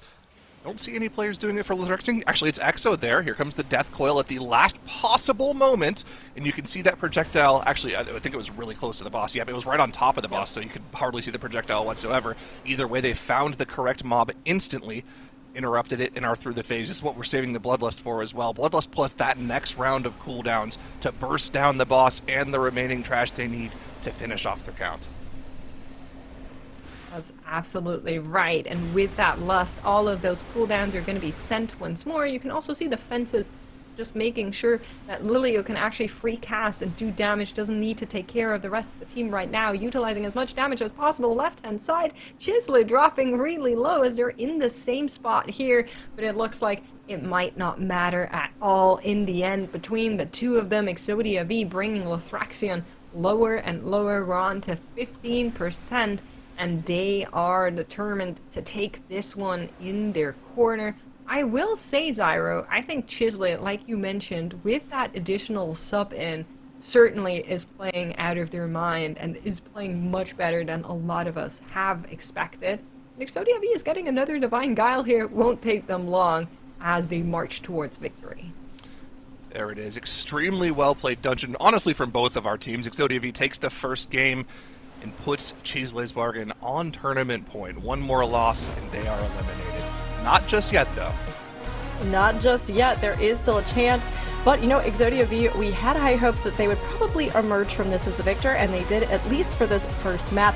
But like you both were saying, I honestly think CHIZLE really did show well for themselves here, especially having that substitute player. So, Makes, in more details, we kind of look back on it, how do you think these 2 measured up to one another? I mean, I just said it towards the end there. I think, given the fact that CHIZLE is playing with a replacement in a tournament that's as tech heavy, as practice heavy as the MDI, I think they did really, really well. And I think both of our teams really showed up in this map. Super clean, super good run, no major mistakes, a little bit of a difference in routing and how they approached, especially Core Warden Zara. It's what it comes back to with that one phase just time and time again, but certainly really nice first map. Very nice first map. I agree. I mean, honestly, impressive to see, especially having somebody step into the team that they were a very nice first map. I agree. I mean, honestly, impressive to see, especially having somebody step into the team that they were able to stay so competitive here and are definitely in the running in this matchup. But we have even more insights on this from TETL'S. All right. Welcome to a new segment that I'm coining called TETL'S Classroom, where we talk about what makes the good teams good and the great teams great. So, you see this comp by EXODIA V. They're playing an Unholy DK, and they're playing an Elemental Shaman. These two specializations actually have a lot of ground damage. You can actually see the Earthquakes and the Death and Decay are dropped off of the pack on the side of EXODIA V, because the tank, he just like moves the mobs. He's kind of in this weird position whenever the pack starts to get gathered, and he decides that he actually needs to move the mobs. The Elemental Shaman has lost an insane amount of damage. Krakatoa, a literal volcano is spawned on the ground right there, and the mobs got moved out of the D&D, and they got moved out of the Earthquake. And I think that whenever you look at some of our top tier teams, and you wonder what makes the best teams, the top seeded teams, show up each and every single week and be faster every single pull, those micro movements by the tank, I think that is something that's actually super important. How fast you get the pack gathered, and just making sure that whenever you're playing with different compositions, how you're playing around those specific specializations, those things matter a lot. Now, for the purposes of just this series, it really kind of like makes said right before this, it came down to Core Warden Nasira, and the 1 phase versus the 2 phase, that was about like a 30 to 45 second time swing for these two teams, where CHIZLE'S Bargain ended up going for the 2 phase strategy, ended up losing a little bit of time. EXODIA V, I think they got the boss to like 4%, and they were able to DPS it with like 10 seconds. And that was basically the big kind of turning point for this series. Ultimately, it was very close between these two teams. But I think that for EXODIA V, it's like, again, I just want this to be, if you're an aspiring tank at home, you have to really be thinking about what your composition does and how you're playing around specific specializations. Because ground targeted effects like Earthquake and Death and Decay versus playing with something like an Augmentation Evoker and a Devour Demon Hunter that want like constant combat and constant chaining, those are huge damage swings. And I think that that's going to be something that you're watching the teams play around this entire season. I'm all for as many TETL'S Classroom segments as we want. That was very educational. In chat, I hope that you all learned something as well. Now, as TETL'S was touching on, obviously we have a lot to consider with the comps for our teams. We'll be heading next into Windrunner Spire, and of course we have our spec variety rule and bans that are going to be coming out. So Zyro, spec bans will be after this first map, and since we're halfway through the day, can you refresh viewers on how teams are going to be deciding these now that we're done with our first game of the series?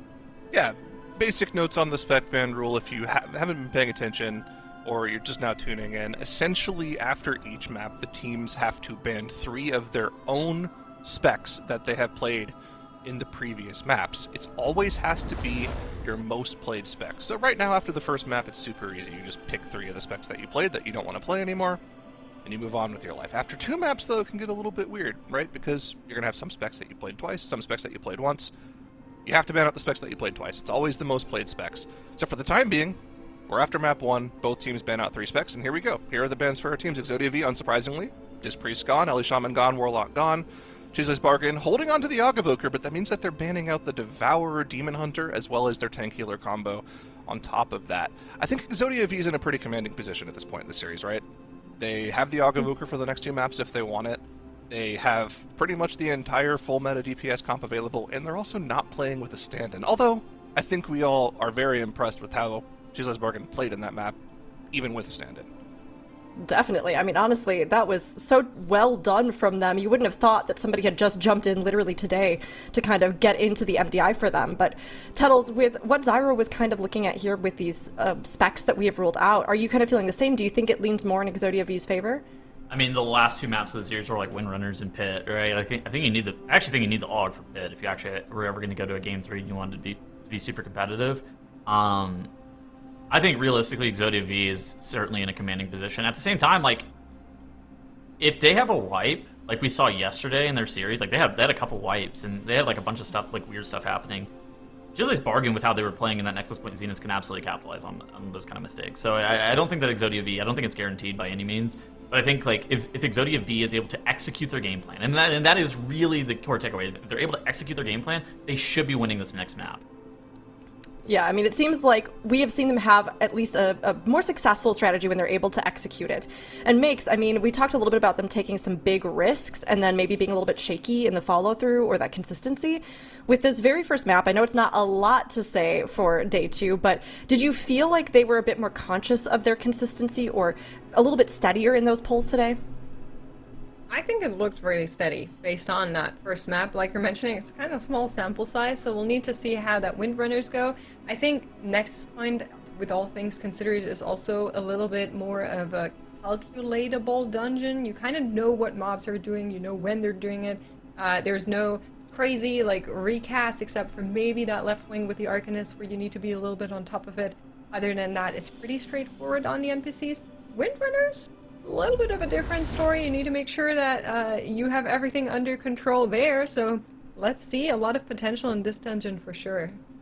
There is, and this is going to be our second map of the series, CHIZLE'S Bargain versus EXODIA V.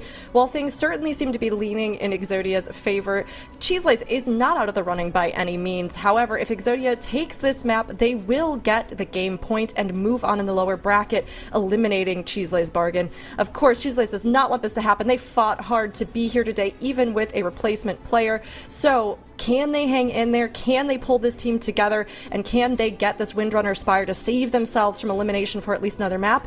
That really is going to be the question. We'll see how they face off here, Zyro, as they come into Windrunner Spire. I mean, this is probably one of the toughest maps we have in our pool this week, Mix. I mean, this is a dungeon where we've already seen from the 2 top teams this weekend. The strategies are crazy in this key. It's massive pulls. It's on the highest key level. And all of those pulls have so many individual mechanics that you need to either interrupt or stop, otherwise your group is going to instantly get killed off. But here we are. It's time to get into the Windrunner Spire. Ooh! We're not getting 1, we're getting 2 Demon Hunters, Devour and Havoc side by side by EXODIA V. I'm here for it. We finally get to put to rest which of the 2 specs is the better DPS spec in Mythic Plus. Wow. I think it's... What do you think will actually do more overall damage here? Is it going to be the Havoc or the Devourer? So let's talk about the damage profiles of these. Obviously, you can take a look at the meters here. Havoc, a lot more upfront burst than the Devourer, but also once the Devourer finally gets into Void meta and starts casting those collapsing stars, they catch up very, very quickly. Yeah, so it depends a little bit on how your pull cadence looks like, right? In MDI, usually you try to always be in fight with long, big pulls, which is usually where that Devour Demon Hunter just shines, but if you somehow have a lot of shorter, quick pulls, then your Havoc can do a lot as well. So let's see how these 2 pair up. I wouldn't be surprised if at the end Devour's on top, but my heart of course says this Havoc will win. For now, we're going to be seeing CHIZLE actually be a little bit slower here in this first segment of the dungeon. They're just now finishing out, and EXODIA V is already on to the next pull.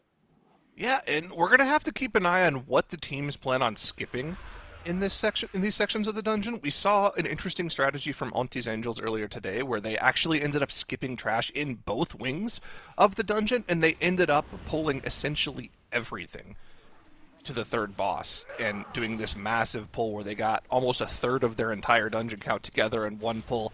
Looks like neither of the teams is going for a very specific Shadow Meld skip here at the start of the key, but you're going to have to do some sort of skip at some point in the key, otherwise you end up going pretty significantly over count in the typical MDI route. So we'll have to keep an eye what the plan is going to be for both of our teams. For the time being, EXODIA V kind of went a little bit small on that second pull, but it makes sense, right? They're playing around their cooldowns. That Havoc meta is not up for another 20 seconds here, so it wouldn't surprise me to see them go for a big gather here so they can make great use of that cooldown in a little while. And there it is right there. Actually, that's just the demonic, I believe, but the meta wasn't actually up for just a moment there, but it will be up in a second. Yep, that's right. But also, our Havoc's meta is going to come up right now and is going to be sent immediately, as you can see the CC come in here. So we'll see how this one goes. In the meantime, CHIZLE, catching up here a little bit, is now finished with that second pull, or mostly finished. One of those stewards deciding he would like to live a little bit longer, but we're going to deal with that as we can and make our way towards the next segment of the dungeon. I'm mostly curious on how routing is going to look like for our two teams. We've seen some interesting skips in this dungeon. Looks like they're going to be okay. There's a scary moment there as the poisons actually went off. They let so many of those poison blades off on this particular pull, EXODIA V. But Lilio was able to get a couple spells off on the group. They were able to heal everyone back up. But that cost them a little bit of time at the end of that pull there, where they were more focused on being defensive rather than offensive. You would think that with a double Demon Hunter comp, they would have enough passive leash between them to keep themselves top, but that was still a very scary moment for them. Of course, the pulls never stop in the MDI, as CHIZLE'S Bargain has held on to that Bloodlust for this specific pull. All of the rest of the trash in this wing being pulled on top of Emberdon. Again, this is not looking like a team makes that just acquired a stand-in mere hours ago. Yeah, this is really, really cool to see. Emberdon in there, that Lasher in there, so many groundlings, Exo just shining on that damage meter as well. Now we're into the Burning Gale phase. That is usually where tragedy can strike, as a lot happens at the same time. You have those swirlies, you have those frontals, you still need to deal with the Lasher, you still need to deal with the interrupts. The team is doing a great job of that thus far. Make sure the last one doesn't get you, but everybody is out of it, and that should be the most dangerous part of that pull. Lust also still running to support Towa to keep the team alive here. I really like this from CHIZLE'S Bargain. That's a very, very worthy pull. SLT deployed towards the end here to just make sure that we're all living as long as possible as those Lashers are finally dying off. Yeah, a little bit of damage from the Dragonhawks as they got their fire spits off at the last moment. Scaring the Evoker, using his last Scales charge there just to keep himself alive. Now, they are a little bit tapped on personal cooldown, so this next intermission could do quite a bit of damage going into this Burning Gale right now. A lot of passive damage going out, and actually, unfortunately, Naz does stand still a little bit too long as he moves out to drop off his Tornado. You have to be constantly moving as you drop that puddle, or you could instantly get ticked by it. That's their battle res gone. Health bars continue to stay low as Naz has nothing left. He has no Defy Fate. Has a charge of scales coming up right now, but opts to not use it. Towa keeps the group alive, but definitely a scary moment when you're healing through that Burning Gale with literally no cooldowns available. Especially if your group is not topped. This Resto Shaman is definitely scared. Yeah, for sure, but able to keep it together for now. We also saw Army just come up, so Emberdon should be dropping just a little bit faster now, and hopefully it'll only be one more of those Burning Gales that they need to get through. But on the right-hand side, you can see EXODIA has caught up in terms of overall percentage. They're a little bit ahead even, but of course behind on the boss progression. They went a lot slower, didn't have access to that lust, so my biggest question is, where is that second last lust going to land them, and how are we going to be utilizing it? Can they get something good off of it? Also, absolutely scary to see them double stacking these, but of course really nice for the area denial that they're getting out of these. The two Demon Hunters just standing there chatty. Both teams actually dropping really well for the Flaming Updraft. I think they were both extremely clean with their positioning. CHIZLE'S Bargain has downed Emberdon first with their more aggressive polling strategy. EXODIA V, it almost looks like they didn't really have a particular route planned for this key, and they're just kind of playing it safe, pressing W and hoping that something goes wrong for CHIZLE'S Bargain. I wonder if that's the play for them, because CHIZLE'S Bargain actually is looking, like we've said, quite good. They've had very few mistakes in the first two dungeons so far. Only a couple of spot deaths here and there. I mean, the only mistake they really made in the Nexus point was that they didn't one-phase Core Warden. If they had gotten that one-phase off with potentially like a Frost DK doing a little bit more burst damage, they might have actually won that dungeon. So, doing a great job of keeping it close and playing it clean, but EXODIA V are going to have to accelerate a lot in the Derelict duo section of this dungeon in order to catch up to CHIZLE'S Bargain, who is just trucking on ahead here. Another big pull for them. Have to make sure they don't let any of these poison blade casts go off, because we already saw how close to death that can take you if you aren't careful with those interrupts on the side of EXODIA V. Yep, that's right. That's something they will need to stay on top of as they are making their way towards the Derelict duo. EXODIA V now also finishing out on Emberdon and on the same pathway. Let's see if we're going to be seeing any skips out of them as they're walking towards the area. We've seen some of our teams elect to skip some of this trash and then Wurnstone over together with the Shadow Melds. We do have Shadow Melds on everybody except for our Evokers, so there is a chance that something like this could happen here, but for now the team's together. Yeah, Naz is with the group for CHIZLE'S Bargain, so I don't see a skip happening there. EXODIA V, yeah, Echo is with the group here as well, so it's unlikely that we're going to be seeing any skips in these sections of the dungeons. Now, they might have actually decided to opt to go for the strategy that we saw Triple Threat do yesterday, where the skip that they actually do is on the Phalanx charges after the second boss dies. Those are pretty annoying mobs to kill off, especially on the MDI. You can't really chain them into anything, but at some point we're going to have to see them skip something. There's not really a lot of efficient skips to do at this point, so we'll have to see what the plan is for them. For the time being, though, I mean, CHIZLE'S Bargain, in dungeon progression, they are significantly far ahead of EXODIA V as we see more players for EXODIA V drop low to these trash pulls. These cutthroats, if they jump on the same player back-to-back, can do a lot of burst damage, especially if they do have those Poison Blade buffs on them. Gearman did drop low, was able to heal himself pretty much instantly back to top wall and avoid Metamorphosis. Tank death on the side of CHIZLE'S Bargain, though. These mobs are low. They do get a battle res off. We've lost our Warlock and our Evoker as well. They've instantly released and started running back. We've lost every single DPS player. They're going to have to try to kite this out. Maybe they can keep the trash pack alive, but this is 5 deaths on the board for them already. Makes a minute 15. Toa is doing their absolute best to keep the pull alive so that they can kill off these mobs after the fact, but this is going to cost them a ton of time. It is, but I'm looking towards the right-hand side, and it doesn't look very safe for them either. Deer has just gone down for EXODIA V, and Bryu is fighting for his life as well. That stagger been red. He's trying so hard not to get knocked down here. Echo dropping as well as they are dealing with their set of these cutthroats and that Reaver in there. Now our Woebringer is casting as well. That's going to be additional AoE. If they want to avoid a similar fate, they need to keep it clean from here on out. Interrupt does come in and save them a little bit as CHIZLE is trying to get it back together. They were able to keep some of that pull in fight still, so at least no full reset on the count here, but 4 deaths against the clock for them. This is a scary moment still for Silva, tanking this behemoth on top of the bosses. He only has the new Zao available as a personal. Once that's gone, he's completely tapped. There's no Spirit Link from Toa as well to help the tank stay alive. I think they need to kill this behemoth off as quickly as possible. Otherwise, they could potentially have another tank death here with literally nothing available.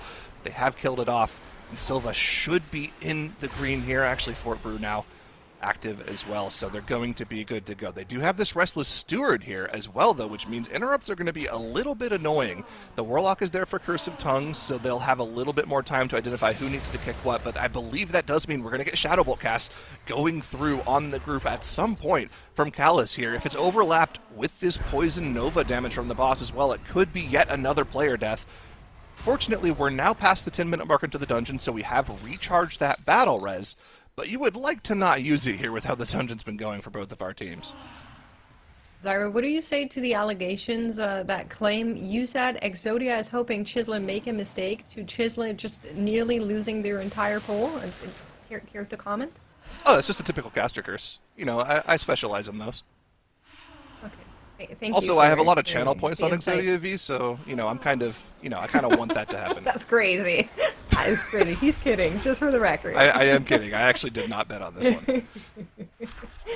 But yes, certainly not the best position, but that doesn't mean it's over just yet. So that was EXODIA V's second lust. CHIZLE is still getting there, so that means they still have the potential to accelerate somewhere else.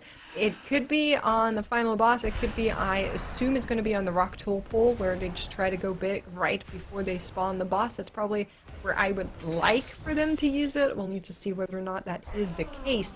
But for now, both of those teams are going to be finishing out the boss, the Derelict duo here. And in terms of dungeon progression, even with those deaths, even with needing to kite it out, they're neck and neck. They're so close, despite that second lust on the side of EXODIA V. CHIZLE is looking really good in this dungeon. Yeah, big heads up play there from Toa as that pole was falling apart to just get out, keep the pole alive, keep themselves alive, to give the team a chance to run back. They had a lot of that trash super low. There were a ton of mobs at like 5%, 10% HP. Only really the Behemoth was healthy. It was like 25, 30%. the fact that they were able to keep the poll alive and not have it reset on them was massive. That kept them in this dungeon. And like you said, they are actually ahead on dungeon progression here. It's just they have those 4 extra deaths, which are going to amount to a minute of timer that EXODIA V can catch up and kill off the last boss. And that's assuming everything stays the same here for our teams. But let's take a look at what the plan is for the trash after the fact here. CHIZLE'S Bargain, I was talking about this particular poll being something that the teams might consider skipping. It looks like that's not in the plans for CHIZLE'S Bargain. What's the play for EXODIA V with a little bit more count? Are we going to be using our Shadow Melts to skip past here? Echovoker is with the group. Normally if they're skipping, the Evoker wants to be upstairs so they can Wurnstone back down. Looks like they will not be skipping either. Yep, no skips on either team. We're just pressing W, and that should be good enough for both of them right now. Just should be able to finish out this pull first, and then I'm curious if it's just press walk from there on out, or if we're going to do another small pull. Let's see how they're going to attempt this. Again, they have the lust. EXODIA V does not. I'm not sure they're able on this plus 17 to just send everything without the lust. If they are, though, even more impressive. So let's see how that goes as CHIZLE is on their way. I mean, we saw it from ANTTIS Angels here. Every single bit of trash in this section of the dungeon, both Mystics at the same time, without the lust. So if CHIZLE'S can do it with the lust, that would be very impressive. And it looks like they are going forward as Silva ran forward to tag that Mystic in. They're going to be line of sighting around the corner. Keep an eye on the damage from the Flame Nova cast. Personals across the board used on everybody that had them available. Only the Warlock didn't have the wall for that. Need to make sure we're getting interrupts on both Chain Lightning casts from the Phantasmal Mystic as the group gets peppered by those Throw Axe casts from the Axe Throwers. It's a lot of passive damage going out on the group that Toa has to heal through. Holding on to the Spirit Link cooldown as well. They're doing a great job of burning down this front Mystic. There's the Spirit Link now being expended for the next Flame Nova cast, as no one has their personals available at this point. This is textbook execution from CHIZLE'S Bargain. This is exactly what they need to do this dungeon a minute faster than EXODIA V, which is what they need at this point. They have to go super fast here. They have to, and they also have to hope that EXODIA V just slowed down a little bit. And if I'm not mistaken, they just left some of the trash in the middle there, because it didn't look like Brew was actually walking forward, and I didn't see any of those at spawn in. Now our camera angles were a little bit unfavorable, so let's see if that's actually the case or if they have them in there, but might just be that we're going to be tagging them in and just chain a little bit, as we're hoping for this camera to turn around and show us the boss room. CHIZLE'S Bargain is already in fight with Kroluk, certainly made the best out of their run, and there it is. They still have the Mystic up, so EXODIA opting to do a 2-pull where CHIZLE was able to do everything all at once, and this is crucial because this also spawns the boss. There's a little bit of RP there, and that could be the difference maker. CHIZLE'S Bargain engaged Commander Kroluk at 16:18 on their timer. EXODIA V, it looks like they will not be engaging the boss by that time, as that is only a mere 15 seconds away, and this pack still has yet to die. This pack has to die before the boss spawns. So even with the 4 extra deaths on the board, CHIZLE'S Bargain is still ahead in this key, with a stand-in player performing phenomenally. Toa might be the savior of this dungeon yet, as CHIZLE'S Bargain has now realized that lead. EXODIA V, where are we going to be pulling this boss at? Once again, it was pulled for CHIZLE'S Bargain at 16:18, EXODIA V pulling it at 16:34, so only 15 seconds and change behind CHIZLE'S Bargain. A mere 1 death differential between the teams right now. Yeah, I mean, that might just be the difference maker. We'll need to keep a close eye on these two teams with the death differential like you lined out, but the math is mathing on my end. I'm not Mathnos, but it does track for me, as CHIZLE'S Bargain is dealing with Kroluk even faster. Now, with both of our teams being on the slower side, I'm starting to have a really, really stupid thought, Zyro. EXODIA V might get a 3rd lust. Wait, yeah, you're actually right. That might happen. So I was This watching... is not normally in the MBI, for context. Not at all. And yeah, for timer context as well in this particular dungeon, the time that this boss is engaged to the end of the dungeon for the top teams, for both Triple Threat and for ANTTIS Angels, was about 3.5 to 4 minutes. So yeah, that lust might come up near the end of the final boss and might give them a little bit of that extra damage they need to make up that 15 or 16 second differential that I was talking about here.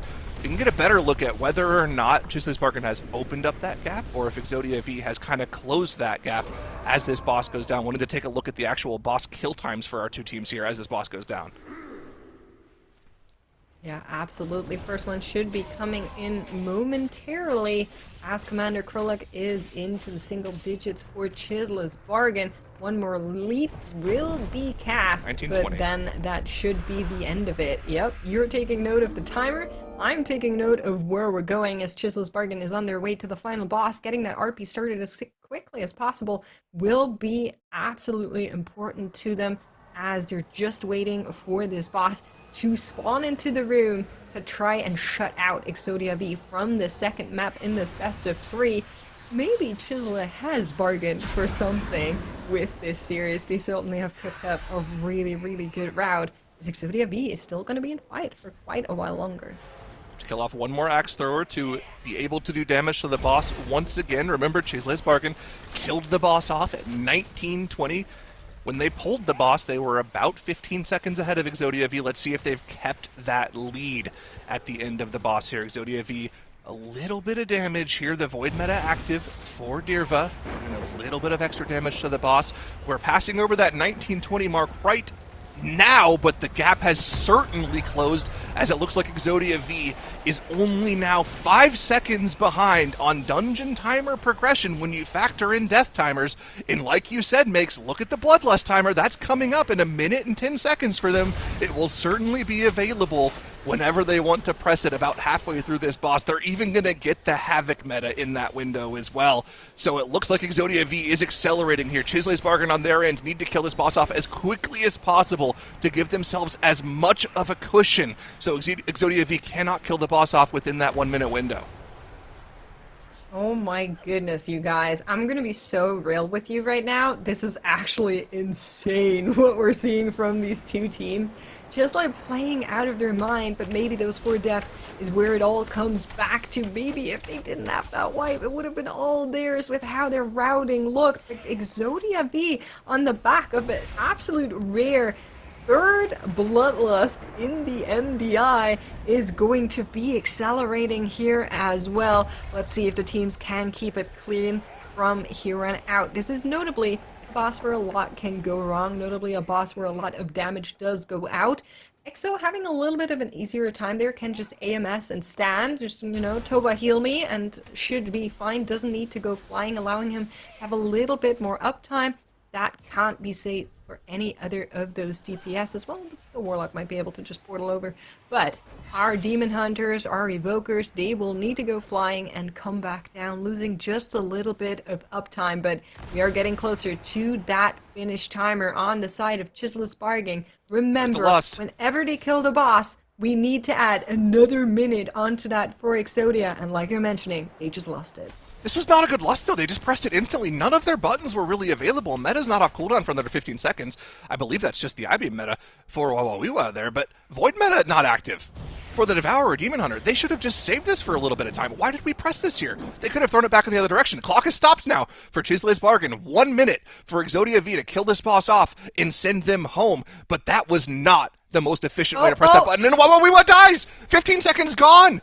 I think that's going to do it. And that was they meta. Just lost the meta. That was meta. He just pressed meta as they used the lust. That was the lust of what they used it for to play around that meta. Now we're not looking for a 1 minute difference. We're looking for 45 seconds, and those are up very soon. There's only 17 seconds for EXODIA V that remain in which they would need to kill this boss here. It is not going to be possible for them. It might have all come down to this last death, to an unoptimized Bloodlust like you're calling out, Zyro, as the timer moves over the mark, and CHIZLE'S Bargain with a basically full team wipe that they were able to somehow kite out with a sub-in. They're coming back here.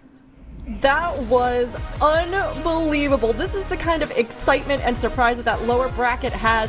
CHIZLE'S Bargain completely turning the tables on us and our expectations here, and managing, even with 5 deaths, to show that they can lock in some incredible healer plays too. Oh my gosh. But they managed to bring this back from the brink and secure victory over EXODIA V, which will be bringing us to a map 3 between these two teams. Now, this was honestly, I think, one of the most unexpected matches that we've had all day. And I wanted to ask you, Makes, about the comparison between the Battle of the Demon Hunters here. But honestly, anything that jumps out to you from this one, go for it, because this was a wild ride.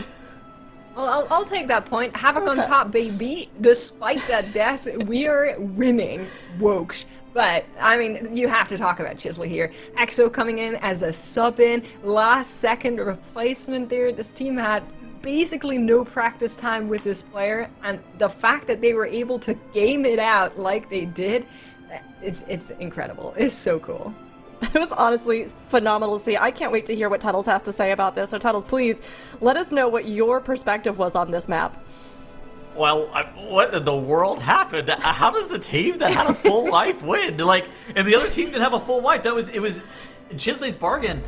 Whenever we were doing replay, it was fairly close for most of it, and then CHIZLE'S Bargain, they were going down in that Deer Lake Duo section. They end up having, it wasn't like a full wipe, but it was like 4 deaths, and it was basically for all intents and purposes a wipe. And the fact that they were able to claw back, and they had a faster route. There was a couple of pulls on the side of EXODIA V that I thought were just unbelievably questionable, and they were just so much slower. For CHIZLE'S Bargain, they were just full sending it. I mean, look at this pull that was into Imperdon. EXODIA V broke up this pull into 2 separate pulls, and then I thought that, like, whenever we were originally doing the replay, that CHIZLE'S Bargain was just going to walk through this dungeon much, much faster, strategy-wise, just because, like, this section felt pretty clean.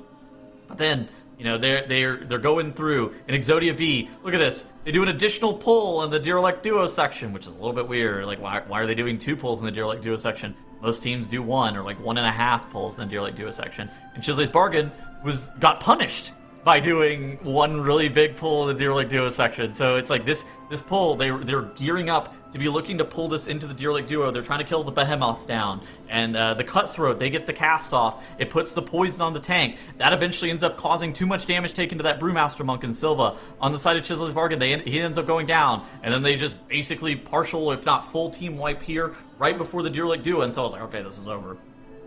And then EXODIA V kind of throws. Like, I don't really know how to describe this as anything other than a throw. CHIZLE'S Bargain do basically this entire section in 2 pulls, and EXODIA V do it in like 3. And so there are 3 more pulls, I think, in total over CHIZLE'S Bargain on the entire route, which CHIZLE'S Bargain's route was not the fastest we've seen on the weekend, and they had 5 deaths, but it was so much faster than EXODIA V's that they were able to win out on the map. And that was a photo finish. That was one of the closest finishes I've seen in a hot minute. That was really cool. Wow on the Havoc Demon Hunter, he's going to probably be laying in bed tonight thinking about that death if they do end up losing the series. That was unfortunate. That was unfortunate, but you know what? It has brought us to an incredible map 3 between these two. And honestly, it just goes to show, again, that you have to just stay in it, try what you can, and see if you are able to shave off any time, because when things swing in your favor, suddenly you're in a very different position than even 5 players dead would have you believe that you could be in.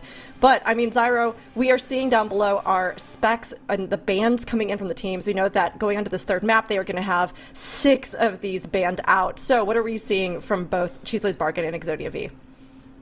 So, the question mark for me here is, has CHIZLE practiced with EXO on something other than an Unholy DK? Because that's auto-banned out. They played it in both the first 2 maps.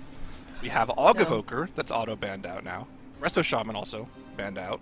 Whereas for EXODIA V, it's just the Ellie Shaman, the Havoc Demon Hunter, and the Resto Druid. So they have Devour, Unholy, Aug, Guardian, Mistweaver. They have the whole comp available for this last dungeon, which means it's going to be an uphill battle for CHIZLE.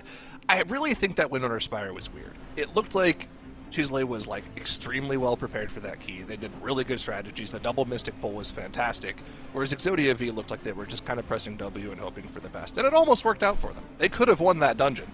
But unfortunately for them, we're going to a map 3.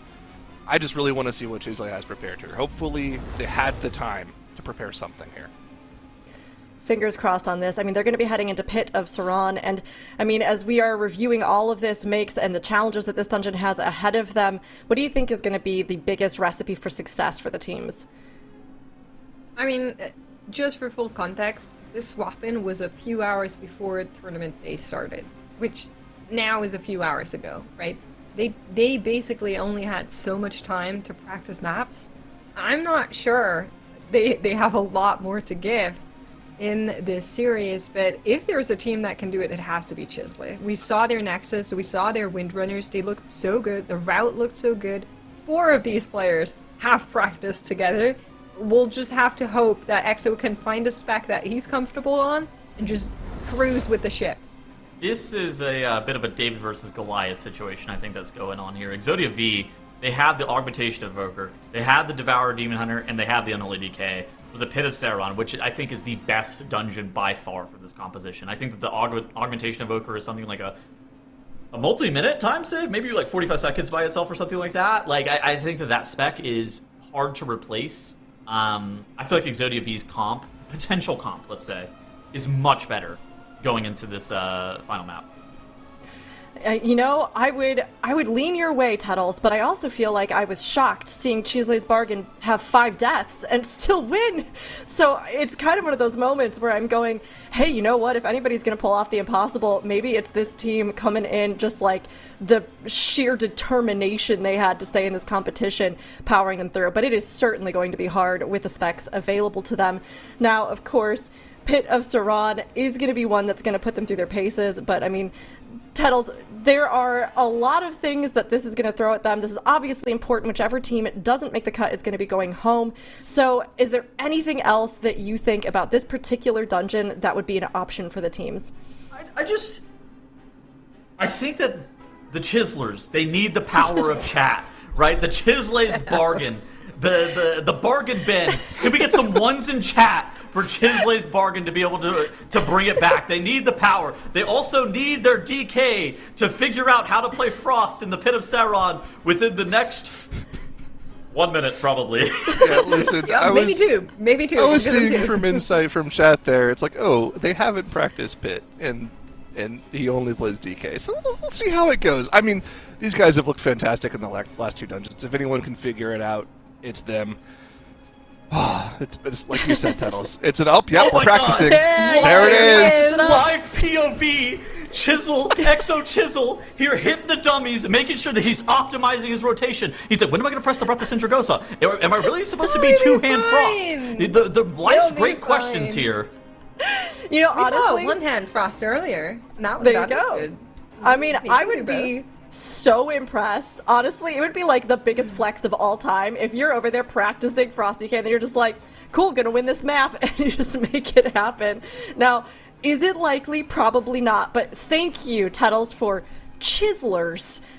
Chat and Tettles bringing CHIZLE'S into the mix here. So everybody, you know, keep it real, keep the hype going, give them your energy, and of course, everybody as well who have become EXODIA V fans this season, get that hype in there too. Both of these teams are bringing us to a very exciting Map 3, and honestly, I think no matter what, we're going to have an amazing showing from both of them. Now, of course, the teams are getting ready and assembling, and you know, Zyro, we were kind of comparing some of the play here between both of the teams. So obviously, substitute aside, how do you think we kind of saw the comparison of the output of the players on either side? I mean, as fun as it was to see the double Demon Hunter, the damage seemed a little lacking, but that wasn't necessarily because of the class. It was just the way they were pulling the dungeon. Obviously, bigger pulls means you're going to see higher DPS numbers, and CHIZLE'S Bargain dungeon. Obviously, bigger pulls means you're going to see higher DPS numbers, and CHIZLE'S Bargain was able to pull that off in the Windrunner Spire.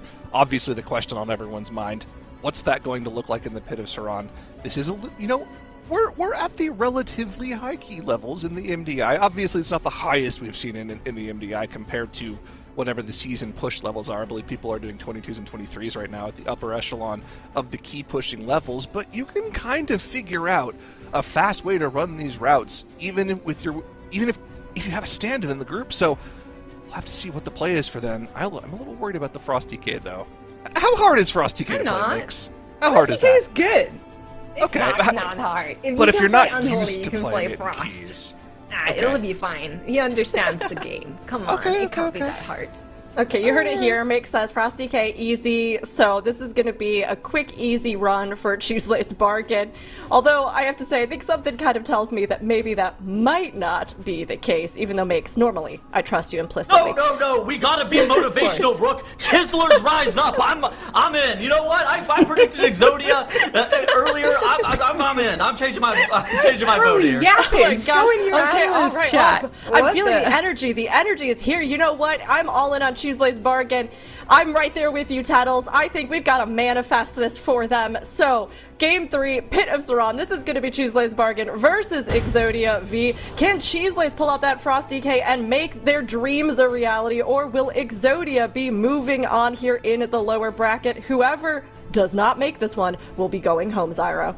Wait a minute. Can we bring Tettles back? They have a survival hunter. Tettles, what do we think now? He hates that class. I'm out. They have me, but now I'm out. Okay, well, first pull for both of Short-tempered our believes. teams. Looks like CHIZLE Bargain is That's still right. going for it. Are you pressing the Bloodlust, though? Do we have someone that can press the Bloodlust? Does their hunter have the correct pet for that? Maybe not. Maybe we don't have the lust ready. Listen, we were so focused on EXO, we might have forgotten another class that needs to be played here, and looks like that lust is not going on cooldown for CHIZLE'S bargain. Now, it could be an overlay issue. I don't think we had any of those this season, but I'm just pointing out there's a chance that they pressed it, but it doesn't look like it. Oh, Silva no. has gone down, and this is where that pull unravels. Good note, though. They have lust. They still have lust.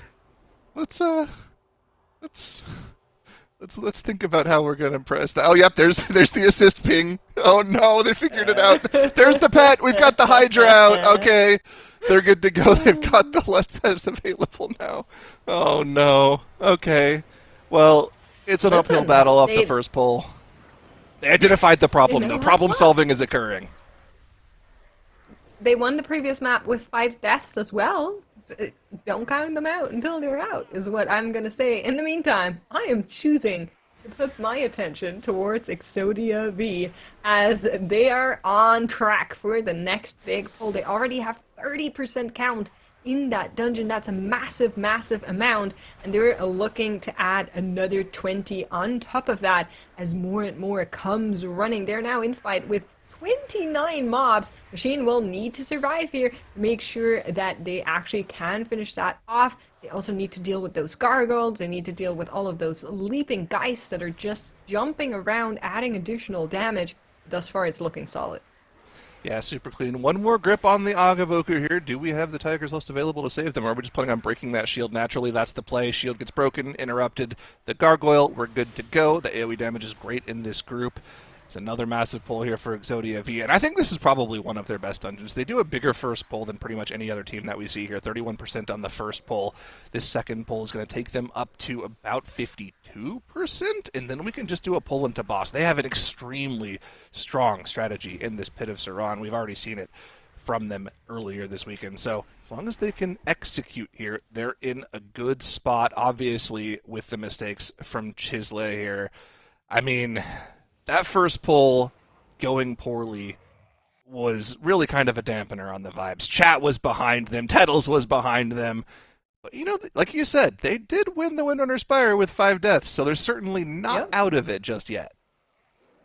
That's right. Don't give them up, Chad. That is not how that works. Either you're with them or you're not, and you made that choice before we loaded into this map. That's all I'm going to say about this.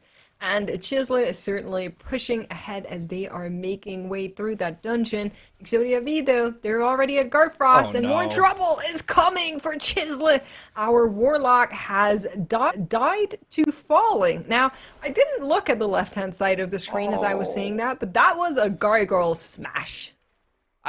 Oh no, and a Shadow Bolt goes off as well, as the Warlock didn't have the Interrupt pet available, and they didn't have Fel Domination to cast it quickly, so they sat there casting a 3.5-second Felguard cast, and now they've died again, so when they release, they'll have to cast another 3-second Summon Felguard.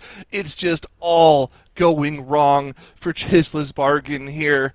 Silva's going to do their absolute best to kite this out. A very wise Brewmaster Monk once said, if you have personals, it's great to use them on trash, but if you're in danger, the best thing to do is to roll away. He's not doing that just yet, but I think that might be the solution in just a moment. Yeah, they're trying their best to kite it out. Interrupts are still coming out onto the Arcanist cadavers. That is the most important thing here, because once one of those casts goes through, somebody is dead. So they're at least keeping on top of that. They're also doing a great job at just keeping this entire pool alive. But of course, 9 deaths now. Not great for overall dungeon progression, as Forge Master Garfrost has dropped sub 50%. I will say, you know, I don't love how they're putting down these stones here. It's a little bit chaotic what EXODIA V is doing, but seems to be mostly working out. I still think we have a lot of space towards the right-hand side here, so should be fine. It's just a little bit of min-maxing. It seems to me as long as you're not placing that Serenite directly on top of a cadaver, you're generally going to be okay on this boss. The only other thing you can do is not give yourself a safe spot from the Forge AoE lines, but we haven't seen that one happen just yet. That's got to be a proc for another day, as EXODIA V is now probably through the last of those phases that they have to deal with. 65% count as Forge Master Garfrost goes down here. They really only have one pull that they have to do between now and Ick and Crick if they want to go for the faster strategy. But by now, if they were watching the stream, even with the delay, they could have easily seen what has been happening over on the side of CHIZLE'S bargain. And I wouldn't be surprised to see them at this point just honestly play it safe. They don't have to prove anything to anyone here, right? They just need to make sure they finish this dungeon cleanly at this point. Yep, that's right. I also quickly want to mention, you know, we were so worried about the Frosty K, about EXO as the sub-in, maybe not being comfortable, maybe not having played Frost at all this season and this expansion, therefore.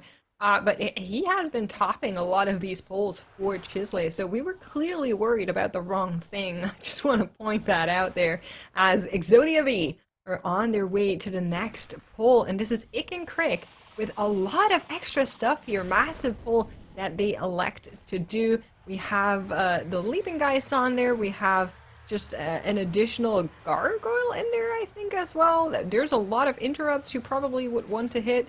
Let's see how this one goes. Oh, it's a Proto Drake. I just saw the wings. They're not playing it safe at all. This is the Giga pull. This is the Proto Drake plus the Lich pull on top of Ick and Crick. This is the fastest strategy that you can do in this key. EXODIA V are holding nothing back here. They're going for broke. This is the pull that you're going for, but this can be scary here. You need to make sure you kill off both of these Shades of Crick before they do their overload and they start casting Shadow Nova that will one-shot your group. Looks like they've done just that while also dealing with the AoE trash. Just the one Grave Blade alive that can do a little bit of tank damage if you're not quite prepared for it. But EXODIA V, they are perfect in this dungeon so far. Yep, absolutely right. Looking really good here. Last Grave Blade now finally dying off as well. As we're in the fixation phase here on Ick and Crick, we're going to get a second set of Shades. I'm curious whether or not EXODIA V is going to decide to actually deal with the Shades, or if they're just going to send it onto the boss. I think they have the potential to just call it. But yeah. No rest. That's really unfortunate. And the cadaver is in the back there. Okay, now finally dead. Necromancer died. Fortunately, more mistakes for CHIZLE'S bargain. But I don't know. It's obviously this was going to be an uphill battle for them. They've made do they have a Serenite bomb? Yeah, it's behind the boss. Okay, they're good to go. They have a Serenite rock. Okay. We almost procced the thing I was talking about earlier. Have to dodge the AoE while also staying behind the Serenite there. They're good to go. Graveblade's still alive. Still could do a potential ton of tank damage here. Silva into Red Stagger. Looks like they're going to be able to top him here. Tawadi, really kind of the MVP of this group from this series, though, saving them in that Windrunner Spire. Amazing healing play coming out of them. Love to see that. But EXODIA V, it's all EXODIA V here. As both Ick and Crick go down, we have the count that we need. We're in position for this rescue skip that we've seen shown off this weekend. Echo just trying to find the right angle to get the group up top. Jumping isn't really going to solve the issue. You have to get in the right spot to get that rescue. There we go. All right. Got the rescue up. And it's the Wernstone to the group from the Monk. And we are happily on our way to Scourge Lord Tyrannus. Yep, that's right. Now, in a regular match, you would say like, oh, they just lost like what, 8 seconds here trying to set up this skip. But Exodia V, they're kind of alone on the playing field right now, just looking to go for that extra round, for that encore, as they're grouping everything up here together with Glacius. Now, this is a nasty mop, I would say, as far as mini bosses go, so they need to be a little bit careful here right now.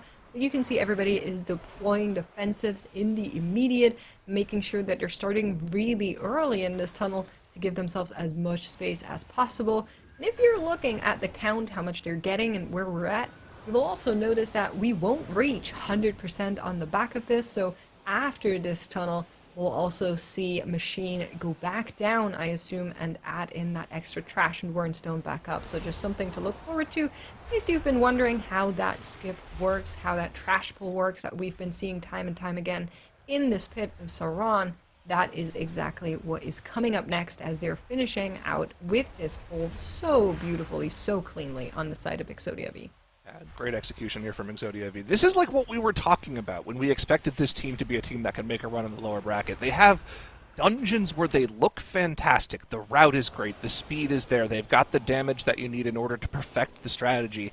But it just doesn't seem to be all consistent from them. In their first matchup yesterday, they had full wipes in 2 of the 3 keys. We obviously saw what happened to them in the Windrunner Spire. When they're not practiced on something, it looks like they are very mistake-prone. But these are the kinds of things that we see from them. The Skyreach yesterday, this dungeon, they're capable of extreme heights here. I even like the adaptation here. They still had a mob alive. Machine was the one tanking that mob. It's actually going to be the Demon Hunter running down to grab this pack and then Wernstoning back up to the group. Gotta be careful with that Great Blade. That's getting kind of close, but we're good with the Wernstone cast. That trash is going to make its way up the mountain here, and they can pull the boss right away. So, very clean from them. Now, we have to just make sure Dirva doesn't still have aggro of that pack by the time it gets to the top here. Otherwise, they could easily have a death here. A Dark Rupture goes off onto their healer as well. They do have a battle res for this, so that was a little bit of a mistake. That's probably something that happens because the tank didn't pull the trash for them, but they do have a battle res for that. We're keeping it to just the 1 death. Yeah, 1 death. Not ideal. But all things considered, in this current matchup, they're not going to be caring about that. With how early the trouble was for CHIZLE, I assume at this point, Exodia also knows this, so they're just kind of chilling.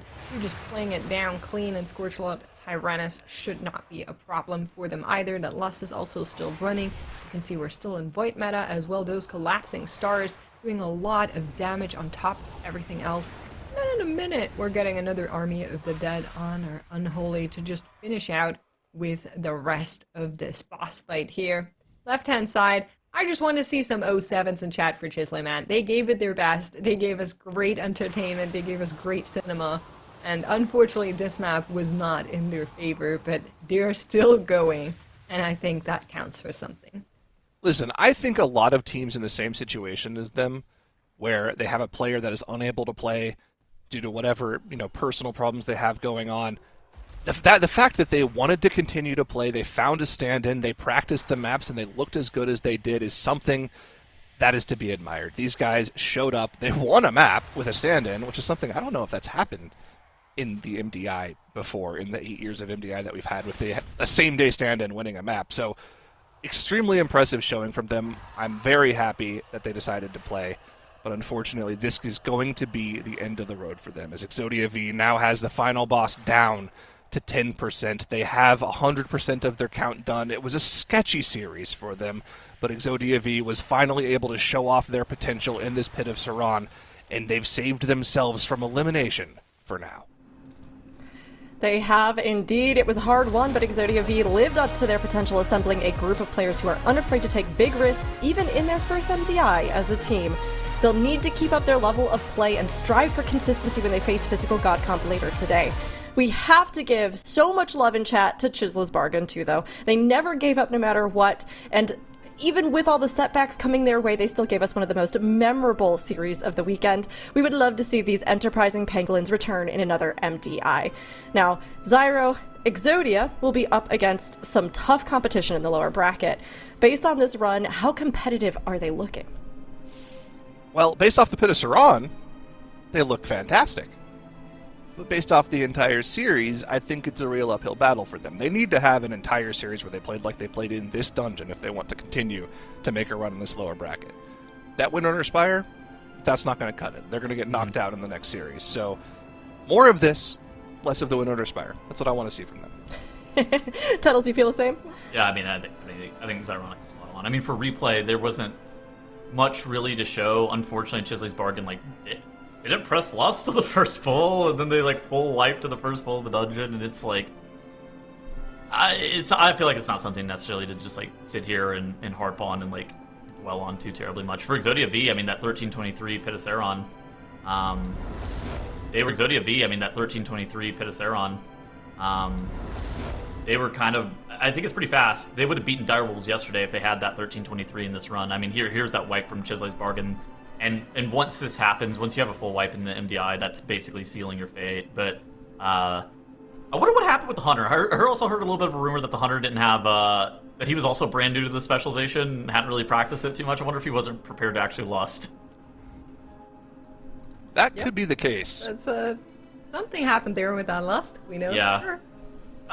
I don't want to, like, again, it's one of these things, I don't want to be negative at all, right? They had a sub step in, and the fact that they took it to a 3-game series, like, all we can say is, like, thank you for the exciting content. I think that's all we can really say for CHIZLE'S bargain.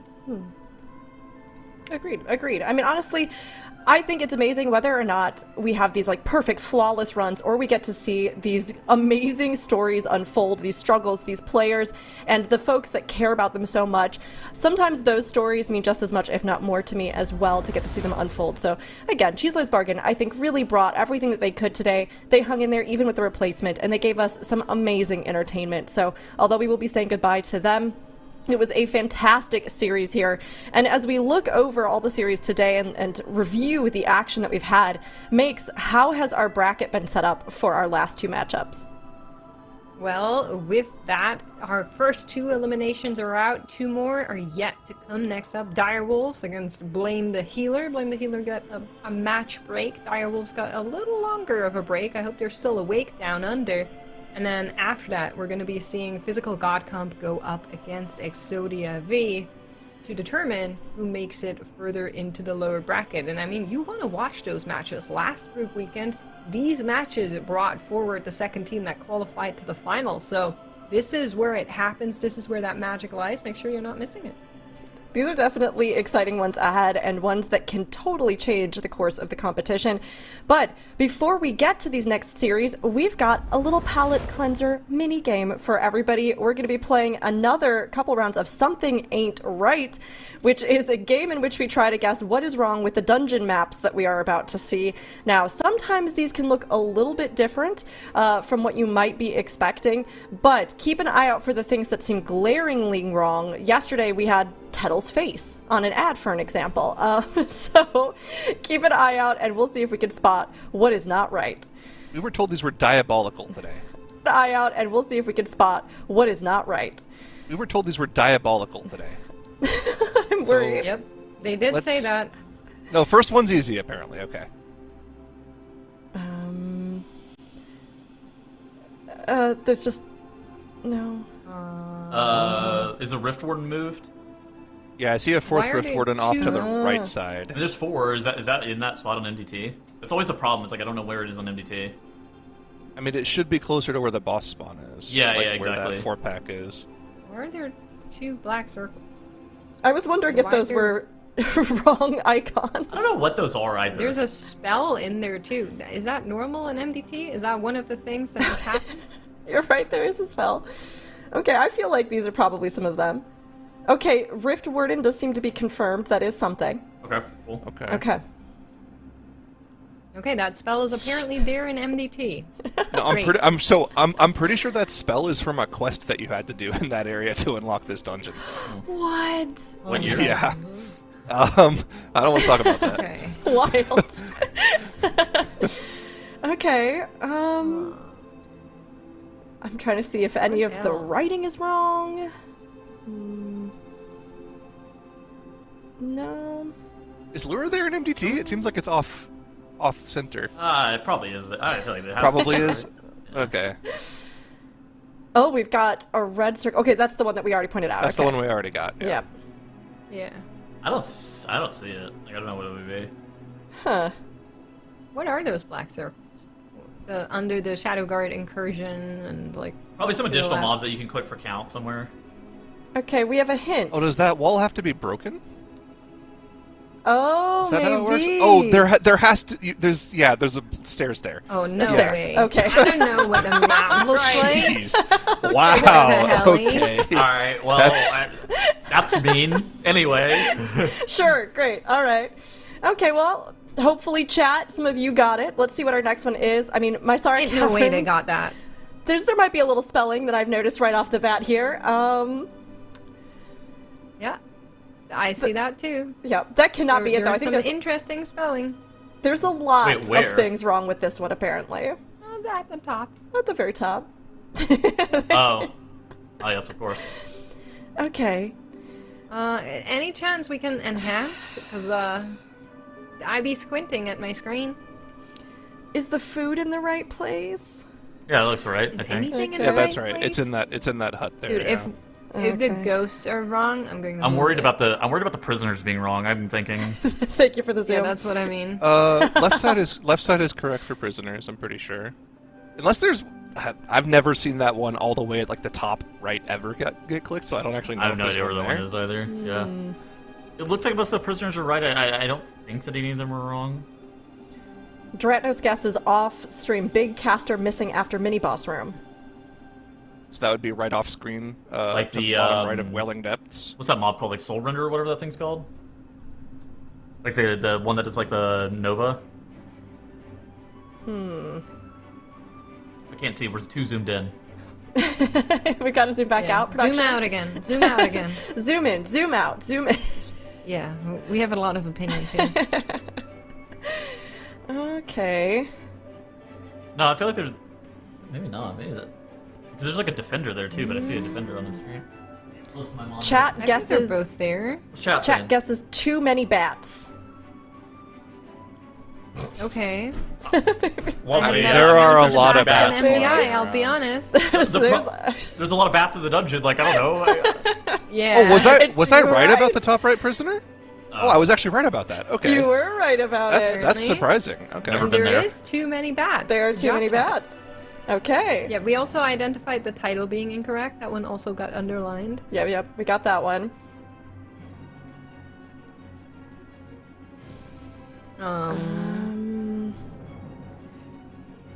I see somebody saying that the first boss is backwards. I'm sorry. What do you mean the first boss is backwards? Like there is. Why is that getting a Wait, cross? really? Why is that getting a check mark? Dude. That is insane. All right. Are So you first off, good serious? job googling. But like, secondly, what in the world is our production doing? Amazing! Great job! Oh man, okay. Do we still have more? How many is that? 1, 2, 3, 4, 5. I think there's What's- one more, right? What's going on in this middle building with the 4 prisoners? Why is one of those prisoners like overlapped by a mob? Is that actually how that's supposed to be? Probably. Like. Probably not. Gaslit. I could be gaslighting anything, honestly. So, question: the little thing next to Rodaza, what is that? It's probably just like the Is that- mobs, the phantasms or whatever that spawn. on that fight. Oh yeah. Is that the Phantom? Maybe. That might just be so you can click the Phantoms. I can Okay. gaslight myself in anything, honestly. Okay, well, yeah. apparently we're calling it there. So, we did our best. But what? Oh, is it? Oh. What is that? Those Wait, what is wrong with Mordaza? were those ads supposed to be by Mordaza? Oh, the image is The flipped. image The is image is flipped? You're serious? You Dude. flipped the image? You wrong with expect you us to people? see that? Our production's cooked, Okay. I think. Wow, okay, We're gonna well, they break. weren't lying. They weren't lying when they said that today's was going to be brutal, but chat, honestly, you spotted some of them that I was shocked were even a thing, so well done, and good job to those of us here on the desk who caught it too. But we will not keep you in suspense anymore, everybody. Well, we will for just a few more minutes. We've got our next series coming up, Direwolves versus Blame the Healer, and this is one that no doubt is going to bring some big possibilities for big plays our way. You don't want to go anywhere, so sit tight until we're back with our next series.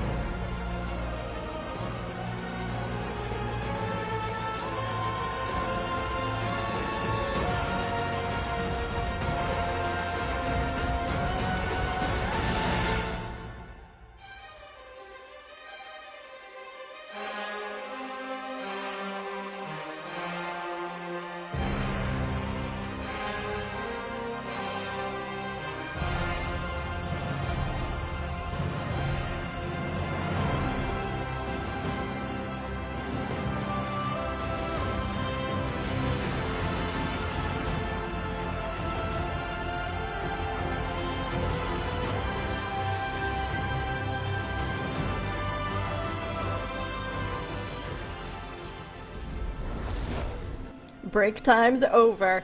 You've seen them once today already, but our competitors aren't done yet. Elimination threatens our teams as Dire Wolves face Blame the Healer. Make your voices heard in our prediction polls, chat.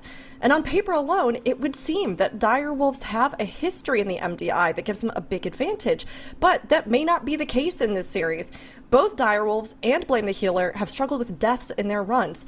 Which team do you think has shown the most consistency overall, Dratnos? Yeah, it's hard to say. It feels like Blame the Healer have played maybe a little bit above their seeding in time trials, and Direwolves certainly a little bit below the combination of their seeding and their history as an MDI team. So when you put those two together, I think we're in for a pretty competitive series here, especially when you consider that Direwolves may have their eyes on later series in the lower bracket, but with how they played so far this weekend, I definitely think they're in danger of being eliminated right now. You know, you got to keep your eyes on the game in front of you, too, even as you plan for some of those ones down the road. And yeah, if they trip up here, it could be that they are out of the running. Now, when we're looking at both of these teams, it makes me wonder, does experience give established teams like Direwolves an advantage, or do newcomers like Blame the Healer gain an edge from that fresh energy that they bring in with them makes? Well, I'm not sure you can just blanket statement it like that, because if we're looking at the triple threat, that's also a new team, and they're looking fire, right? Like, they're looking so good. And then there are some other teams that have a lot of experience, but they never managed to really get to those high heights. They were always kind of just sitting in the middle. You know, I'm thinking of fan favorites, Ducks Can Fly, for example, who have participated in a lot of MDIs, but they haven't really had those really high performance, trophy runs. So yeah, I don't think it has to do much with experience, but it might be that there's an overlap between, like, how much experience do you have, how do you practice. That's something the Echo / Wonderbar / mandatory team has noted time and time again, that they approach practice in a very clinical way, and that they think that that is something that gives them a path forward. Honestly, I love it. I mean, I think it shows, absolutely, like you highlighted so well, that teams can come in from pretty much anywhere, but if they've made good use of that time, if they have good strategies, and if they're able to execute, especially under pressure in the competitive setting, then we see some amazing standout plays. And chat, it looks like all of you are leaning towards the side of experience a bit here with Dire Wolves, but we will be having these teams face up here in Mysara Caverns first. So as we take a look at the series ahead of us, I've got to ask my fellow co-casters what exactly we think we're going to see. So with this matchup, what do you think? We'll start off with Zyro. What's going to be our score by the end? Well, see, the thing that you're not taking into account is in this matchup, Direwolves, all 5 players on their team have to play well. Whereas for Blame the Healer, we already know they have 4 perfect players on their team. There's only one player that can really make the mistakes, and that is the healer. So as long as the healer's playing well, they have a pretty significant advantage here. Are you asking for my prediction right now, though? I have to think about it a little bit. Sure, you know what, think about it, but honestly, you've given me something to think about, too. I feel like that's a really compelling argument, Zyro. Okay. All right, well, we'll continue. We'll consider it. Dratnos, has this swayed you? Are you leaning towards Blame the Healer? It's a compelling argument, but I'm gonna have to stick, I think, with the Dire Wolves here. I'm gonna follow the channel points, follow the herd. I'm gonna go for a 2-0 in favor of the Dire Wolves. Look, it's 8 a.m. over there right now. They've got a nice morning cup of coffee, ready to blast some Mythic Plus keystones. Should be a good time. Okay, all right. That's not how that works, and you know it. They put us up in the middle of the night trying to play, and we can make many points, but do not come for the OS players just diminishing the stuff that they do to participate. The birds are chirping in the background. You know, they've got some scrambled eggs, maybe. Don't know how that sounds like. They've got toast. They spread Vegemite, I've heard, on the toast. Fresh new day makes. I mean, delicacy. With this consideration as well, I mean, Zyro and Dratnos are making some to the Dire Wolves voice comms and have them hear this just so they can. Listen, sometimes how they feel about this? Sometimes you're awake so long you just enter a state of delirium, which is extremely adjacent to flow state. So, like, you can kind of slip in between both of them and just play even better, you know? Okay. I agree with you, Dratnos. 2-0 for Direwolves. Okay. All right. I was going to say, you ready to put that out? Okay. So flow state is where Zyro is going. Makes you the only one that hasn't given us the your numbers yet, other than me. So 2-0. 2-0. Yeah. Okay. 0. Well, dang. You know what? 2-1 worked out pretty well for me last time. So I think this time I'm going to give a little credit to Blame the Healer. I'm going to say they've got 4 perfect players. So clearly, like you said, Zyro, they have the advantage. So I'm going to say it's 2-1 with 2 being Direwolves. So, but I'm going to give them the 1 because I think they've got the potential for it, honestly. I think they do. But also, you have to factor in, as gamers, they're up this late anyways every night, so it's not really anything different. Yeah, exactly. This is pretty much par for the course for them, especially I feel like when you are a team in Oceania and you're trying to like play with anybody else anywhere in the world, I think you just start making those sacrifices. But this is going to be our first game. Neither of the teams want to sacrifice this one because in the lower brackets, you can get eliminated today. Direwolves versus Blame the Healer. We'll have them here on their first map, Mysara Caverns. Now, both of these teams have to lock in and they need to play cleanly. Deaths have been the biggest cost of time for both of them so far in our Group B stages. Can they clean up and can they take it? It's going to definitely come down to the wire between these two as we see everything unroll now, Zyro. Here we go into the first map of the series here with Mysara Caverns, Dratnos, and we've seen this is one of the most explosive dungeons in the pool this weekend. Even though it's on the highest key level, the big pulls are still available for our teams, and we're getting ramped up to that right now. Both teams with a Guardian Druid that's going to be near the top of the meters here. Yeah, Mysara Caverns has looked like a dungeon where that Guardian Druid really does shine, so I'm unsurprised to see the teams opting to get one of their potentially 2 uses of that spec in here. The other thing that both teams agree on is the Affliction Warlock, right? The Affliction Warlock, something that we've seen a lot in this dungeon in particular. It's a great spec for this dungeon, and it's a spec you're very happy to restrict for the rest of the series. And the only point of divergence between the teams is whether it's time for a Devourer Demon Hunter or an Unholy DK, and in both cases, it is the top of the meters on each team. Yeah, the big difference there is that the Devourer Demon Hunter, similar to the Affliction Lock, are not necessarily tied to their cooldowns, although Dark Glare is, I guess, a pretty nice 2-minute cooldown. It's not really the majority of the damage you're doing in these AoE pulls. Devourer is pretty much more free flow, free form with the Void meta going in and out, whereas Unholy is more tied to those minute 30 cooldowns, and they'll want to pull around those cooldowns. So Direwolves should have more consistent damage on these pulls, and you can see, I mean, the teams did the exact same pull, but it was actually Blame the Healer who got that pull done with more quickly this time around, so I would say they have a slight advantage, but it's a mere seconds right now. That could just come down to DPS RNG in the first couple pulls. Yeah, first pull, though, going well for Blame the Healer is a big thing in their favor because the first pull in Mysara Caverns is a very large and very dangerous one. We have seen teams wiping to it and dying to it. The other thing that you're worried about then is the second pull. The second pull is sleeper difficult because it's a lot smaller than the first pull, but you don't have your cooldowns, you don't have your lust available. In particular, your tank is in a lot more danger here as they fight to get back to that incarnation and are playing generally with just, a bark skin, maybe 1 charge of survival instincts to try and survive this pull. We've seen Guardians go down on this pull before, but it looks like both Blame the Healer and Direwolves so far are escaping unscathed, and they're basically at the exact same point in the dungeon as each other. I think we're going to be in for a really great series. I mean, it's neck and neck so far. This second pull slightly bigger for Direwolves. I believe they had 1 extra mob in the pull. Could eat my words there. It might be exactly even, again, as maybe the tracker is not 100% accurate. It's a new tool this weekend. Tom, don't hurt me for saying that. We'll have to see what the count comes out to here. Actually, it looks like, it's just a Headhunter versus a Laborer and 2 Shadow Blades is the difference here. So Blame the Healer might be slightly bigger on their pull here. Is it actually going to be dead even? No, it's not. Okay, 1 mob worth of difference between the 2 teams here as we head towards the second pack. Notably, Dratnos, both Guardian Druids saving that Incarn for this pull. They want it for the damage and the survivability here.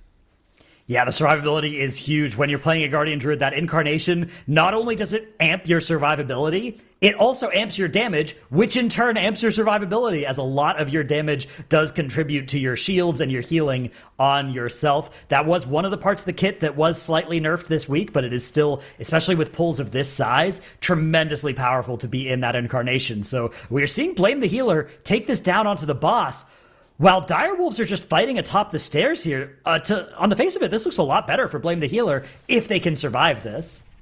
It certainly does look better. Is this a difference in pull size as well, potentially? Is Direwolves going for a little more count here, and they're not comfortable pulling this into the boss? I mean, they always have the option to just pull more trash after this pack is done. What is Rio up to, by the way? Ooh, pulling some trash with the crackling Jade look at that Lightning spatial as well. paradox. Bears. Same, So Spatial super Paradox clean. from Flapjack there is giving him the great name, by the way, for Jack's Evoker Flapjack. Getting the full range, right? 100 yards on that Crackling Jade Lightning, allowing Ryu to just grab a bunch of extra bears. And then the Wordstone, letting him teleport right back to the group just in time for them to pull the boss. So we're just going to have a bunch of bears attacking from the stairs here. But bears on the stairs is no worry for the wolves here. They've got a lot of cooldowns ready. They're going to be having Incarn fairly soon. It is going to be Survival Instincts and Life Cocoon overlapped to keep the tank alive on the side of Direwolves. Those have both expired now, so it'll be one Barkskin to bridge the gap to the Incarnation. Looks like that may not even be needed here. Nope, there it goes. There's that Barkskin. I think we are going to be okay here on the side of the Wolves. So they are going to be exiting this area with a substantial amount more count than Blame the Healer. This might mean that they don't have to deal with that bridge trash at the end of the dungeon, but Blame the Healer are certainly ahead in terms of dungeon progression, so we'll have to see which of these teams ends up getting more time by the end from this. Well, the other thing as well is we also just saw this dungeon from Blame the Healer. We know what their routing is going to be. They like going for that weird, dangerous trash pull on top of the final boss that actually ended up causing a full-on wipe for them in their previous run in this key. So if they go for that again after having practiced it more between then and now, that could be something that gives them a little extra edge over Direwolves. But like you said, some of that trash in the later parts of the dungeon can be a little annoying to deal with. If you get to skip any defenders, you don't have to worry about having to have perfect positioning on those shields. That could end up saving you dungeon time as well. We'll have to see what the difference ends up being between the two teams after we get through this area. It looks like it's about a 13% count advantage for Dire Wolves, but the dungeon progression is certainly there for Blame the Healer. They're going to be done with this boss somewhere in the realm of about a minute faster. Yeah, this is going to be very important to track as we get through the dungeon. So it is 13% count versus 45 seconds. Let's track it. There it is. The first boss split is 5:46 for Blame the Healer, as they'll be mounting up and traveling through the rest of the dungeon. Direwolves still 37% on Necrax and 30% there on Murogen to chew through. The Void meta is active. Not an awful lot of other offensive cooldowns here. We'll see if this Breath of Eons does get sent when it becomes available here. And indeed it does. And the Dark Glare will not be available in time for this boss fight. So, yeah, Direwolves definitely have collected a substantial count advantage, but Blame the Healer, I really like how quickly they're moving through this dungeon, and to the credit of both teams, 0 deaths so far this is the best run of the weekend for, I believe, both teams up to this point. Well, so far. I mean, there's a couple times now that we've saying, oh, Direwolves are finally on a deathless run, and then they die in the final moment. So let's hope that doesn't happen here for either of our teams. Blame the Healer, no time being wasted as they quickly make their way into the next section of the room with the mini-boss. Quick gather on all of the trash here, probably with their use of that Spatial Paradox once again, just to tag all the mobs in, and a quick gather, plus a lot of AoE damage, mainly carried by the Unholy Decay cooldowns here, almost doing 1,000,000 DPS as this trash has started to die off. Very clean pull from them here. Haven't had any issues where someone is stuck on the altar as well either. Tiger's Lust being used very quickly for that, but it looks like they didn't quite gather all of the trash in this room. We're now back pulling in a few extra skirmishers as well, Dratnos.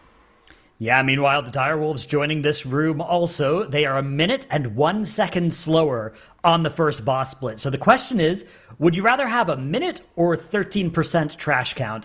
My suspicion is the minute is better, but we'll have to see, because like you said, the end of this dungeon, how you decide to play it can add a lot of danger. And we know Blame the Healer, they have an idea for the end of the dungeon. We'll see if they're able to safely execute it this time. They are traveling forward, taking a bunch of trash with them past this doorway.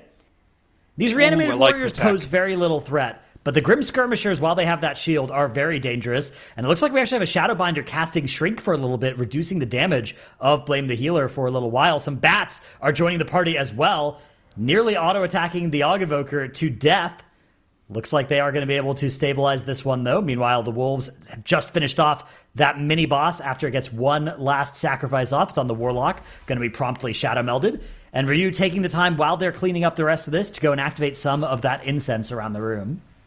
Yep, getting ready to use that RP to do extra damage. That means they're probably going to be skipping past the majority of this trash here, if I had to guess, and heading straight down to the boss area and pulling trash down. We do have this Soul Render. Maybe they're going to be dealing with this trash first and then skipping down. They are a little bit, well, I mean, they're pretty high on count right now, so they're already at 72%. Yes, yeah, so this looks like the Mandatory route to me. So the way Mandatory did this, they got very high on count here. Then they did one more big pull onto the next boss, and then they just skipped the whole bridge, which is very impressive to do. It's made possible by virtue of having this many Night Elves and the Og Evoker for the Wernstone. It's quite technical, but it is definitely doable for a team like Direwolves. So we'll see if indeed that is their plan here. That means they will accelerate towards the end of the dungeon, but they are quite a bit behind still in terms of just where they're located in the dungeon. They have now gained the lead in count. They've caught up though, right? Like this, they're essentially on the same pull right now. Blame the Healer is going to finish that pull right now, but Direwolves is on that same pull, and a lot of these health bars are starting to get pretty low. Just the bats really are extremely healthy, and those just got pulled in, and Direwolves are just going to chain this ahead. So I think they're kind of closing the gap here, and they still do have the advantage of going back and grabbing that altar for a little extra boss damage. I do believe Blame the Healer is doing that as well, as we see that Angel is not with the group. Interesting gateway tech here to skip past a ton of this we've extra seen trash. The other side of this before, but not from the perspective of the team here. As you can see now, the Evoker's perspective, while the rest of the team was moving up there, the Evoker is going to be activating that spirit and then using the Wernstone to rejoin the Mistweaver Monk. There it is, the Wernstone activated, and both players are now together, bringing that spirit with them as well. And they'll be running down the left-hand side here, so not exactly the not the mandatory route, which goes down the stairs, but over to the side there, the mandatory route, potentially what Direwolves will be up to. And Blame the Healer are going to be tagging a little bit of trash and going directly into the boss. Once you activate that spirit, you are on the clock where you want to pull the boss as soon as possible so that you can leverage that spirit bonus against it, because it does only last for like a minute after you activate the incense. I do want to say, though, it took them a while to get that skip done. It took them a long time to prep it. They didn't pre-prep the incense, whereas on the side of Direwolves, they already have it active. This is instant from them. Jack is already with the group. They have the gateway set up. Like you said, this looks exactly like the mandatory route that we saw last week. Blame the Healer only just now engages Vortaza, but Direwolves are going to be right there mere seconds later, so the gap is certainly closed, and they still do have that pretty large trash advantage, which we suspect is going to be completely done with by the time they're finished with this boss. Yeah, this should be an 100% trash strategy from Direwolves, or 99% potentially, and we'll get the last one from the drummer. But yeah, they have the spirit into the boss.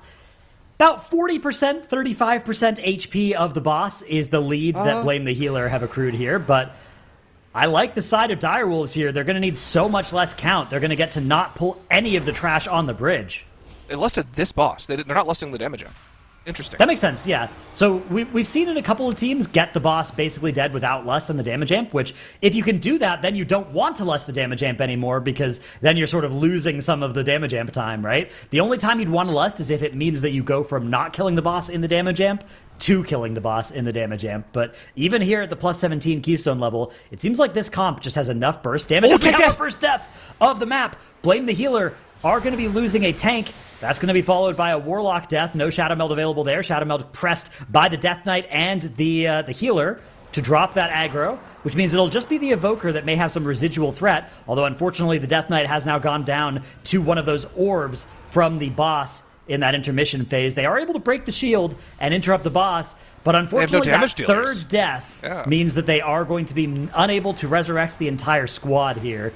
So Blame the Healer, just like that. They went from having an advantage in one metric and disadvantage in another to being behind by all reasonable metrics here.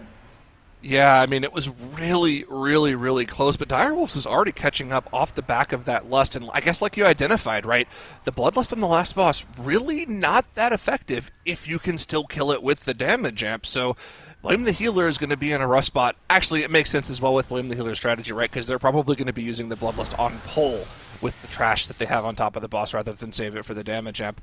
This last 28% of Vortaza is going to take forever for them, though. They essentially only have 1.5 DPS players, because they have 1 DPS player for the Og debuff.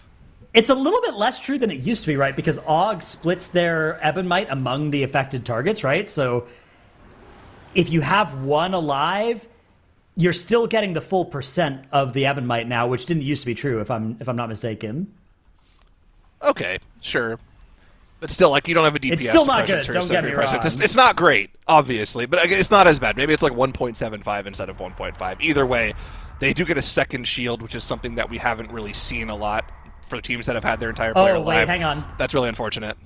Ebonmite What? splits its effect when applied to more than 2 other allies, so womp womp, it is still the end of the world when you lose a DPS player in a key. It's only in Raid that it kind of doesn't lose the value anymore, but alright, never mind. I'm deeply, deeply mistaken, and it is to the detriment of Blame the Healer there. As you can see, it's just taking them so long to finish this boss fight.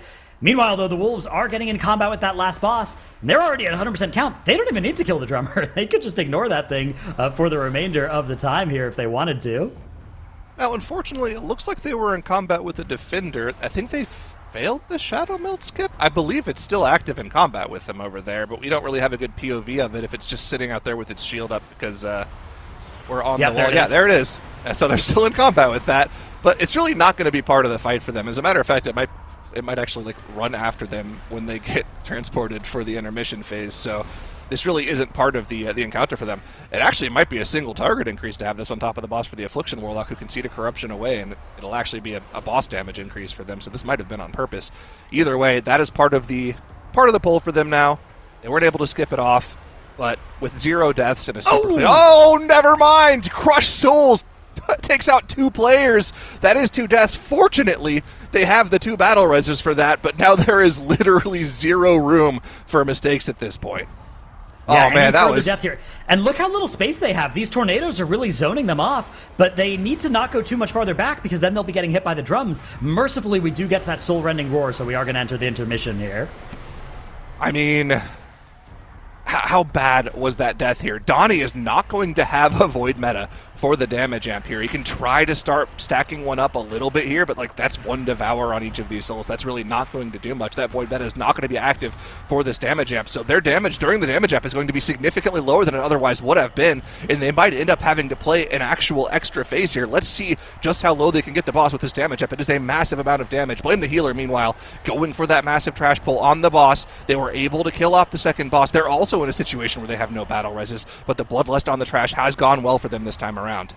Dude, Zyro, look at this soul expulsion for Dire Wolves. This is not good. 40% is the amount of health they still have to get through. This is going to take them so long. Now, they do have 15 seconds of death timer advantage over Blame the Healer. So they will get a little bit more time at the end of this, but if Blame the Healer can accelerate during the intermission here and just murder the boss quickly enough, that might be able to save them, although the boss is still dropping for Dire Wolves. They have a limited play space here because they don't want to walk into range of the drums. So the Demonic Circle activated there to keep the Warlock away from the souls this time.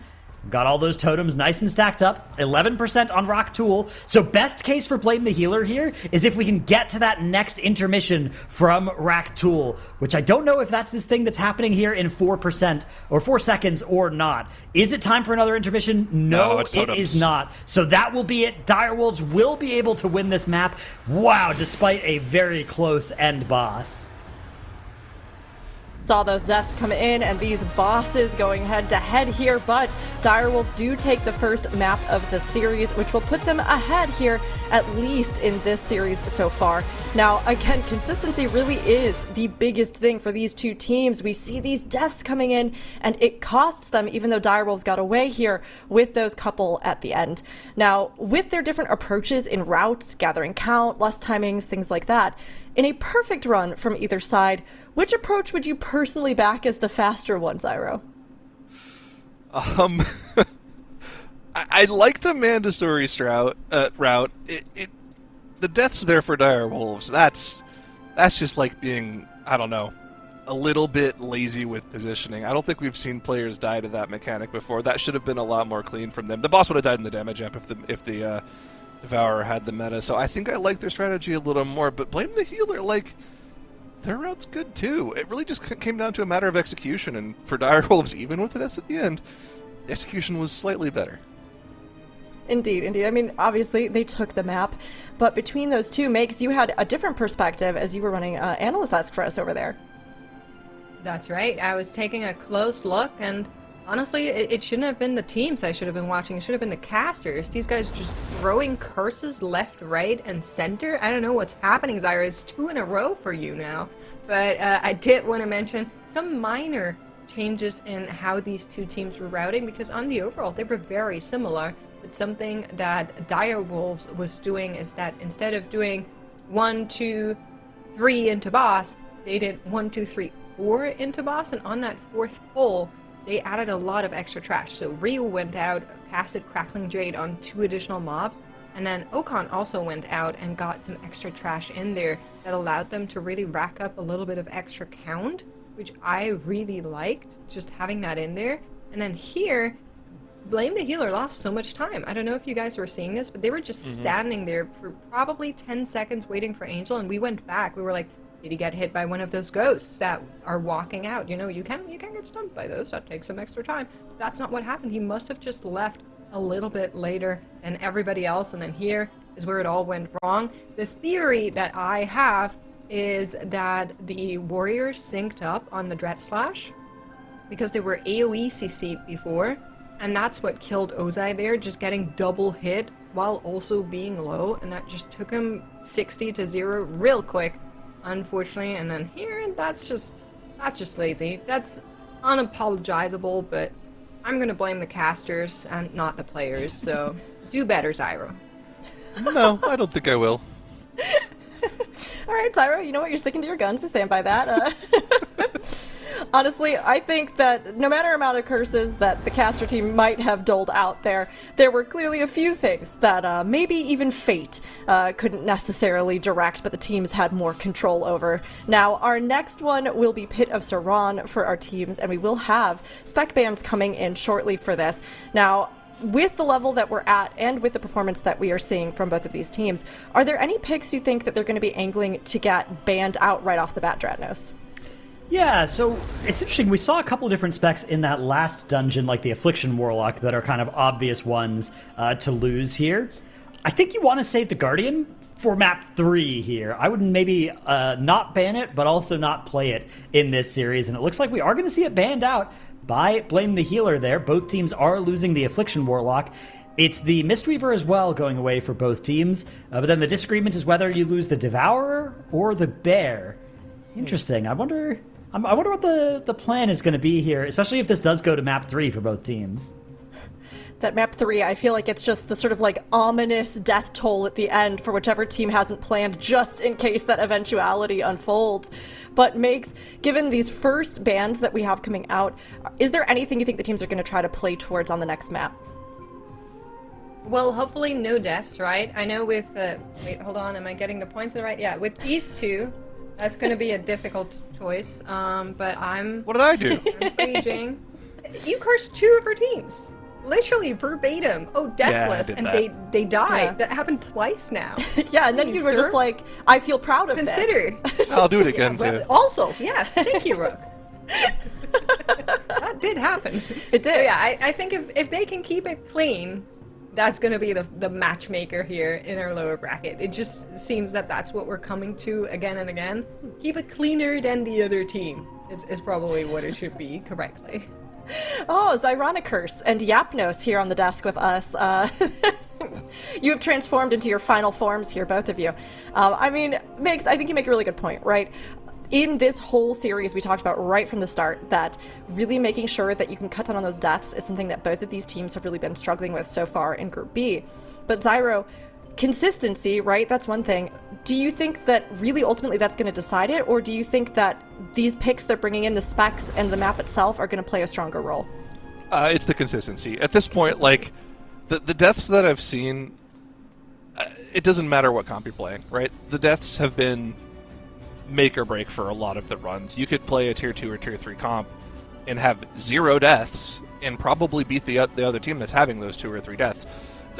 The meta is not like that well defined right now. Obviously, there are things that people I think are slightly better, but it actually really only is slightly better. There's a ton of great picks in the meta right now. Looking at what Direwolves banned out, they banned out the Devourer. They don't have that for the rest of the series. So they're probably going to play some form of AUG DK +1, but that +1 can be like 10 different specs, and I think it's totally okay. It can just be like a dungeon-specific spec. They could play the Demo Warlock. They could play Ellie Shaman. They could bring out a spec that we haven't seen yet, one of those specs, and they would probably be fine if they just didn't die a single time in the dungeon.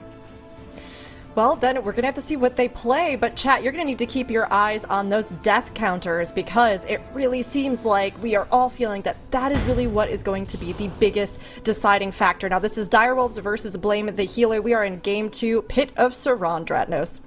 All right, so we can see right off the bat what the plan is going to be. The Wolves are, in fact, using the Bear here, whereas Blame the Healer, of course, banned it out so that they could keep the Devourer Demon Hunter, which they'll be pushing into map 3, it looks like.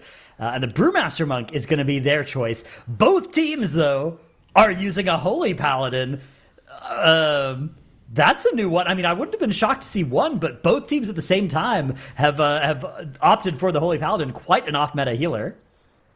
Yeah, that's not something we're used to seeing in really any PvE version of the game right now. It's very, very out of flavor. So interesting to see that both of the teams came to the same conclusion here. Maybe they were thinking, okay, we'll just play at this map, ban it, and go to game 3. But if both of them are doing it, it's kind of neck and neck here. It's also, like you identified, same DPS comp, just a difference in the tanks. But you can see the difference in damage from the tanks is massive here, as Guardian is keeping up with the Unholy DK and the Warlock on the side of Direwolves, whereas Brewmaster really not doing nearly as much damage, and it's a much faster pull for Direwolves right off the start here.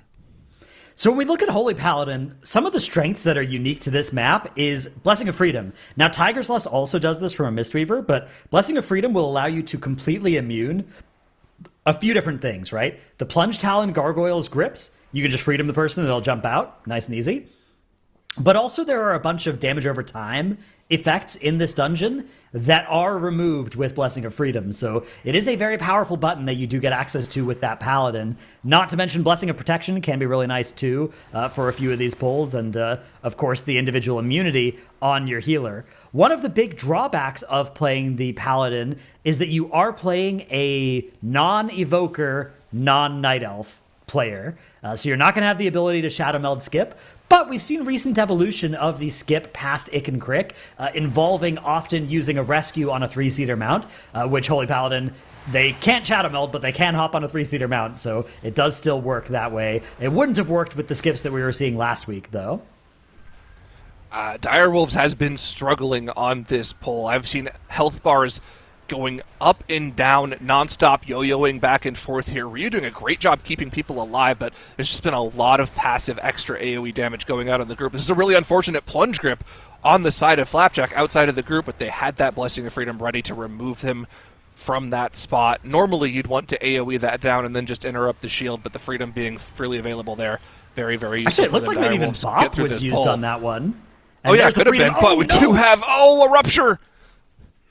Oh my goodness. Okay, so Ryu was in the plunge grip, freedomed himself, and then fell into a Dark Rupture. And that is going to be the first death of the series. So once again, the Deathless Run eludes the Direwolves. Will it be possible for them to still win this map? They are only 15 seconds behind, but they have lost that B-Res. Now that B-Res has really come back to haunt teams for missing it on some of these boss fights. So hopefully Direwolves will be able to avoid that fate as they wait a little bit, they stall a little while for Ryu to get back in range for that Wernstone to rejoin the pull. And I expect that they'll be taking this up onto the boss here. Even though they did have that death, they are dramatically faster in getting to that boss. I think largely off of the back of the Guardian Druid facilitating bigger pulls and doing more damage inside those pulls. Little bit scary. We're kind of tapped on cooldowns here. Only charge of SI being used by Okan there. We'll get to the Barkskin here momentarily. Has the sack available from Ryu if they need to use it, but we should be able to get to that Incarn as well in just a moment here. So it looks like the tank should be safe from the damage on this pull. The main thing to keep an eye out, Nether Burst cast from the Cadaver just now kicked by the team there. Not going to be taking them out this time around. Looks like we have room to get behind the Serenite for this Glacial Overload cast as well. So the positioning is good. I don't think we have any Dark Rupture circles on the ground here for this hide as well, so we're in a safe spot here for Direwolves. I think this has been a textbook pull from them. Yeah, meanwhile, Blame the Healer, quite a bit less count, and still not in combat with the boss. So despite the death for Direwolves, they have been pulling a lot more ambitiously, and that should mean that they will have a pretty sizable advantage in this key. However, if they continue pulling like this, it is a pretty dangerous pull, the next one in their future, if they decide to take a bunch of trash onto Ick and Crick. So that will be something to look out for as they hide once more behind some Serenite. The boss is at 50% now. It is a plus 16 key, so without Lust, these bosses do take quite a while. They have now dealt with all the trash, which does mean they can now focus their efforts entirely on the boss, but they have lost all of the funnel interactions that these specs do have. Meanwhile, Blame the Healer getting into combat now. They have a little bit less count than Dire Wolves, but if you factor in what they are in combat with, they'll actually be 3% ahead of the Wolves. So will that allow them to do anything differently towards the end of the dungeon? My suspicion is no, but maybe. That is a perfect explanation of it. But yeah, I mean, this is also both teams going for a lower count strategy on this boss than we're used to seeing from some of the faster runs that we've seen. We just saw Pit of Saran where they had 65% count on the first boss, and they did that in like 3 pulls. So looks like these teams are going for a slightly different pull routing here. We'll have to see what the plan is now for Dire Wolves once they get past Forge Master Garfrost. What's the pull routing going to be onto Ick and Crick? Are we going to be going for the more dangerous but faster strategy of pulling the Proto Drake plus the Lich Pack on top of the boss? That includes the Cadaver that can just kill your group with one single Nether Burst cast. Or are we going to be going a little safer? Just the Leaping Geist plus Ghouls. We'll have to see what the strategy is, but still 50% ahead on the boss. Even with the death, I think they have a commanding lead right now. All right, here we go. Mounted up, charging forward. The Dire Wolves grab this first pull, and of course are not stopping there. A Rescue and a Stampeding Roar are going to catapult their tank into the fray there, just launching a bear into all of the enemies. And it looks like this is where this pull is going to stop here, so not doing anything too crazy just yet. So we have a Lich doing a little bit of free climbing in its spare time over there on the right-hand side, as eventually is kicked and brought into the pull. And now everything all groups together for that Breath of Eons and Dire Wolves. This is a dangerous pull for most of us, but compared to some of the pulls that get done in this dungeon, this should be manageable for a team of this caliber. Yeah, the thing about this pull is I think this was the more standard strategy that we saw in Group A, but the more standard thing that we've seen in Group B is to take, you know, half of that pull goes on to Forge Master Garfrost, and the other half of it goes on to Ick and Crick. They've just pretty much added a pull to the dungeon here, so this should be slower overall, but they are able to deal with the trash relatively quickly and get on to Ick and Crick. But this has allowed Blame the Healer time to catch up here, and they should be heading straight to Ick and Crick if I'm not mistaken. So they'll have a little bit of a chance here to catch up just a little bit. Stayport taking a lot of damage from that Shade of Crick just now, but able to wall and keep himself topped through the damage. This is still a lot of trash on top of the boss for them to deal with, though. Indeed it is, and it is quite a dangerous time here to be playing without a battle res as well. That's not going to be available for another 3 minutes, so on the last boss they will have that safety net, but they won't while they're here. So very important for Dire Wolves to avoid any deaths on this fight. Meanwhile, it is Blame the Healer. They're making their way towards that boss as well, setting up a similar pull to the one that Dire Wolves did. You look at the bottom of the screen here, you can get a little bit of a sense of the lead that Dire Wolves have opened up here. It's about 1 minute and 20 seconds. Minus 15 seconds, plus those 15 seconds back. So ends up, being about 1 minute 30 as a tank death. Actually, this could cascade into more of a disaster for Blame the Healer. Defensives are being used, but unfortunately, even with that Shadow Meld, and even with everything that Blame the Healer are throwing at it, we're going to see the Evoker Cheat Death being used. We're seeing the aggro still be a problem here, and actually it is going to be a cast. That's normally a cast that goes on the tank that is going to take out the Warlock for Blame the Healer. No battle res available for them, so that is going to just be a run-back situation, which is quite a painful thing to have to do in this dungeon. And are they going to be able to prevent any further deaths here? If not, this could really start to spiral out of control. Zyro, another death for Blame the Healer. The Evoker not being here means you're missing even more stops for the casters that are still alive in this pull. Another Ice Bolt goes off from the Cold Wraith. This one takes out their healer. Now they have nobody keeping the group topped, but Wolf was already tapped on mana. The tank is in so much danger. You're going to try to roll away to mitigate some of this damage, but with no one of the group back with him, this pack is not going to be going anywhere anytime soon, and we are just chain-feeding deaths here. Somehow Chozai still alive, but I believe it is not for long, as the team has decided to stop releasing. At this point, I feel like it's just all she wrote for them. Is this Nether Burst going to be the final nail in the coffin for them here? It does go off. Drops Cho even lower. Somehow still alive, though. This is just costing them so much time. Meanwhile, Dire Wolves, they've gotten through most of Ick and Crick. They've dealt with the trash on top of the boss here. They didn't even think about trying to play it safe. They killed off that second set of totems. They're playing it safe. They've only got the one death they had at the start of the key. They're looking very, very strong in this Pit of Saran.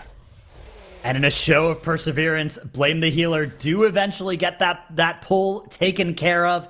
we'll call it a draw, okay? They got 7 deaths, but they killed like 15 mobs. So in fact, it's kind of a win if you think about it. 15-7 in favor of Blame the Healer against that pull. But yeah, things have just been absolutely ruined for their route here. And Direwolves have freed the final prisoner. They actually left one a little ways behind where they usually would like to have. So maybe they missed that one earlier. And now the rescue on the 3-seater is going to bring most of Direwolves up the stairs. The final player, Ryu, there is going to activate that Wernstone to join all of his teammates. And along they go, taking this pack forward. Meanwhile, Blame the Healer getting in combat with Aiken Cricks, trying to stay in striking distance of Direwolves. But Zyro, that was a costly pull for Blame the Healer a little bit ago. Yeah, you could say that. They threw 7 deaths at it. I mean, fact of the matter is they got through the poll, which is very impressive, but it cost them upwards of 2 to 2.5 minutes when you factor in not only the deaths, but the amount of time spent extra on the trash pack with all the players being dead. But, I mean, they kept themselves in the map. Direwolves are in a dangerous poll of their own. Lots of leaps going out. Ranged DPS players constantly moving to not get instantly one-shot by those casts. But Ryu, keeping everyone extremely healthy for this poll. Just have to get through a few more seconds of combat before the passive AoE from this comp finally takes those guys out. In there, a little bit safer. I think most of the danger is gone once that trash starts to die off. Absolutely, yeah. I think they have made it through the worst of it. So Direwolves really just Scourgelord Tyrannus standing between them and a chance on Sunday to have the lower bracket run of their dreams, to stay alive and keep their BlizzCon hopes alive. But in front of them still is the last boss of Pit of Saron, the Scourgelord himself. And not only is it the Scourgelord, they are also going to need to grab a little bit more trash. Now, you might be looking at it and thinking, where are they going to get trash from? Nothing lives up where the Scourgelord resides, but the Direwolves have a plan. It is the same plan that a lot of teams have shown us last weekend. It is going to be using that Augmentation Evoker Wernstone once again, as the Dark Rupture from that Graveblade is going to be its final action. So yeah, 95% here. Now let's see how they decide to set this one up. Previously, the Wernstone was on Ryu, who could drop off with Blessing of Protection to grab that extra trash, or they could have moved the Wernstone, and it looks like that's exactly what they've done. So the Guardian is going to jump off here, Wild Charge to prevent the fall damage, hop into Bear Form, Moonfire to tag this pack, make sure that all of the mobs have been hit by that Moonfire as well to start building threat, Wernstone to rejoin the group, because they're within 100 yards over there, and then just make sure he's standing over on the side here so that those mobs will actually start walking up the mountain rather than getting confused by the staircase there. And they'll be on their way upwards momentarily here. Yeah, the Graveblade joining the rest of the party, and they'll be taking this on in towards the boss here. And this is the start of their Bloodlust pull as well. Super clean from them. Yeah, staircase is notably very confusing, especially for casters who don't know that there's supposed to be a staircase there in the little game section that we did earlier today. That was a little embarrassing. We know that staircase is there in City of the Triumvirate. It's just kind of hard to identify when you're looking at a map and trying to figure out what's different. Either way, Direwolves just absolutely blasting this key. Still deathless, still no deathless runs for them on the entire weekend, the Dratnos. They can't shake that one off, unfortunately.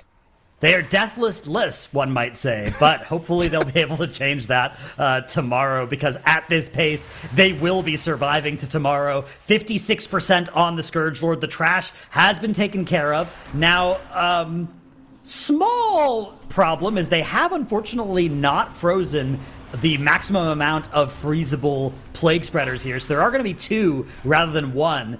This does increase the ticking damage. It doubles the ticking damage on the entire group here, so you can see it's quite scary. You've got Divine Protection rolling, we've got Obsidian Scales rolling. Are we going to be able to actually get these Plague Spreaders killed off before this poses too much of a threat? The Holy Paladin in particular, not great at group healing as well in a situation like this. Aura Mastery will be ready in 2 seconds. I suspect that's going to get pressed on cooldown here, but is the group going to be able to stabilize? It looks like they are indeed, as the last Plague Spreader is going to get one more shot at a tick of that aura, and it has been handled by the Direwolves, by Ryu there on the Holy Paladin. Yeah, it can be a little bit tough, though, to do that healing on that spec, especially if your group is not cooperating and staying nice and close for your mastery, but it looks like the Direwolves, with this composition, they are able to all play quite nice and tightly packed together, which is increasing Ryu's healing power, so... Alright, nicely handled by the Dire Wolves. 16% left on the boss. They shouldn't get to that next Army of the Dead. It should just be a case of doing their damage rotation for a few more seconds, and that will be all they need to send Blame the Healer home. Unfortunately for Blame the Healer, Wolf has just had a really rough dungeon, letting 12 people die. Obviously, it's all the healer's fault, but what can you do? Dire Wolves have played an extremely clean dungeon and have solidified their position in our final day tomorrow, taking a quick 2-0 victory here.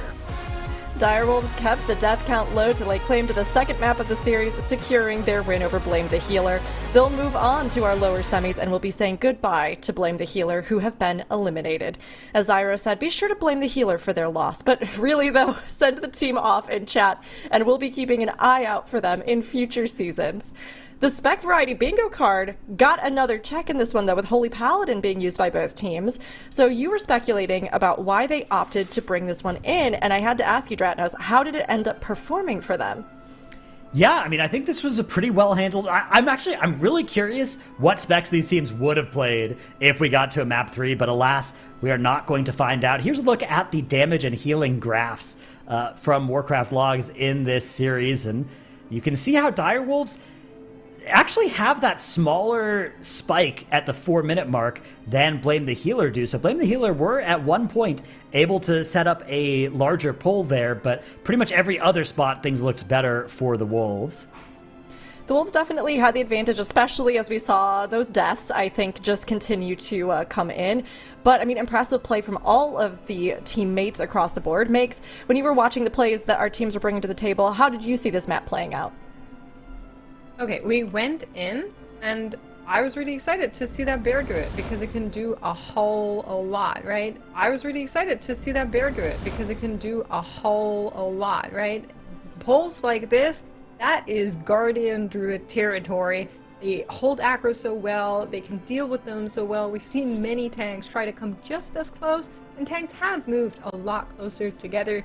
That's bear druid territory. Now, I looked at this boss fight, and I just want to direct your attention to the left-hand side of where our damage is, because Donnie is popping off, and you wouldn't think by the look of it that he only equipped 3 of his 4 pieces of the tier set, but he did that. He did that. What also happened is the Icy Blast from the Dreadpool's Lich took out Ozai, and from there on out, they had a little bit of a rougher patch, not able to get this one back together quickly. Everything was kind of awry, that Torrent of Misery in the back there casting, farming them a bunch of deaths just all over. A little bit of a stitchy situation. And then I wanted to point something out on the Direwolves, because, as you all know, huge fan of O's, but they're chickens. They didn't do the thing where they leave the shades up. They played the shades down. That's such a big time loss. The fact that they opted to do that, I don't want to see it again. I'm directing this directly to the team. Don't do that again. You're gonna lose so much time if you do this, and other teams are not doing it. You gotta be on top of that. Maybe the 4-piece will help. But here's that last skip that we've been seeing from so many other teams as well, making sure that they can bring up those Grave Blades onto Scorchlord, Tyrannus, and all in all, that one death on Rio, we didn't even bother to show because it wasn't really all that important. When it first happened, I was like, let's make sure we have that. It didn't matter in the end. The team with the least deaths has taken this map, and yeah, there it is, and there is that. I'm not kidding. Unfortunately, this happened. Yep. Sorry, Donnie. Better luck next time. I can just hear the calls of shame in the background, but they won. They won. I so wouldn't honestly, be doing this. I mean, I probably wouldn't be doing this if they lost, but I am very happy to do it because they won. You know, honestly, maybe it just goes to show that they were like, yeah, no sweat. We don't even need all of the set for this. We're just going to rock it. We're going to go for it. And I mean, honestly, they did. They brought it home. But of course, Makes, like you were saying, there's still some work to do, especially for a lot of our teams in the lower brackets as they look at how they can clean up and then compete with some of those top teams here in Group B. Well, now that we have seen how this series has shaken out, Zyro, we are headed to our last series. So can you take us through how today has set us up in our bracket? Yeah, so we started off today with a couple upper bracket matchups. Unsurprisingly, Triple Threat and ANTTIS Angels, teams that looked the best yesterday, both won their series, sending Physical God Comp and Direwolves down to the lower bracket and setting up an amazing upper final tomorrow. That's going to be the first match tomorrow to look at. But of course, the real story of day 2 is our eliminations. First series, sit and barely qualify home with a very close 2-1 series. Second series in the lower bracket, EXODIA V barely edged out CHIZLE'S bargain with a stand-in. That was a fantastic series to watch. If you missed that, I'd go back and watch that. We just saw Direwolves 2-0 blame the healer, and we have one final matchup here. One last elimination of the day. It's Physical God Comp, who have notably been sitting on the sideline now for a very, very long time. They were the first match to start the day today at noon Central Time, so a little under 6 hours ago. And now they have a matchup against EXODIA V, who are probably riding high off that win that they just had about an hour ago. So this is a tough spot to be in. Have they been spending all that time practicing, getting more used to this dungeon pool? Or have they kind of been lulled into a sense of calm and potentially they're not quite ready for the series? I don't know. Do you want to be the hot hand or do you want to be the one that's been sitting there practicing? It's the age-old question. It is, I ask myself that every single day. But I think our teams have been asking themselves that too today as they have gone through. We will be seeing very soon where they've ended up and if that time off has given more time to prepare or if coming off of that win, like you said, for EXODIA V is something that's just going to let them continue to roll and gain more momentum. Next up, we will have Physical God Comp versus EXODIA V. Here in the lower brackets, our games have been close. You don't want to miss this one because undoubtedly this one will be the same. We'll see you in just a few minutes.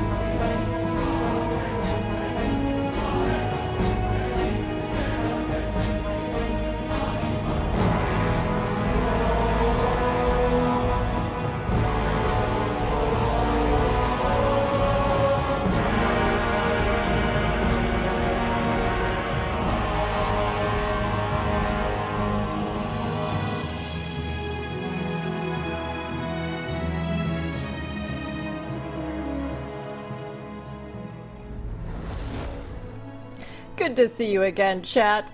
Last but not least, we have our final series of day 2 for you. Physical God Comp versus EXODIA V. Get your predictions in, everybody.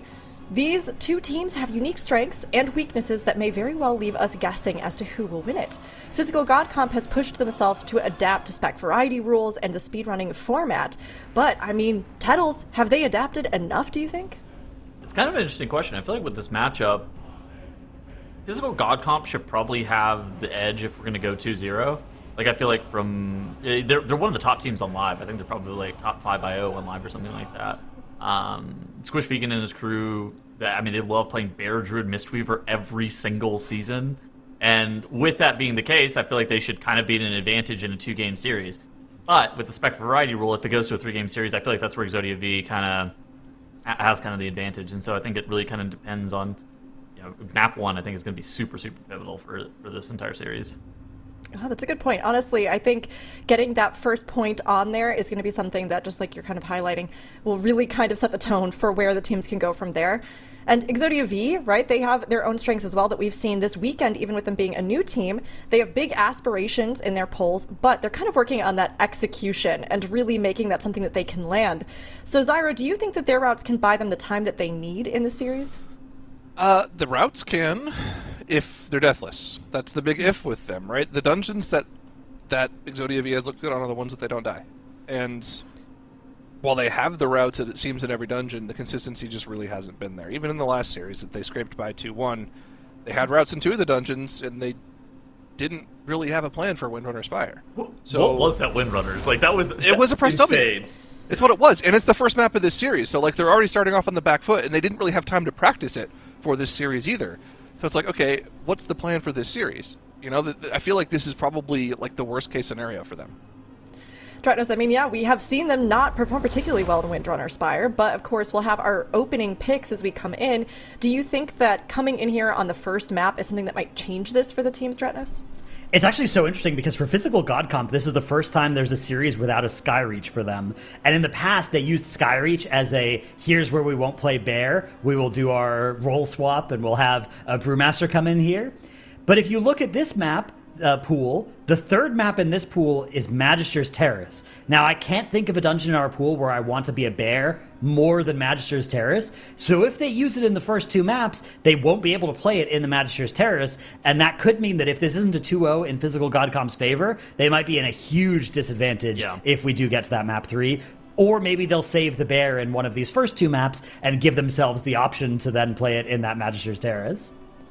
TETLE'S like, nope. No, please do not save the Bear for map 3. Save like Bears. I think, okay, that's different. I think there's some points in time where it makes sense to just kind of, we describe it as like FF, your first map, right? Like we saw it from Sin Spellbook like last weekend, where they would intentionally play like a slightly worse comp and put themselves in a position where if there was like a huge mistake, they could win a map. I feel like you do not do that if you're Physical God Comp here. I feel like you have to commit to a 2-0. Okay, well, we're going to have to see how they decide to play it, because, I kind of agree. You don't want to just bank on the third map unless you feel really confident that you can take one of the other 2.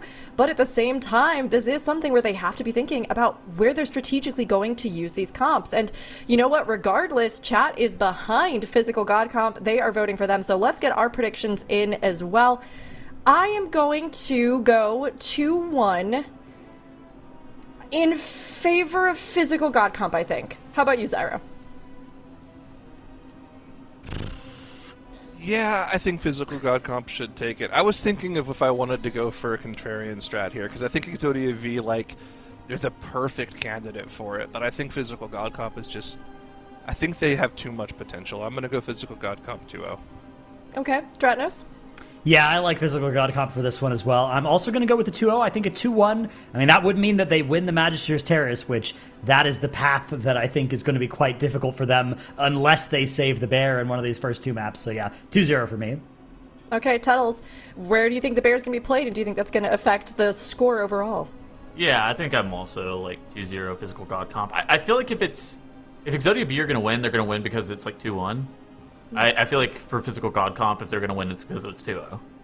Okay. All right. Make's leaning towards that 2-1 as well. So Make's and I aligning here, seeing that we're going to go to that third map, maybe.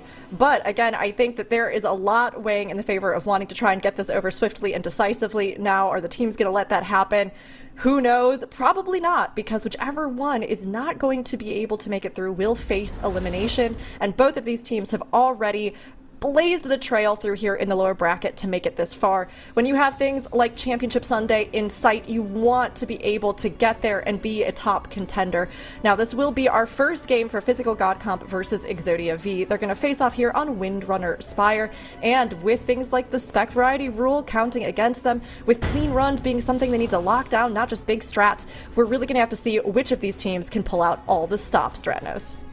Alrighty, we are going to see some pretty interesting comps out of both teams here. So Physical God Comp are indeed saving the bear. They're opting for the role swap in game 1 here in the Windrunner Spire. We have Squish Vegan over on the Feral Druid, and Banchers off of that Hunter onto the Brewmaster. This is going to give them a lot of flexibility if we get later in the series, but EXODIA already having their first death of the map just on this very first pull from that Restless Steward, taking out their Ret Pally. EXODIA V are playing that Ret Pally Resto Shaman combo that we've seen be a really nice way to sort of knock out two birds with one stone on the spec variety rule.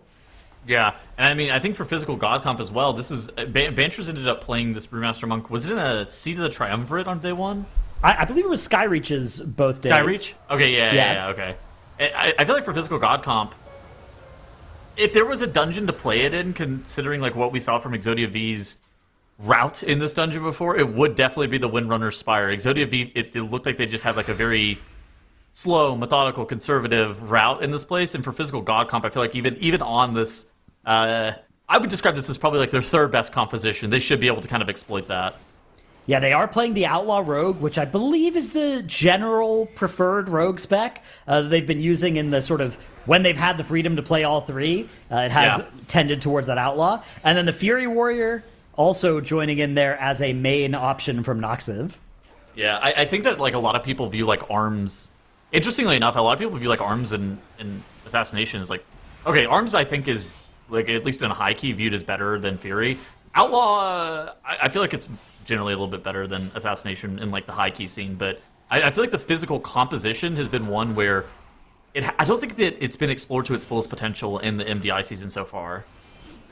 Yeah, I think there are some options to play ARMS, especially in the higher level keys. Yeah. In dungeons where you can take trash onto bosses safely. In particular, Arms Warrior shines when you can take trash into the start of a boss and the end of a boss, which is not always true. We are going to have a second death of the map land on the Warlock this time for EXODIA. This time it's also not going to be battle res. And the third death landing on their Paladin, unfortunately.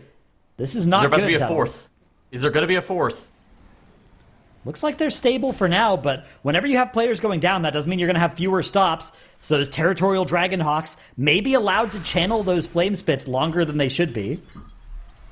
I mean, this is brutal. And on the left side of the screen here, Physical God Comp has pulled the Derelict Duo, and for EXODIA V, things are going from bad to worse. Their Restoration Shaman dies, Ox dies! No! We have lost 30 seconds from deaths, and now our Restoration Shaman is running back from spawn, and the Steward is still alive, putting dots onto players. EXODIA V is dropping unbelievably low. We have another death of the Warlock. He ran back from spawn, and they have accumulated 6 deaths. All right, looks like somehow they've been able to prevent any further deaths, but 6 is a lot. That is a minute and a half of death timer that EXODIA V are now down. Meanwhile, while all of that was going on, Physical God Comp ran to the Derelict Duo and have been fighting that boss and are now already a third of its health bar taken out, along with much of the trash that lives in Sylvanas' quarters over on this side of Windrunner Spire. Nicely handled by the favorites over on the left-hand screen. Whereas EXODIA V definitely are struggling here, and it's going to be insult added to injury as the Ferocious Pounce takes off the Warlock on the return to the pull. Bang! We are, I think, the only person who hasn't died. Actually, no. Wow hasn't also not died. Our Demon Hunter and our Bear are deathless, but the rest of our team, the rest of our team is running it. Oh no, not again. the die release die, it looks like that time for EXODIA V. And somehow they haven't used any battle reses, despite accumulating 12 deaths now. I see Zyro, and he is literally slouched over, just giggling to himself as EXODIA V are dying on cooldown. Yeah, so let's highlight just how difficult this pull that they're attempting is, right? Like, they're running in. This is a plus 17 key. It's the highest key that we're offering over our group weekend so far in the MDI. And they're running at these big pulls, right? Trying to make them work out. And when one person dies, it is very easy for that to turn in to a full wipe. To their credit, they were able to kind of try and stumble through that pull for a little while. But yeah, of course, it did end up falling apart in somewhat humorous fashion. You know, I want to be careful to say we're not laughing, you know, at the team so much as at the situation, right? As M+ players, we've all been there. We've all been in these keys ourselves. It happens to everybody. And EXODIA are, it looks like, taking the time here to wait until they're all back together. They're going to have all their cooldowns ready. They're going to be able to throw themselves at this dungeon once more with renewed vigor. In the meantime, though, Physical God Comp, a huge advantage in this map now. 3 minutes purely off of death timer, probably another 3 of dungeon progression, if not more. I will say, it is kind of funny. It's one of those things that, like, once things start to go a little bit wrong, they have a tendency to spiral out of control in the speedrun format, mostly because you didn't plan for, like, what happens whenever you don't have your offensive CDs. Oh, my bear used end card here and he wasn't prepared, and then things like again, they spiral out of control rather quickly because whenever you don't have your cooldowns perfectly set up, some pulls tend to not be doable, and getting those cooldowns realigned, especially after really catastrophic mistakes like a full wipe or a partial wipe or even a couple of deaths, depending on how bad they are, it just goes from bad to worse in a hurry in a way that could be a little bit comedic. It's like the die release die, the die on die. I mean, everybody's been there, honestly. There are two types of people: those people who've been there and liars. Yeah, exactly. And people who haven't done Mythic Plus, which, you know, you got to get in there. You're going to have some runs that look like this. And the good news is you can always come back, try the key again. The good news for EXODIA V is that they can come back and try the next key after this one.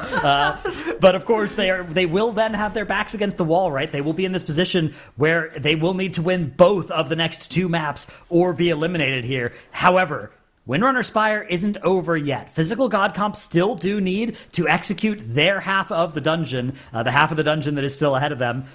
Even potentially the slightly more than half of the dungeon that is still ahead of them. They still have 3 of the 4 bosses to contend with here. They would like to put their stamp on this that says, hey, even though we have a role swap in this dungeon, even though we're playing some off-meta stuff, we're playing like the off-meta versions of the off-meta stuff, we are going to be able to get this dungeon done with 0 deaths in relatively quick fashion. So hopefully they're able to keep this run going at the pace that it is. Although EXODIA V are just making sure to keep on going. And if you look at it, EXODIA V are actually going to be pulling Ember Dawn first. Now, haters will say Physical God Comp have already dealt with the Derelict Duo side and EXODIA V haven't yet. But if you ignore that, it looks good for EXODIA. Dude, I love you.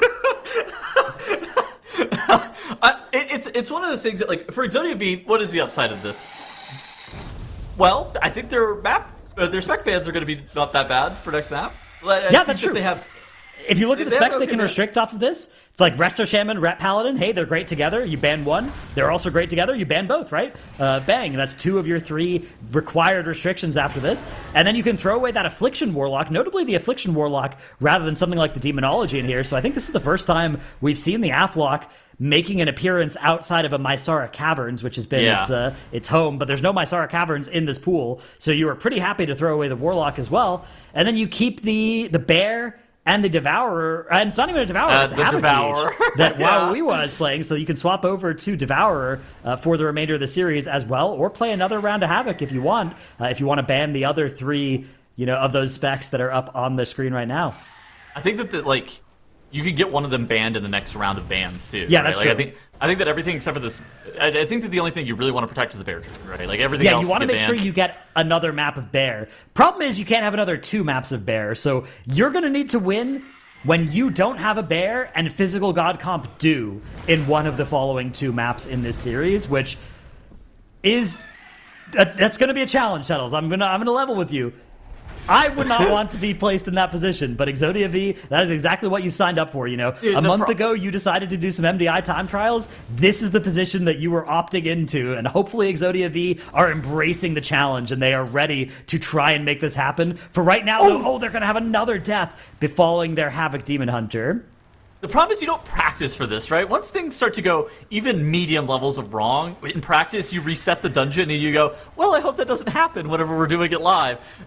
How do you recover from not just a medium level mistake, but like a catastrophic mistake if you're Exodia V, especially whenever you probably haven't spent time practicing for this exact case?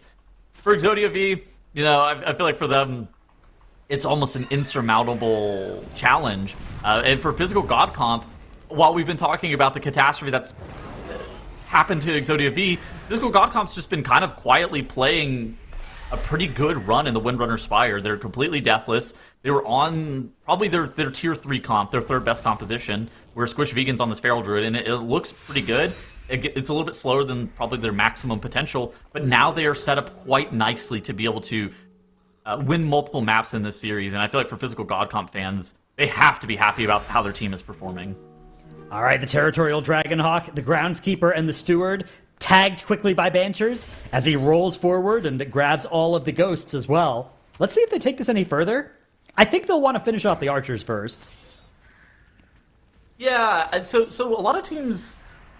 Some teams are actually skipping these Phalanx Breakers. It's kind of interesting. I don't think we've seen a consistent route in this dungeon so far. I think it was triple threat today that ended up killing off the Archers and then just chained the Phalanx Breakers. Maybe it was ANTTIS Angels. I can't remember exactly. It was one of the first two matches of the series today, where they just killed off the Archers, and those were the priority mobs, kind of like you were saying, because they're impossible to kind of move into this next area. And those Phalanx Breakers, while those typically are the dangerous mobs on live, where their interrupting shout just does so much damage, in the 17 Keystone level, you just kind of live the AoE. And so getting the Archers and the mobs that don't like really move that well gathered quickly, that is the more challenging prospect. And so those are the focus mobs in a pull like this.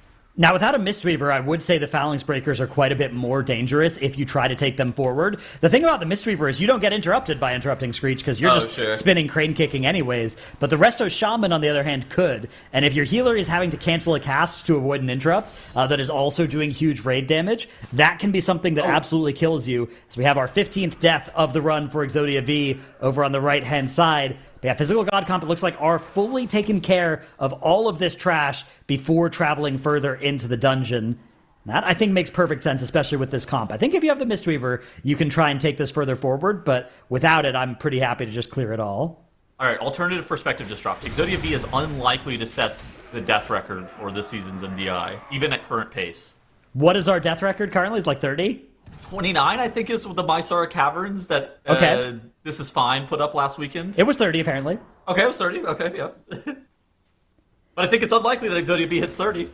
Yeah, Physical God Comp are nearly in position to stop the clock here. They are playing quite conservatively once more. They're not going to grab the final trash pack with all of the previous trash here. So this pull, then the next pull, and then 2 bosses back-to-back, and that will be all that Physical God Comp need to handle to stop the clock here and put Exodia V out of their misery in at least this map.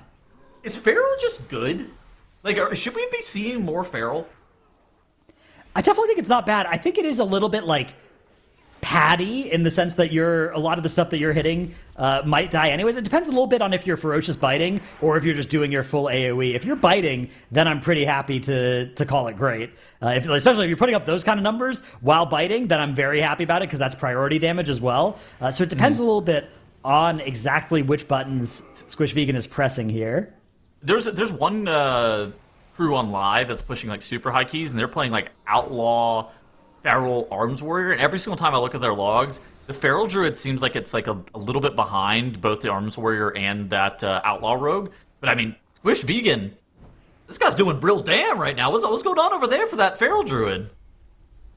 Yeah, that's quite impressive. I wonder what the overall will look like at the end here as well. Yeah. Make a mental note to check that as we do get the boss spawning now. The final 2 grunts, or 1 grunt and 1 marauder, being pulled in with the boss here, so a little bit of funnel available for everybody as the boss combat does begin.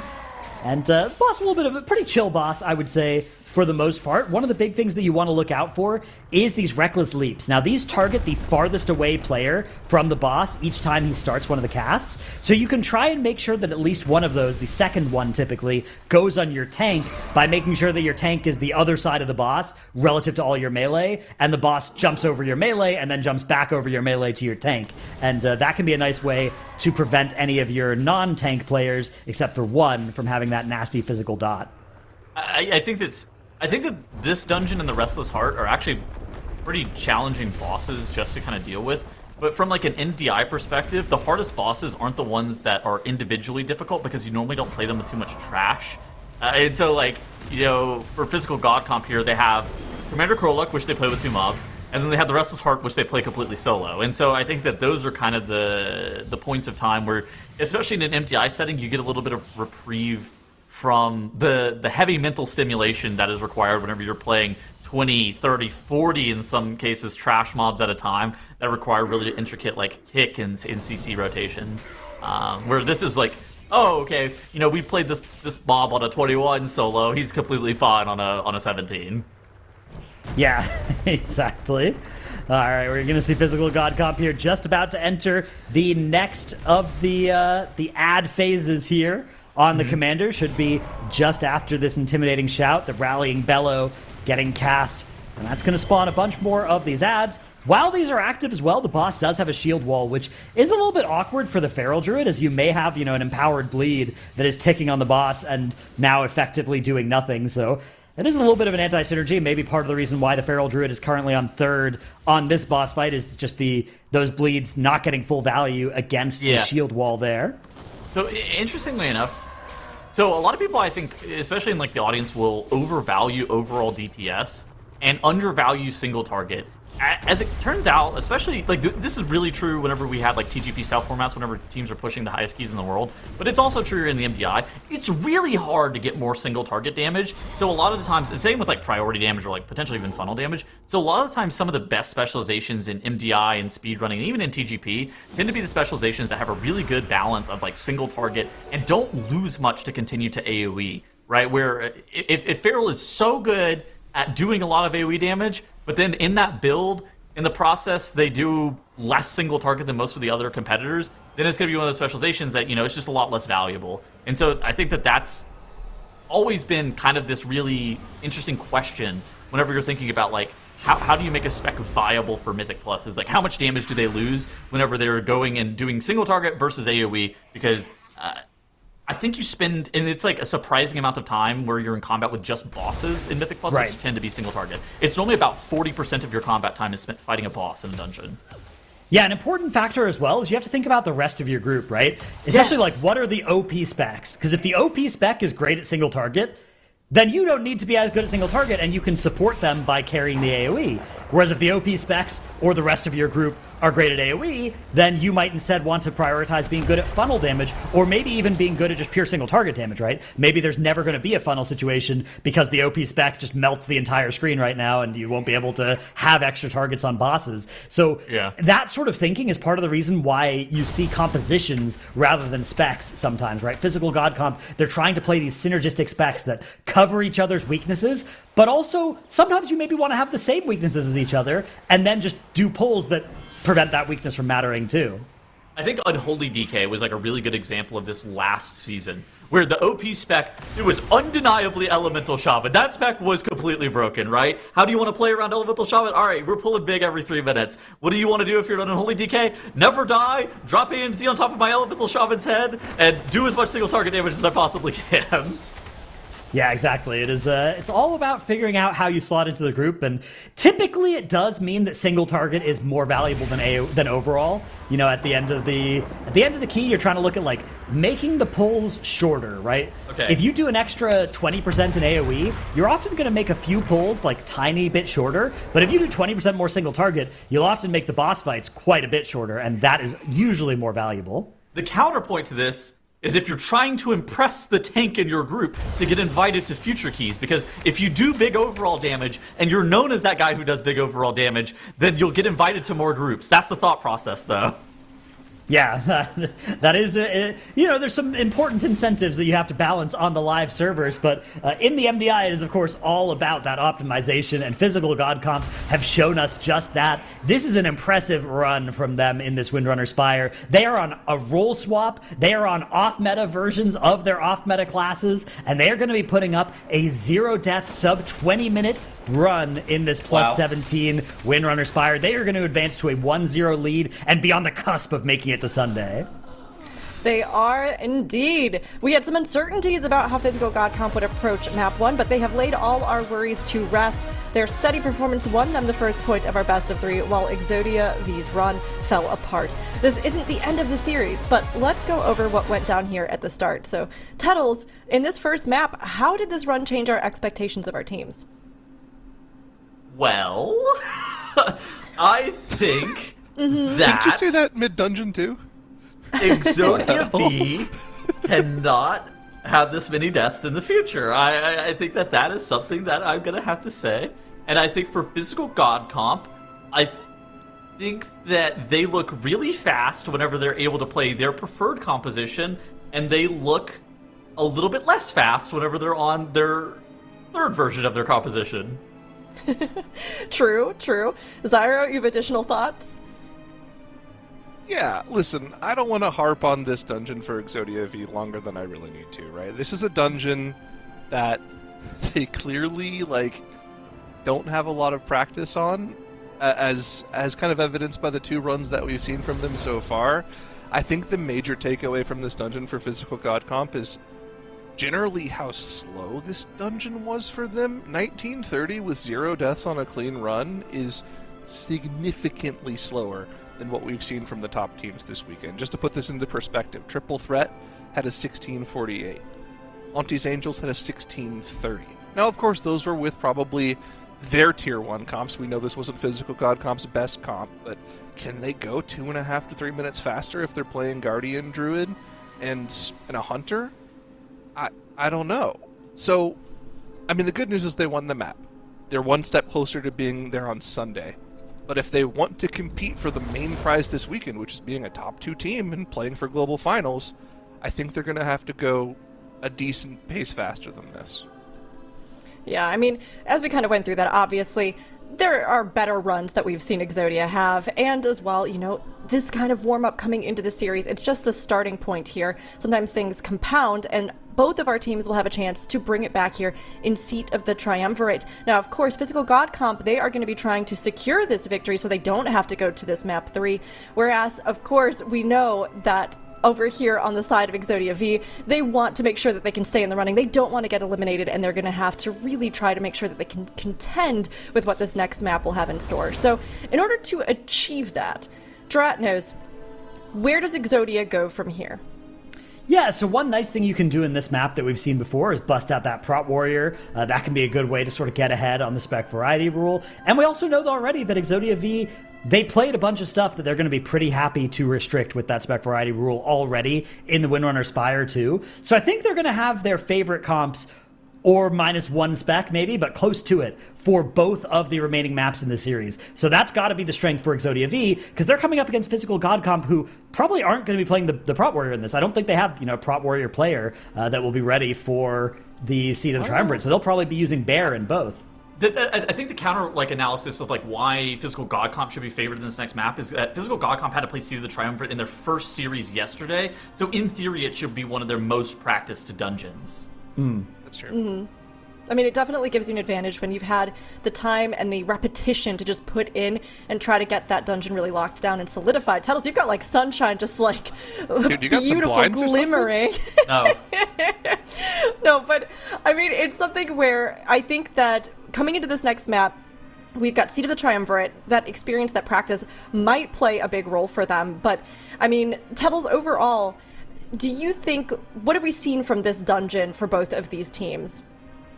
Well, we saw the first, I would say, half of this dungeon, the Physical God Comp, and it looked okay. I didn't think that they were going to be breaking any time records or anything like that, but I thought it was pretty decent. Have we actually seen EXODIA V play this dungeon so far?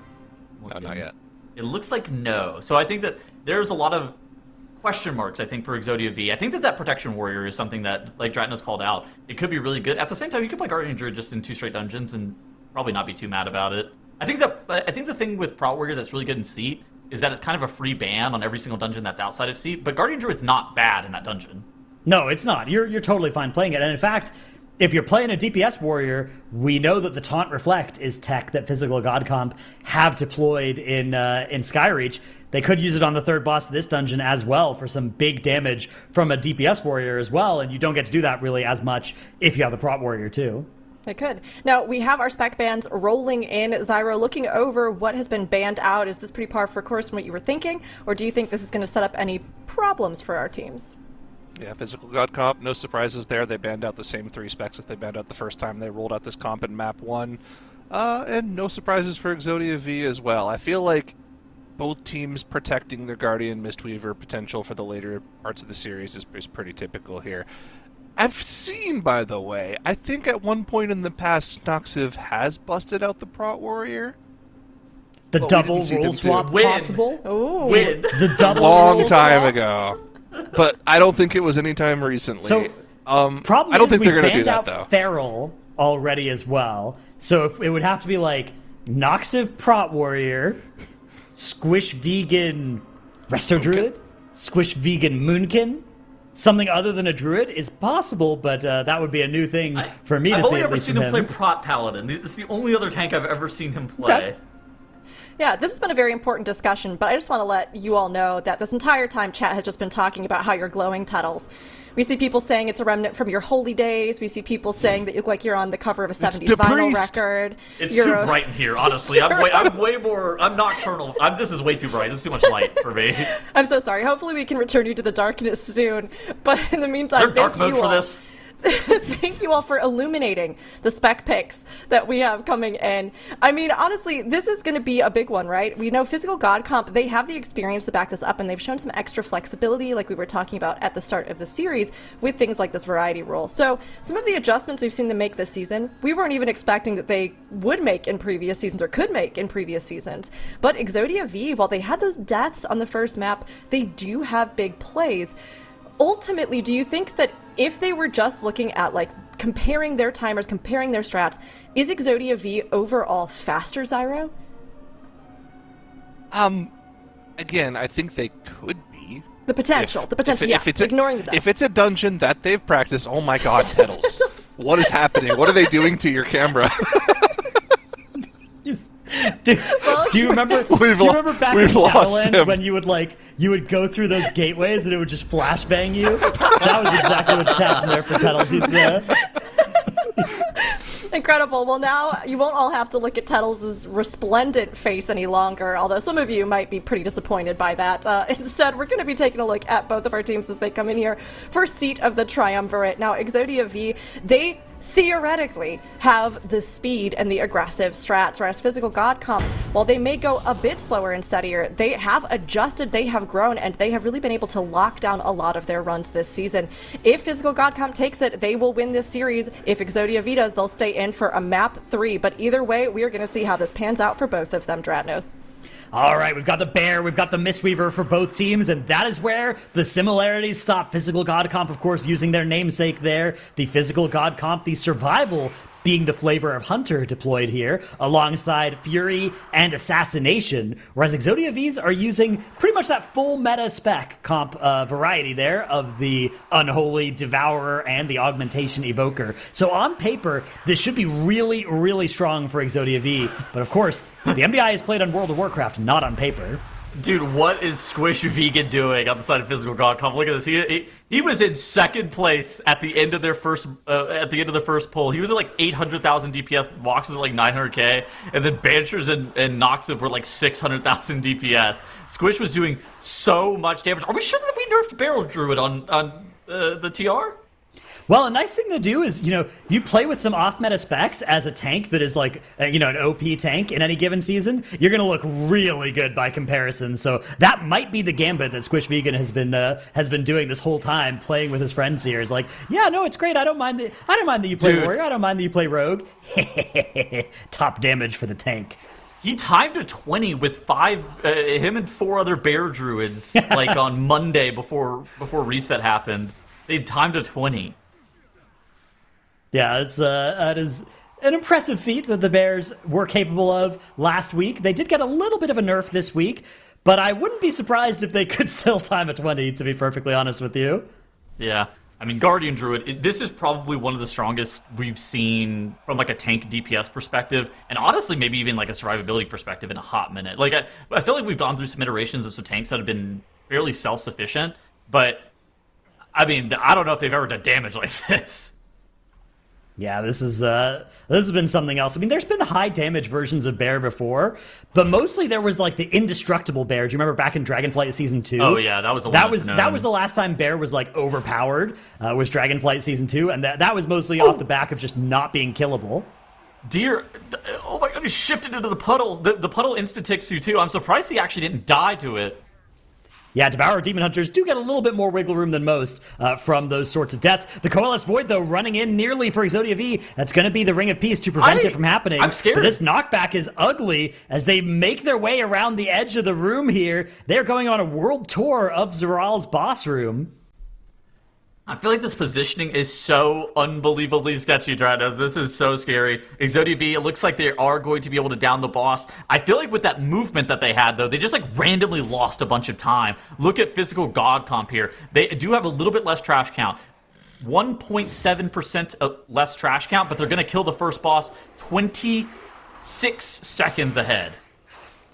Yeah, a little bit of an advantage for Physical God comp, but certainly not an insurmountable one. Both teams doing well to avoid any deaths in the first room of the dungeon. That very first pull as well with those chains can be super deadly, so hats off to both of them. As Physical God comp are going to run left and grab the Rift Warden over here. We've seen some teams running right and then just jumping down the wall to quickly get access to the Rift Warden that lives over on the right-hand side. But it looks like EXODIA V are also interested in just starting off here over on the left-hand side. 4 total Rift Wardens do need to go down before the boss will be active. Physical God comp taking care of number 1 there. Moving on towards the second. Dude. A little bit of health still left on these guys, but they are going to just take it with them. Not worried at all.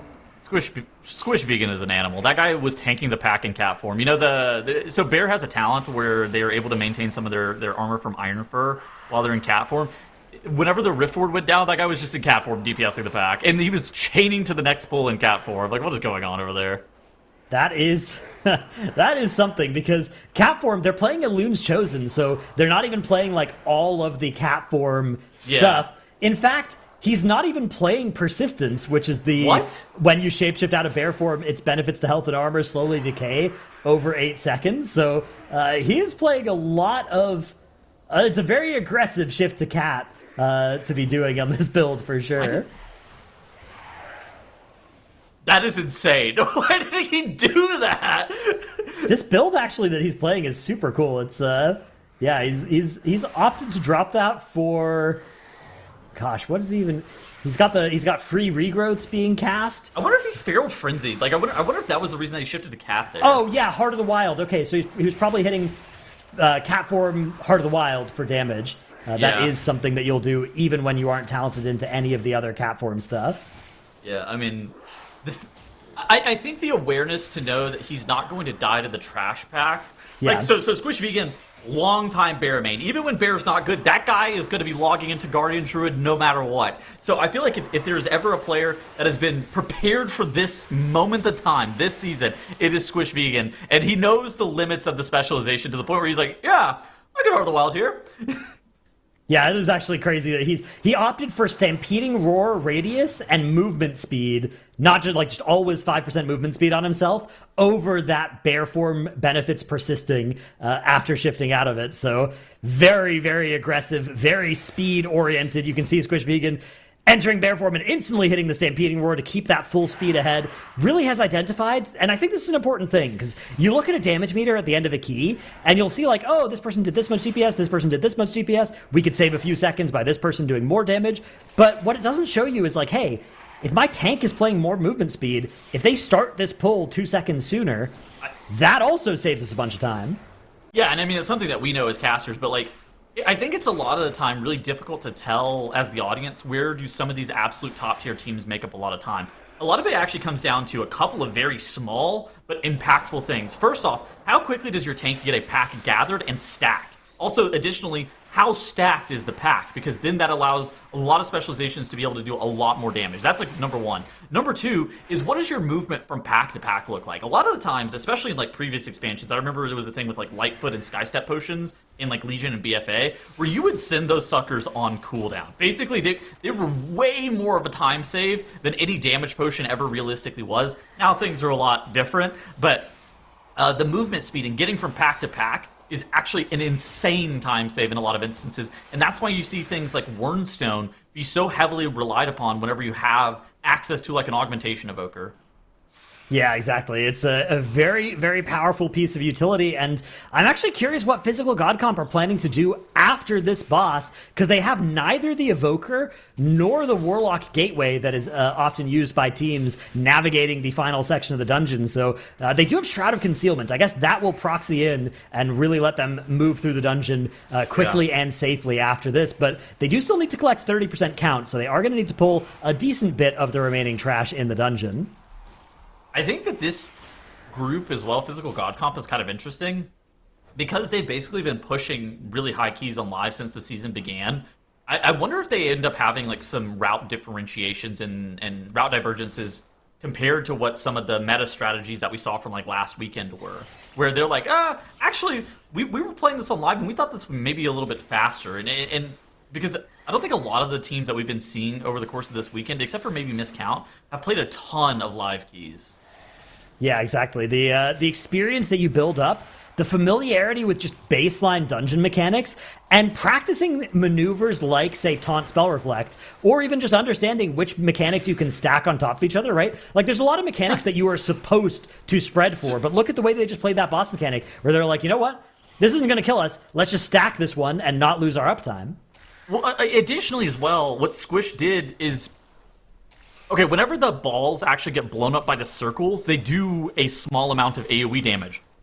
On high keys, you actually don't want to blow up all of the orbs with those circles because the amount of AoE damage that it does is actually quite high to you. So instead, you elect to let like 2 or 3 of those get soaked by the tank as well. So what they did was just kind of like a high key strategy, not even necessarily just something like where they knew the amount of damage that they were going to take. Although they were acutely aware of that, but also they wanted to minimize the amount of damage that was taken from those orbs. Okay, so they were waiting for, it looked like Turtle to be available for Banchers. Now Bancher's going to pull that Void Infused Destroyer to the side. He's going to feign death as pet. Then Banchers is going to feign death. And now we are going to be continuing to move forward into the dungeon. And the Shroud is actually getting deployed here. These Void Infused Destroyers, they actually have True Sight on them. So Squish is pulling to the side, and he's going to meld those off. Wow, what a skip into this room by Physical God Comp. Everybody else is elected to do something with like a Demon Hunter Sigil of Misery, but the PGC making it work. Yeah, what a nice skip as well. The thing that impressed me about that skip is how quickly they executed it as well. They weren't spending a lot of time standing around waiting for somebody to be in the right position, waiting for the tank to run through first and then all running through after. They just all were really familiar with exactly what would get them in combat and exactly what wouldn't, and they were able to manage that really nicely. So they're in combat already. They aren't going to be grabbing the entire room in one pull, which we've seen a couple of our more ambitious teams do sometimes in this area. They are going to leave that one side, though, of the room, and they'll take this potentially into boss here, and this will be a nice way to get some funnel into the boss at the cost of making the boss fight a little bit more deadly here. Now, something to look out for. Yeah, look at this. Noxiv Taunt Spell Reflects to initially do a huge amount of damage to the Viceroy there. Look for that happening. Roughly every other Mind Blast cast can be reflected, especially if your warrior is able to reflect in advance, then they can have it back up in time. This one's going to go on Squish, as is the next one. That's going to be interrupted by Noxiv and potentially taunted. Let's see. Maybe out of these Umbral Tentacles. Watching who it's casting on. Dude, low key. I feel no, like it looks like they're leaving it on Squish. I feel like this is really hard to actually deal with without add-ons. Like there it is. Taunt Reflect. Wow. The mental capacity to have the taunt reflect not only as the DPS, but also has as the tank to know to re-taunt the boss. That's what I was exactly saying, right? Where you have to be able to get the boss re-taunted in time. And I feel like in the past, add-ons would have played such an integral part of that. And that, I mean, Noxiv getting meleeed by the boss, that is terrible. Was it? I don't even think that's worth the spell reflect damage anymore. Like that is the downside of the taunt reflect.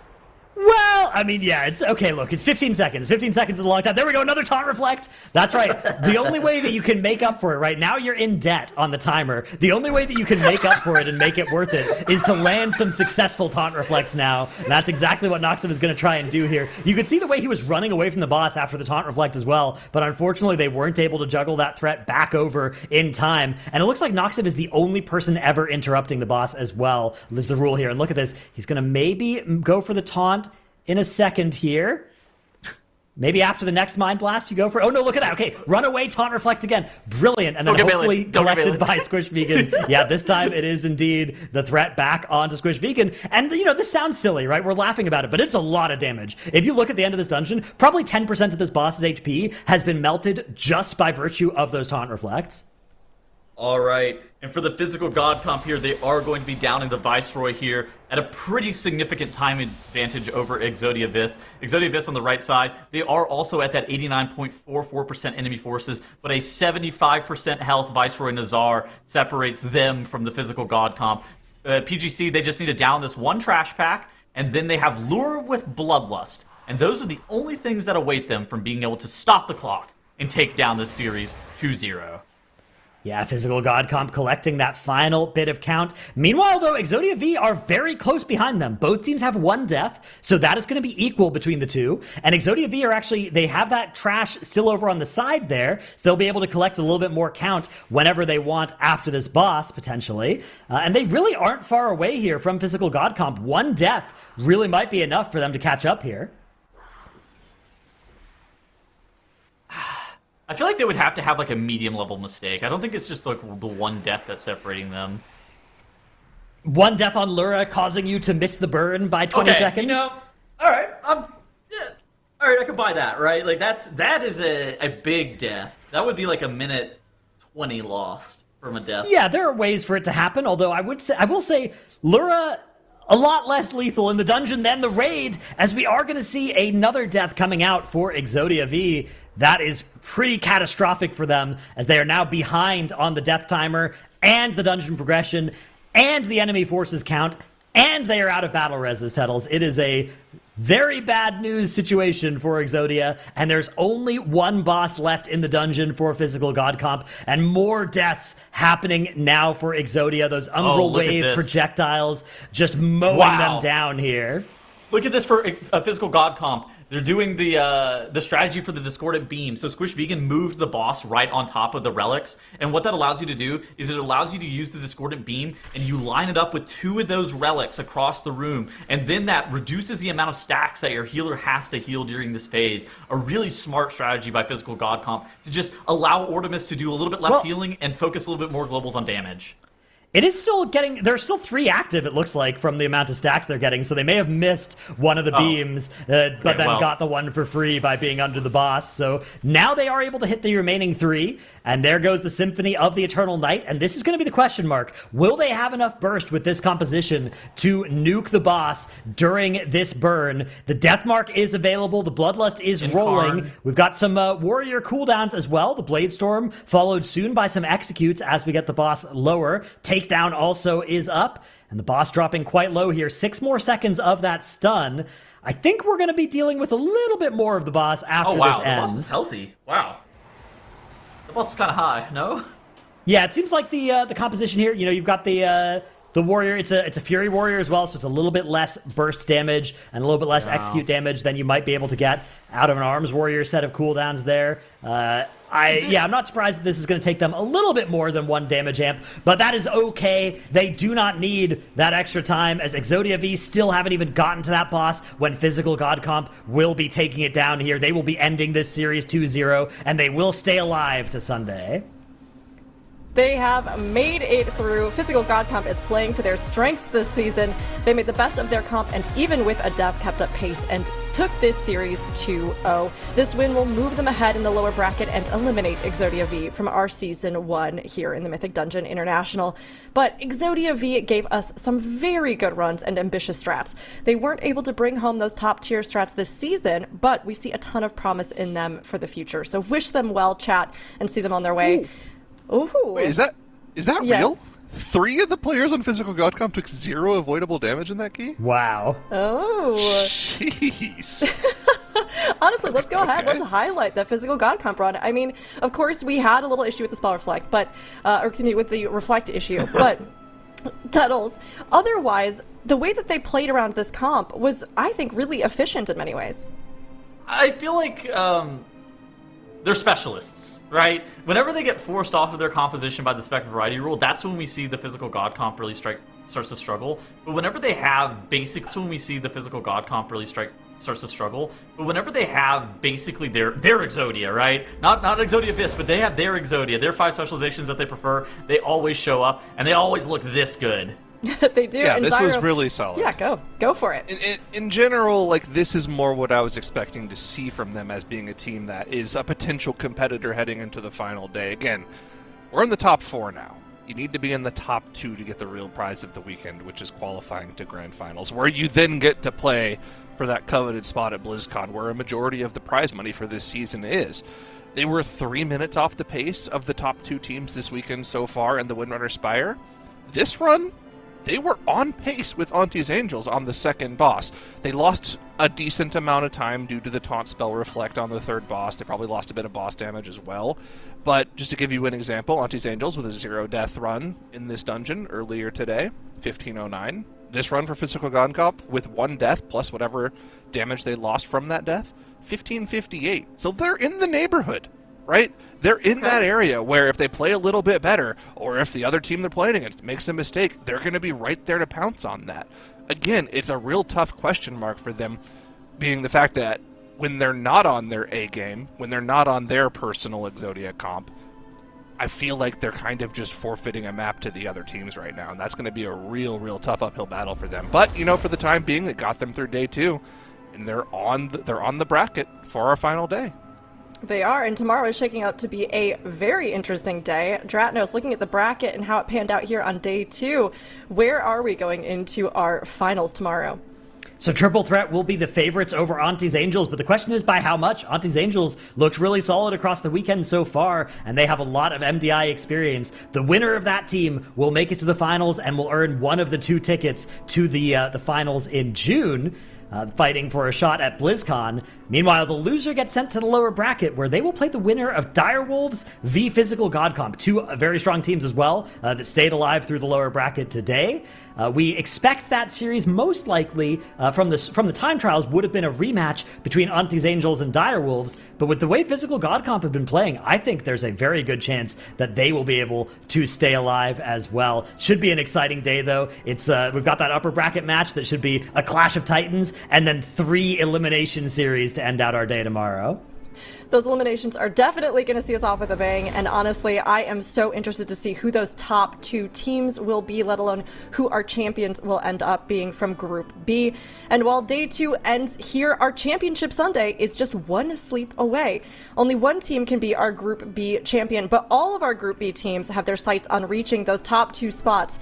If they can take one, they'll move ahead to the Season 1 finals and be looking at BlizzCon later this year. See who rises to the top tomorrow at 10 a.m. PT, 7 p.m. CET here on the Warcraft channels. Cool, that's it. Tuttles, you can fade into the darkness now. We'll call you tomorrow, and everybody else, bye.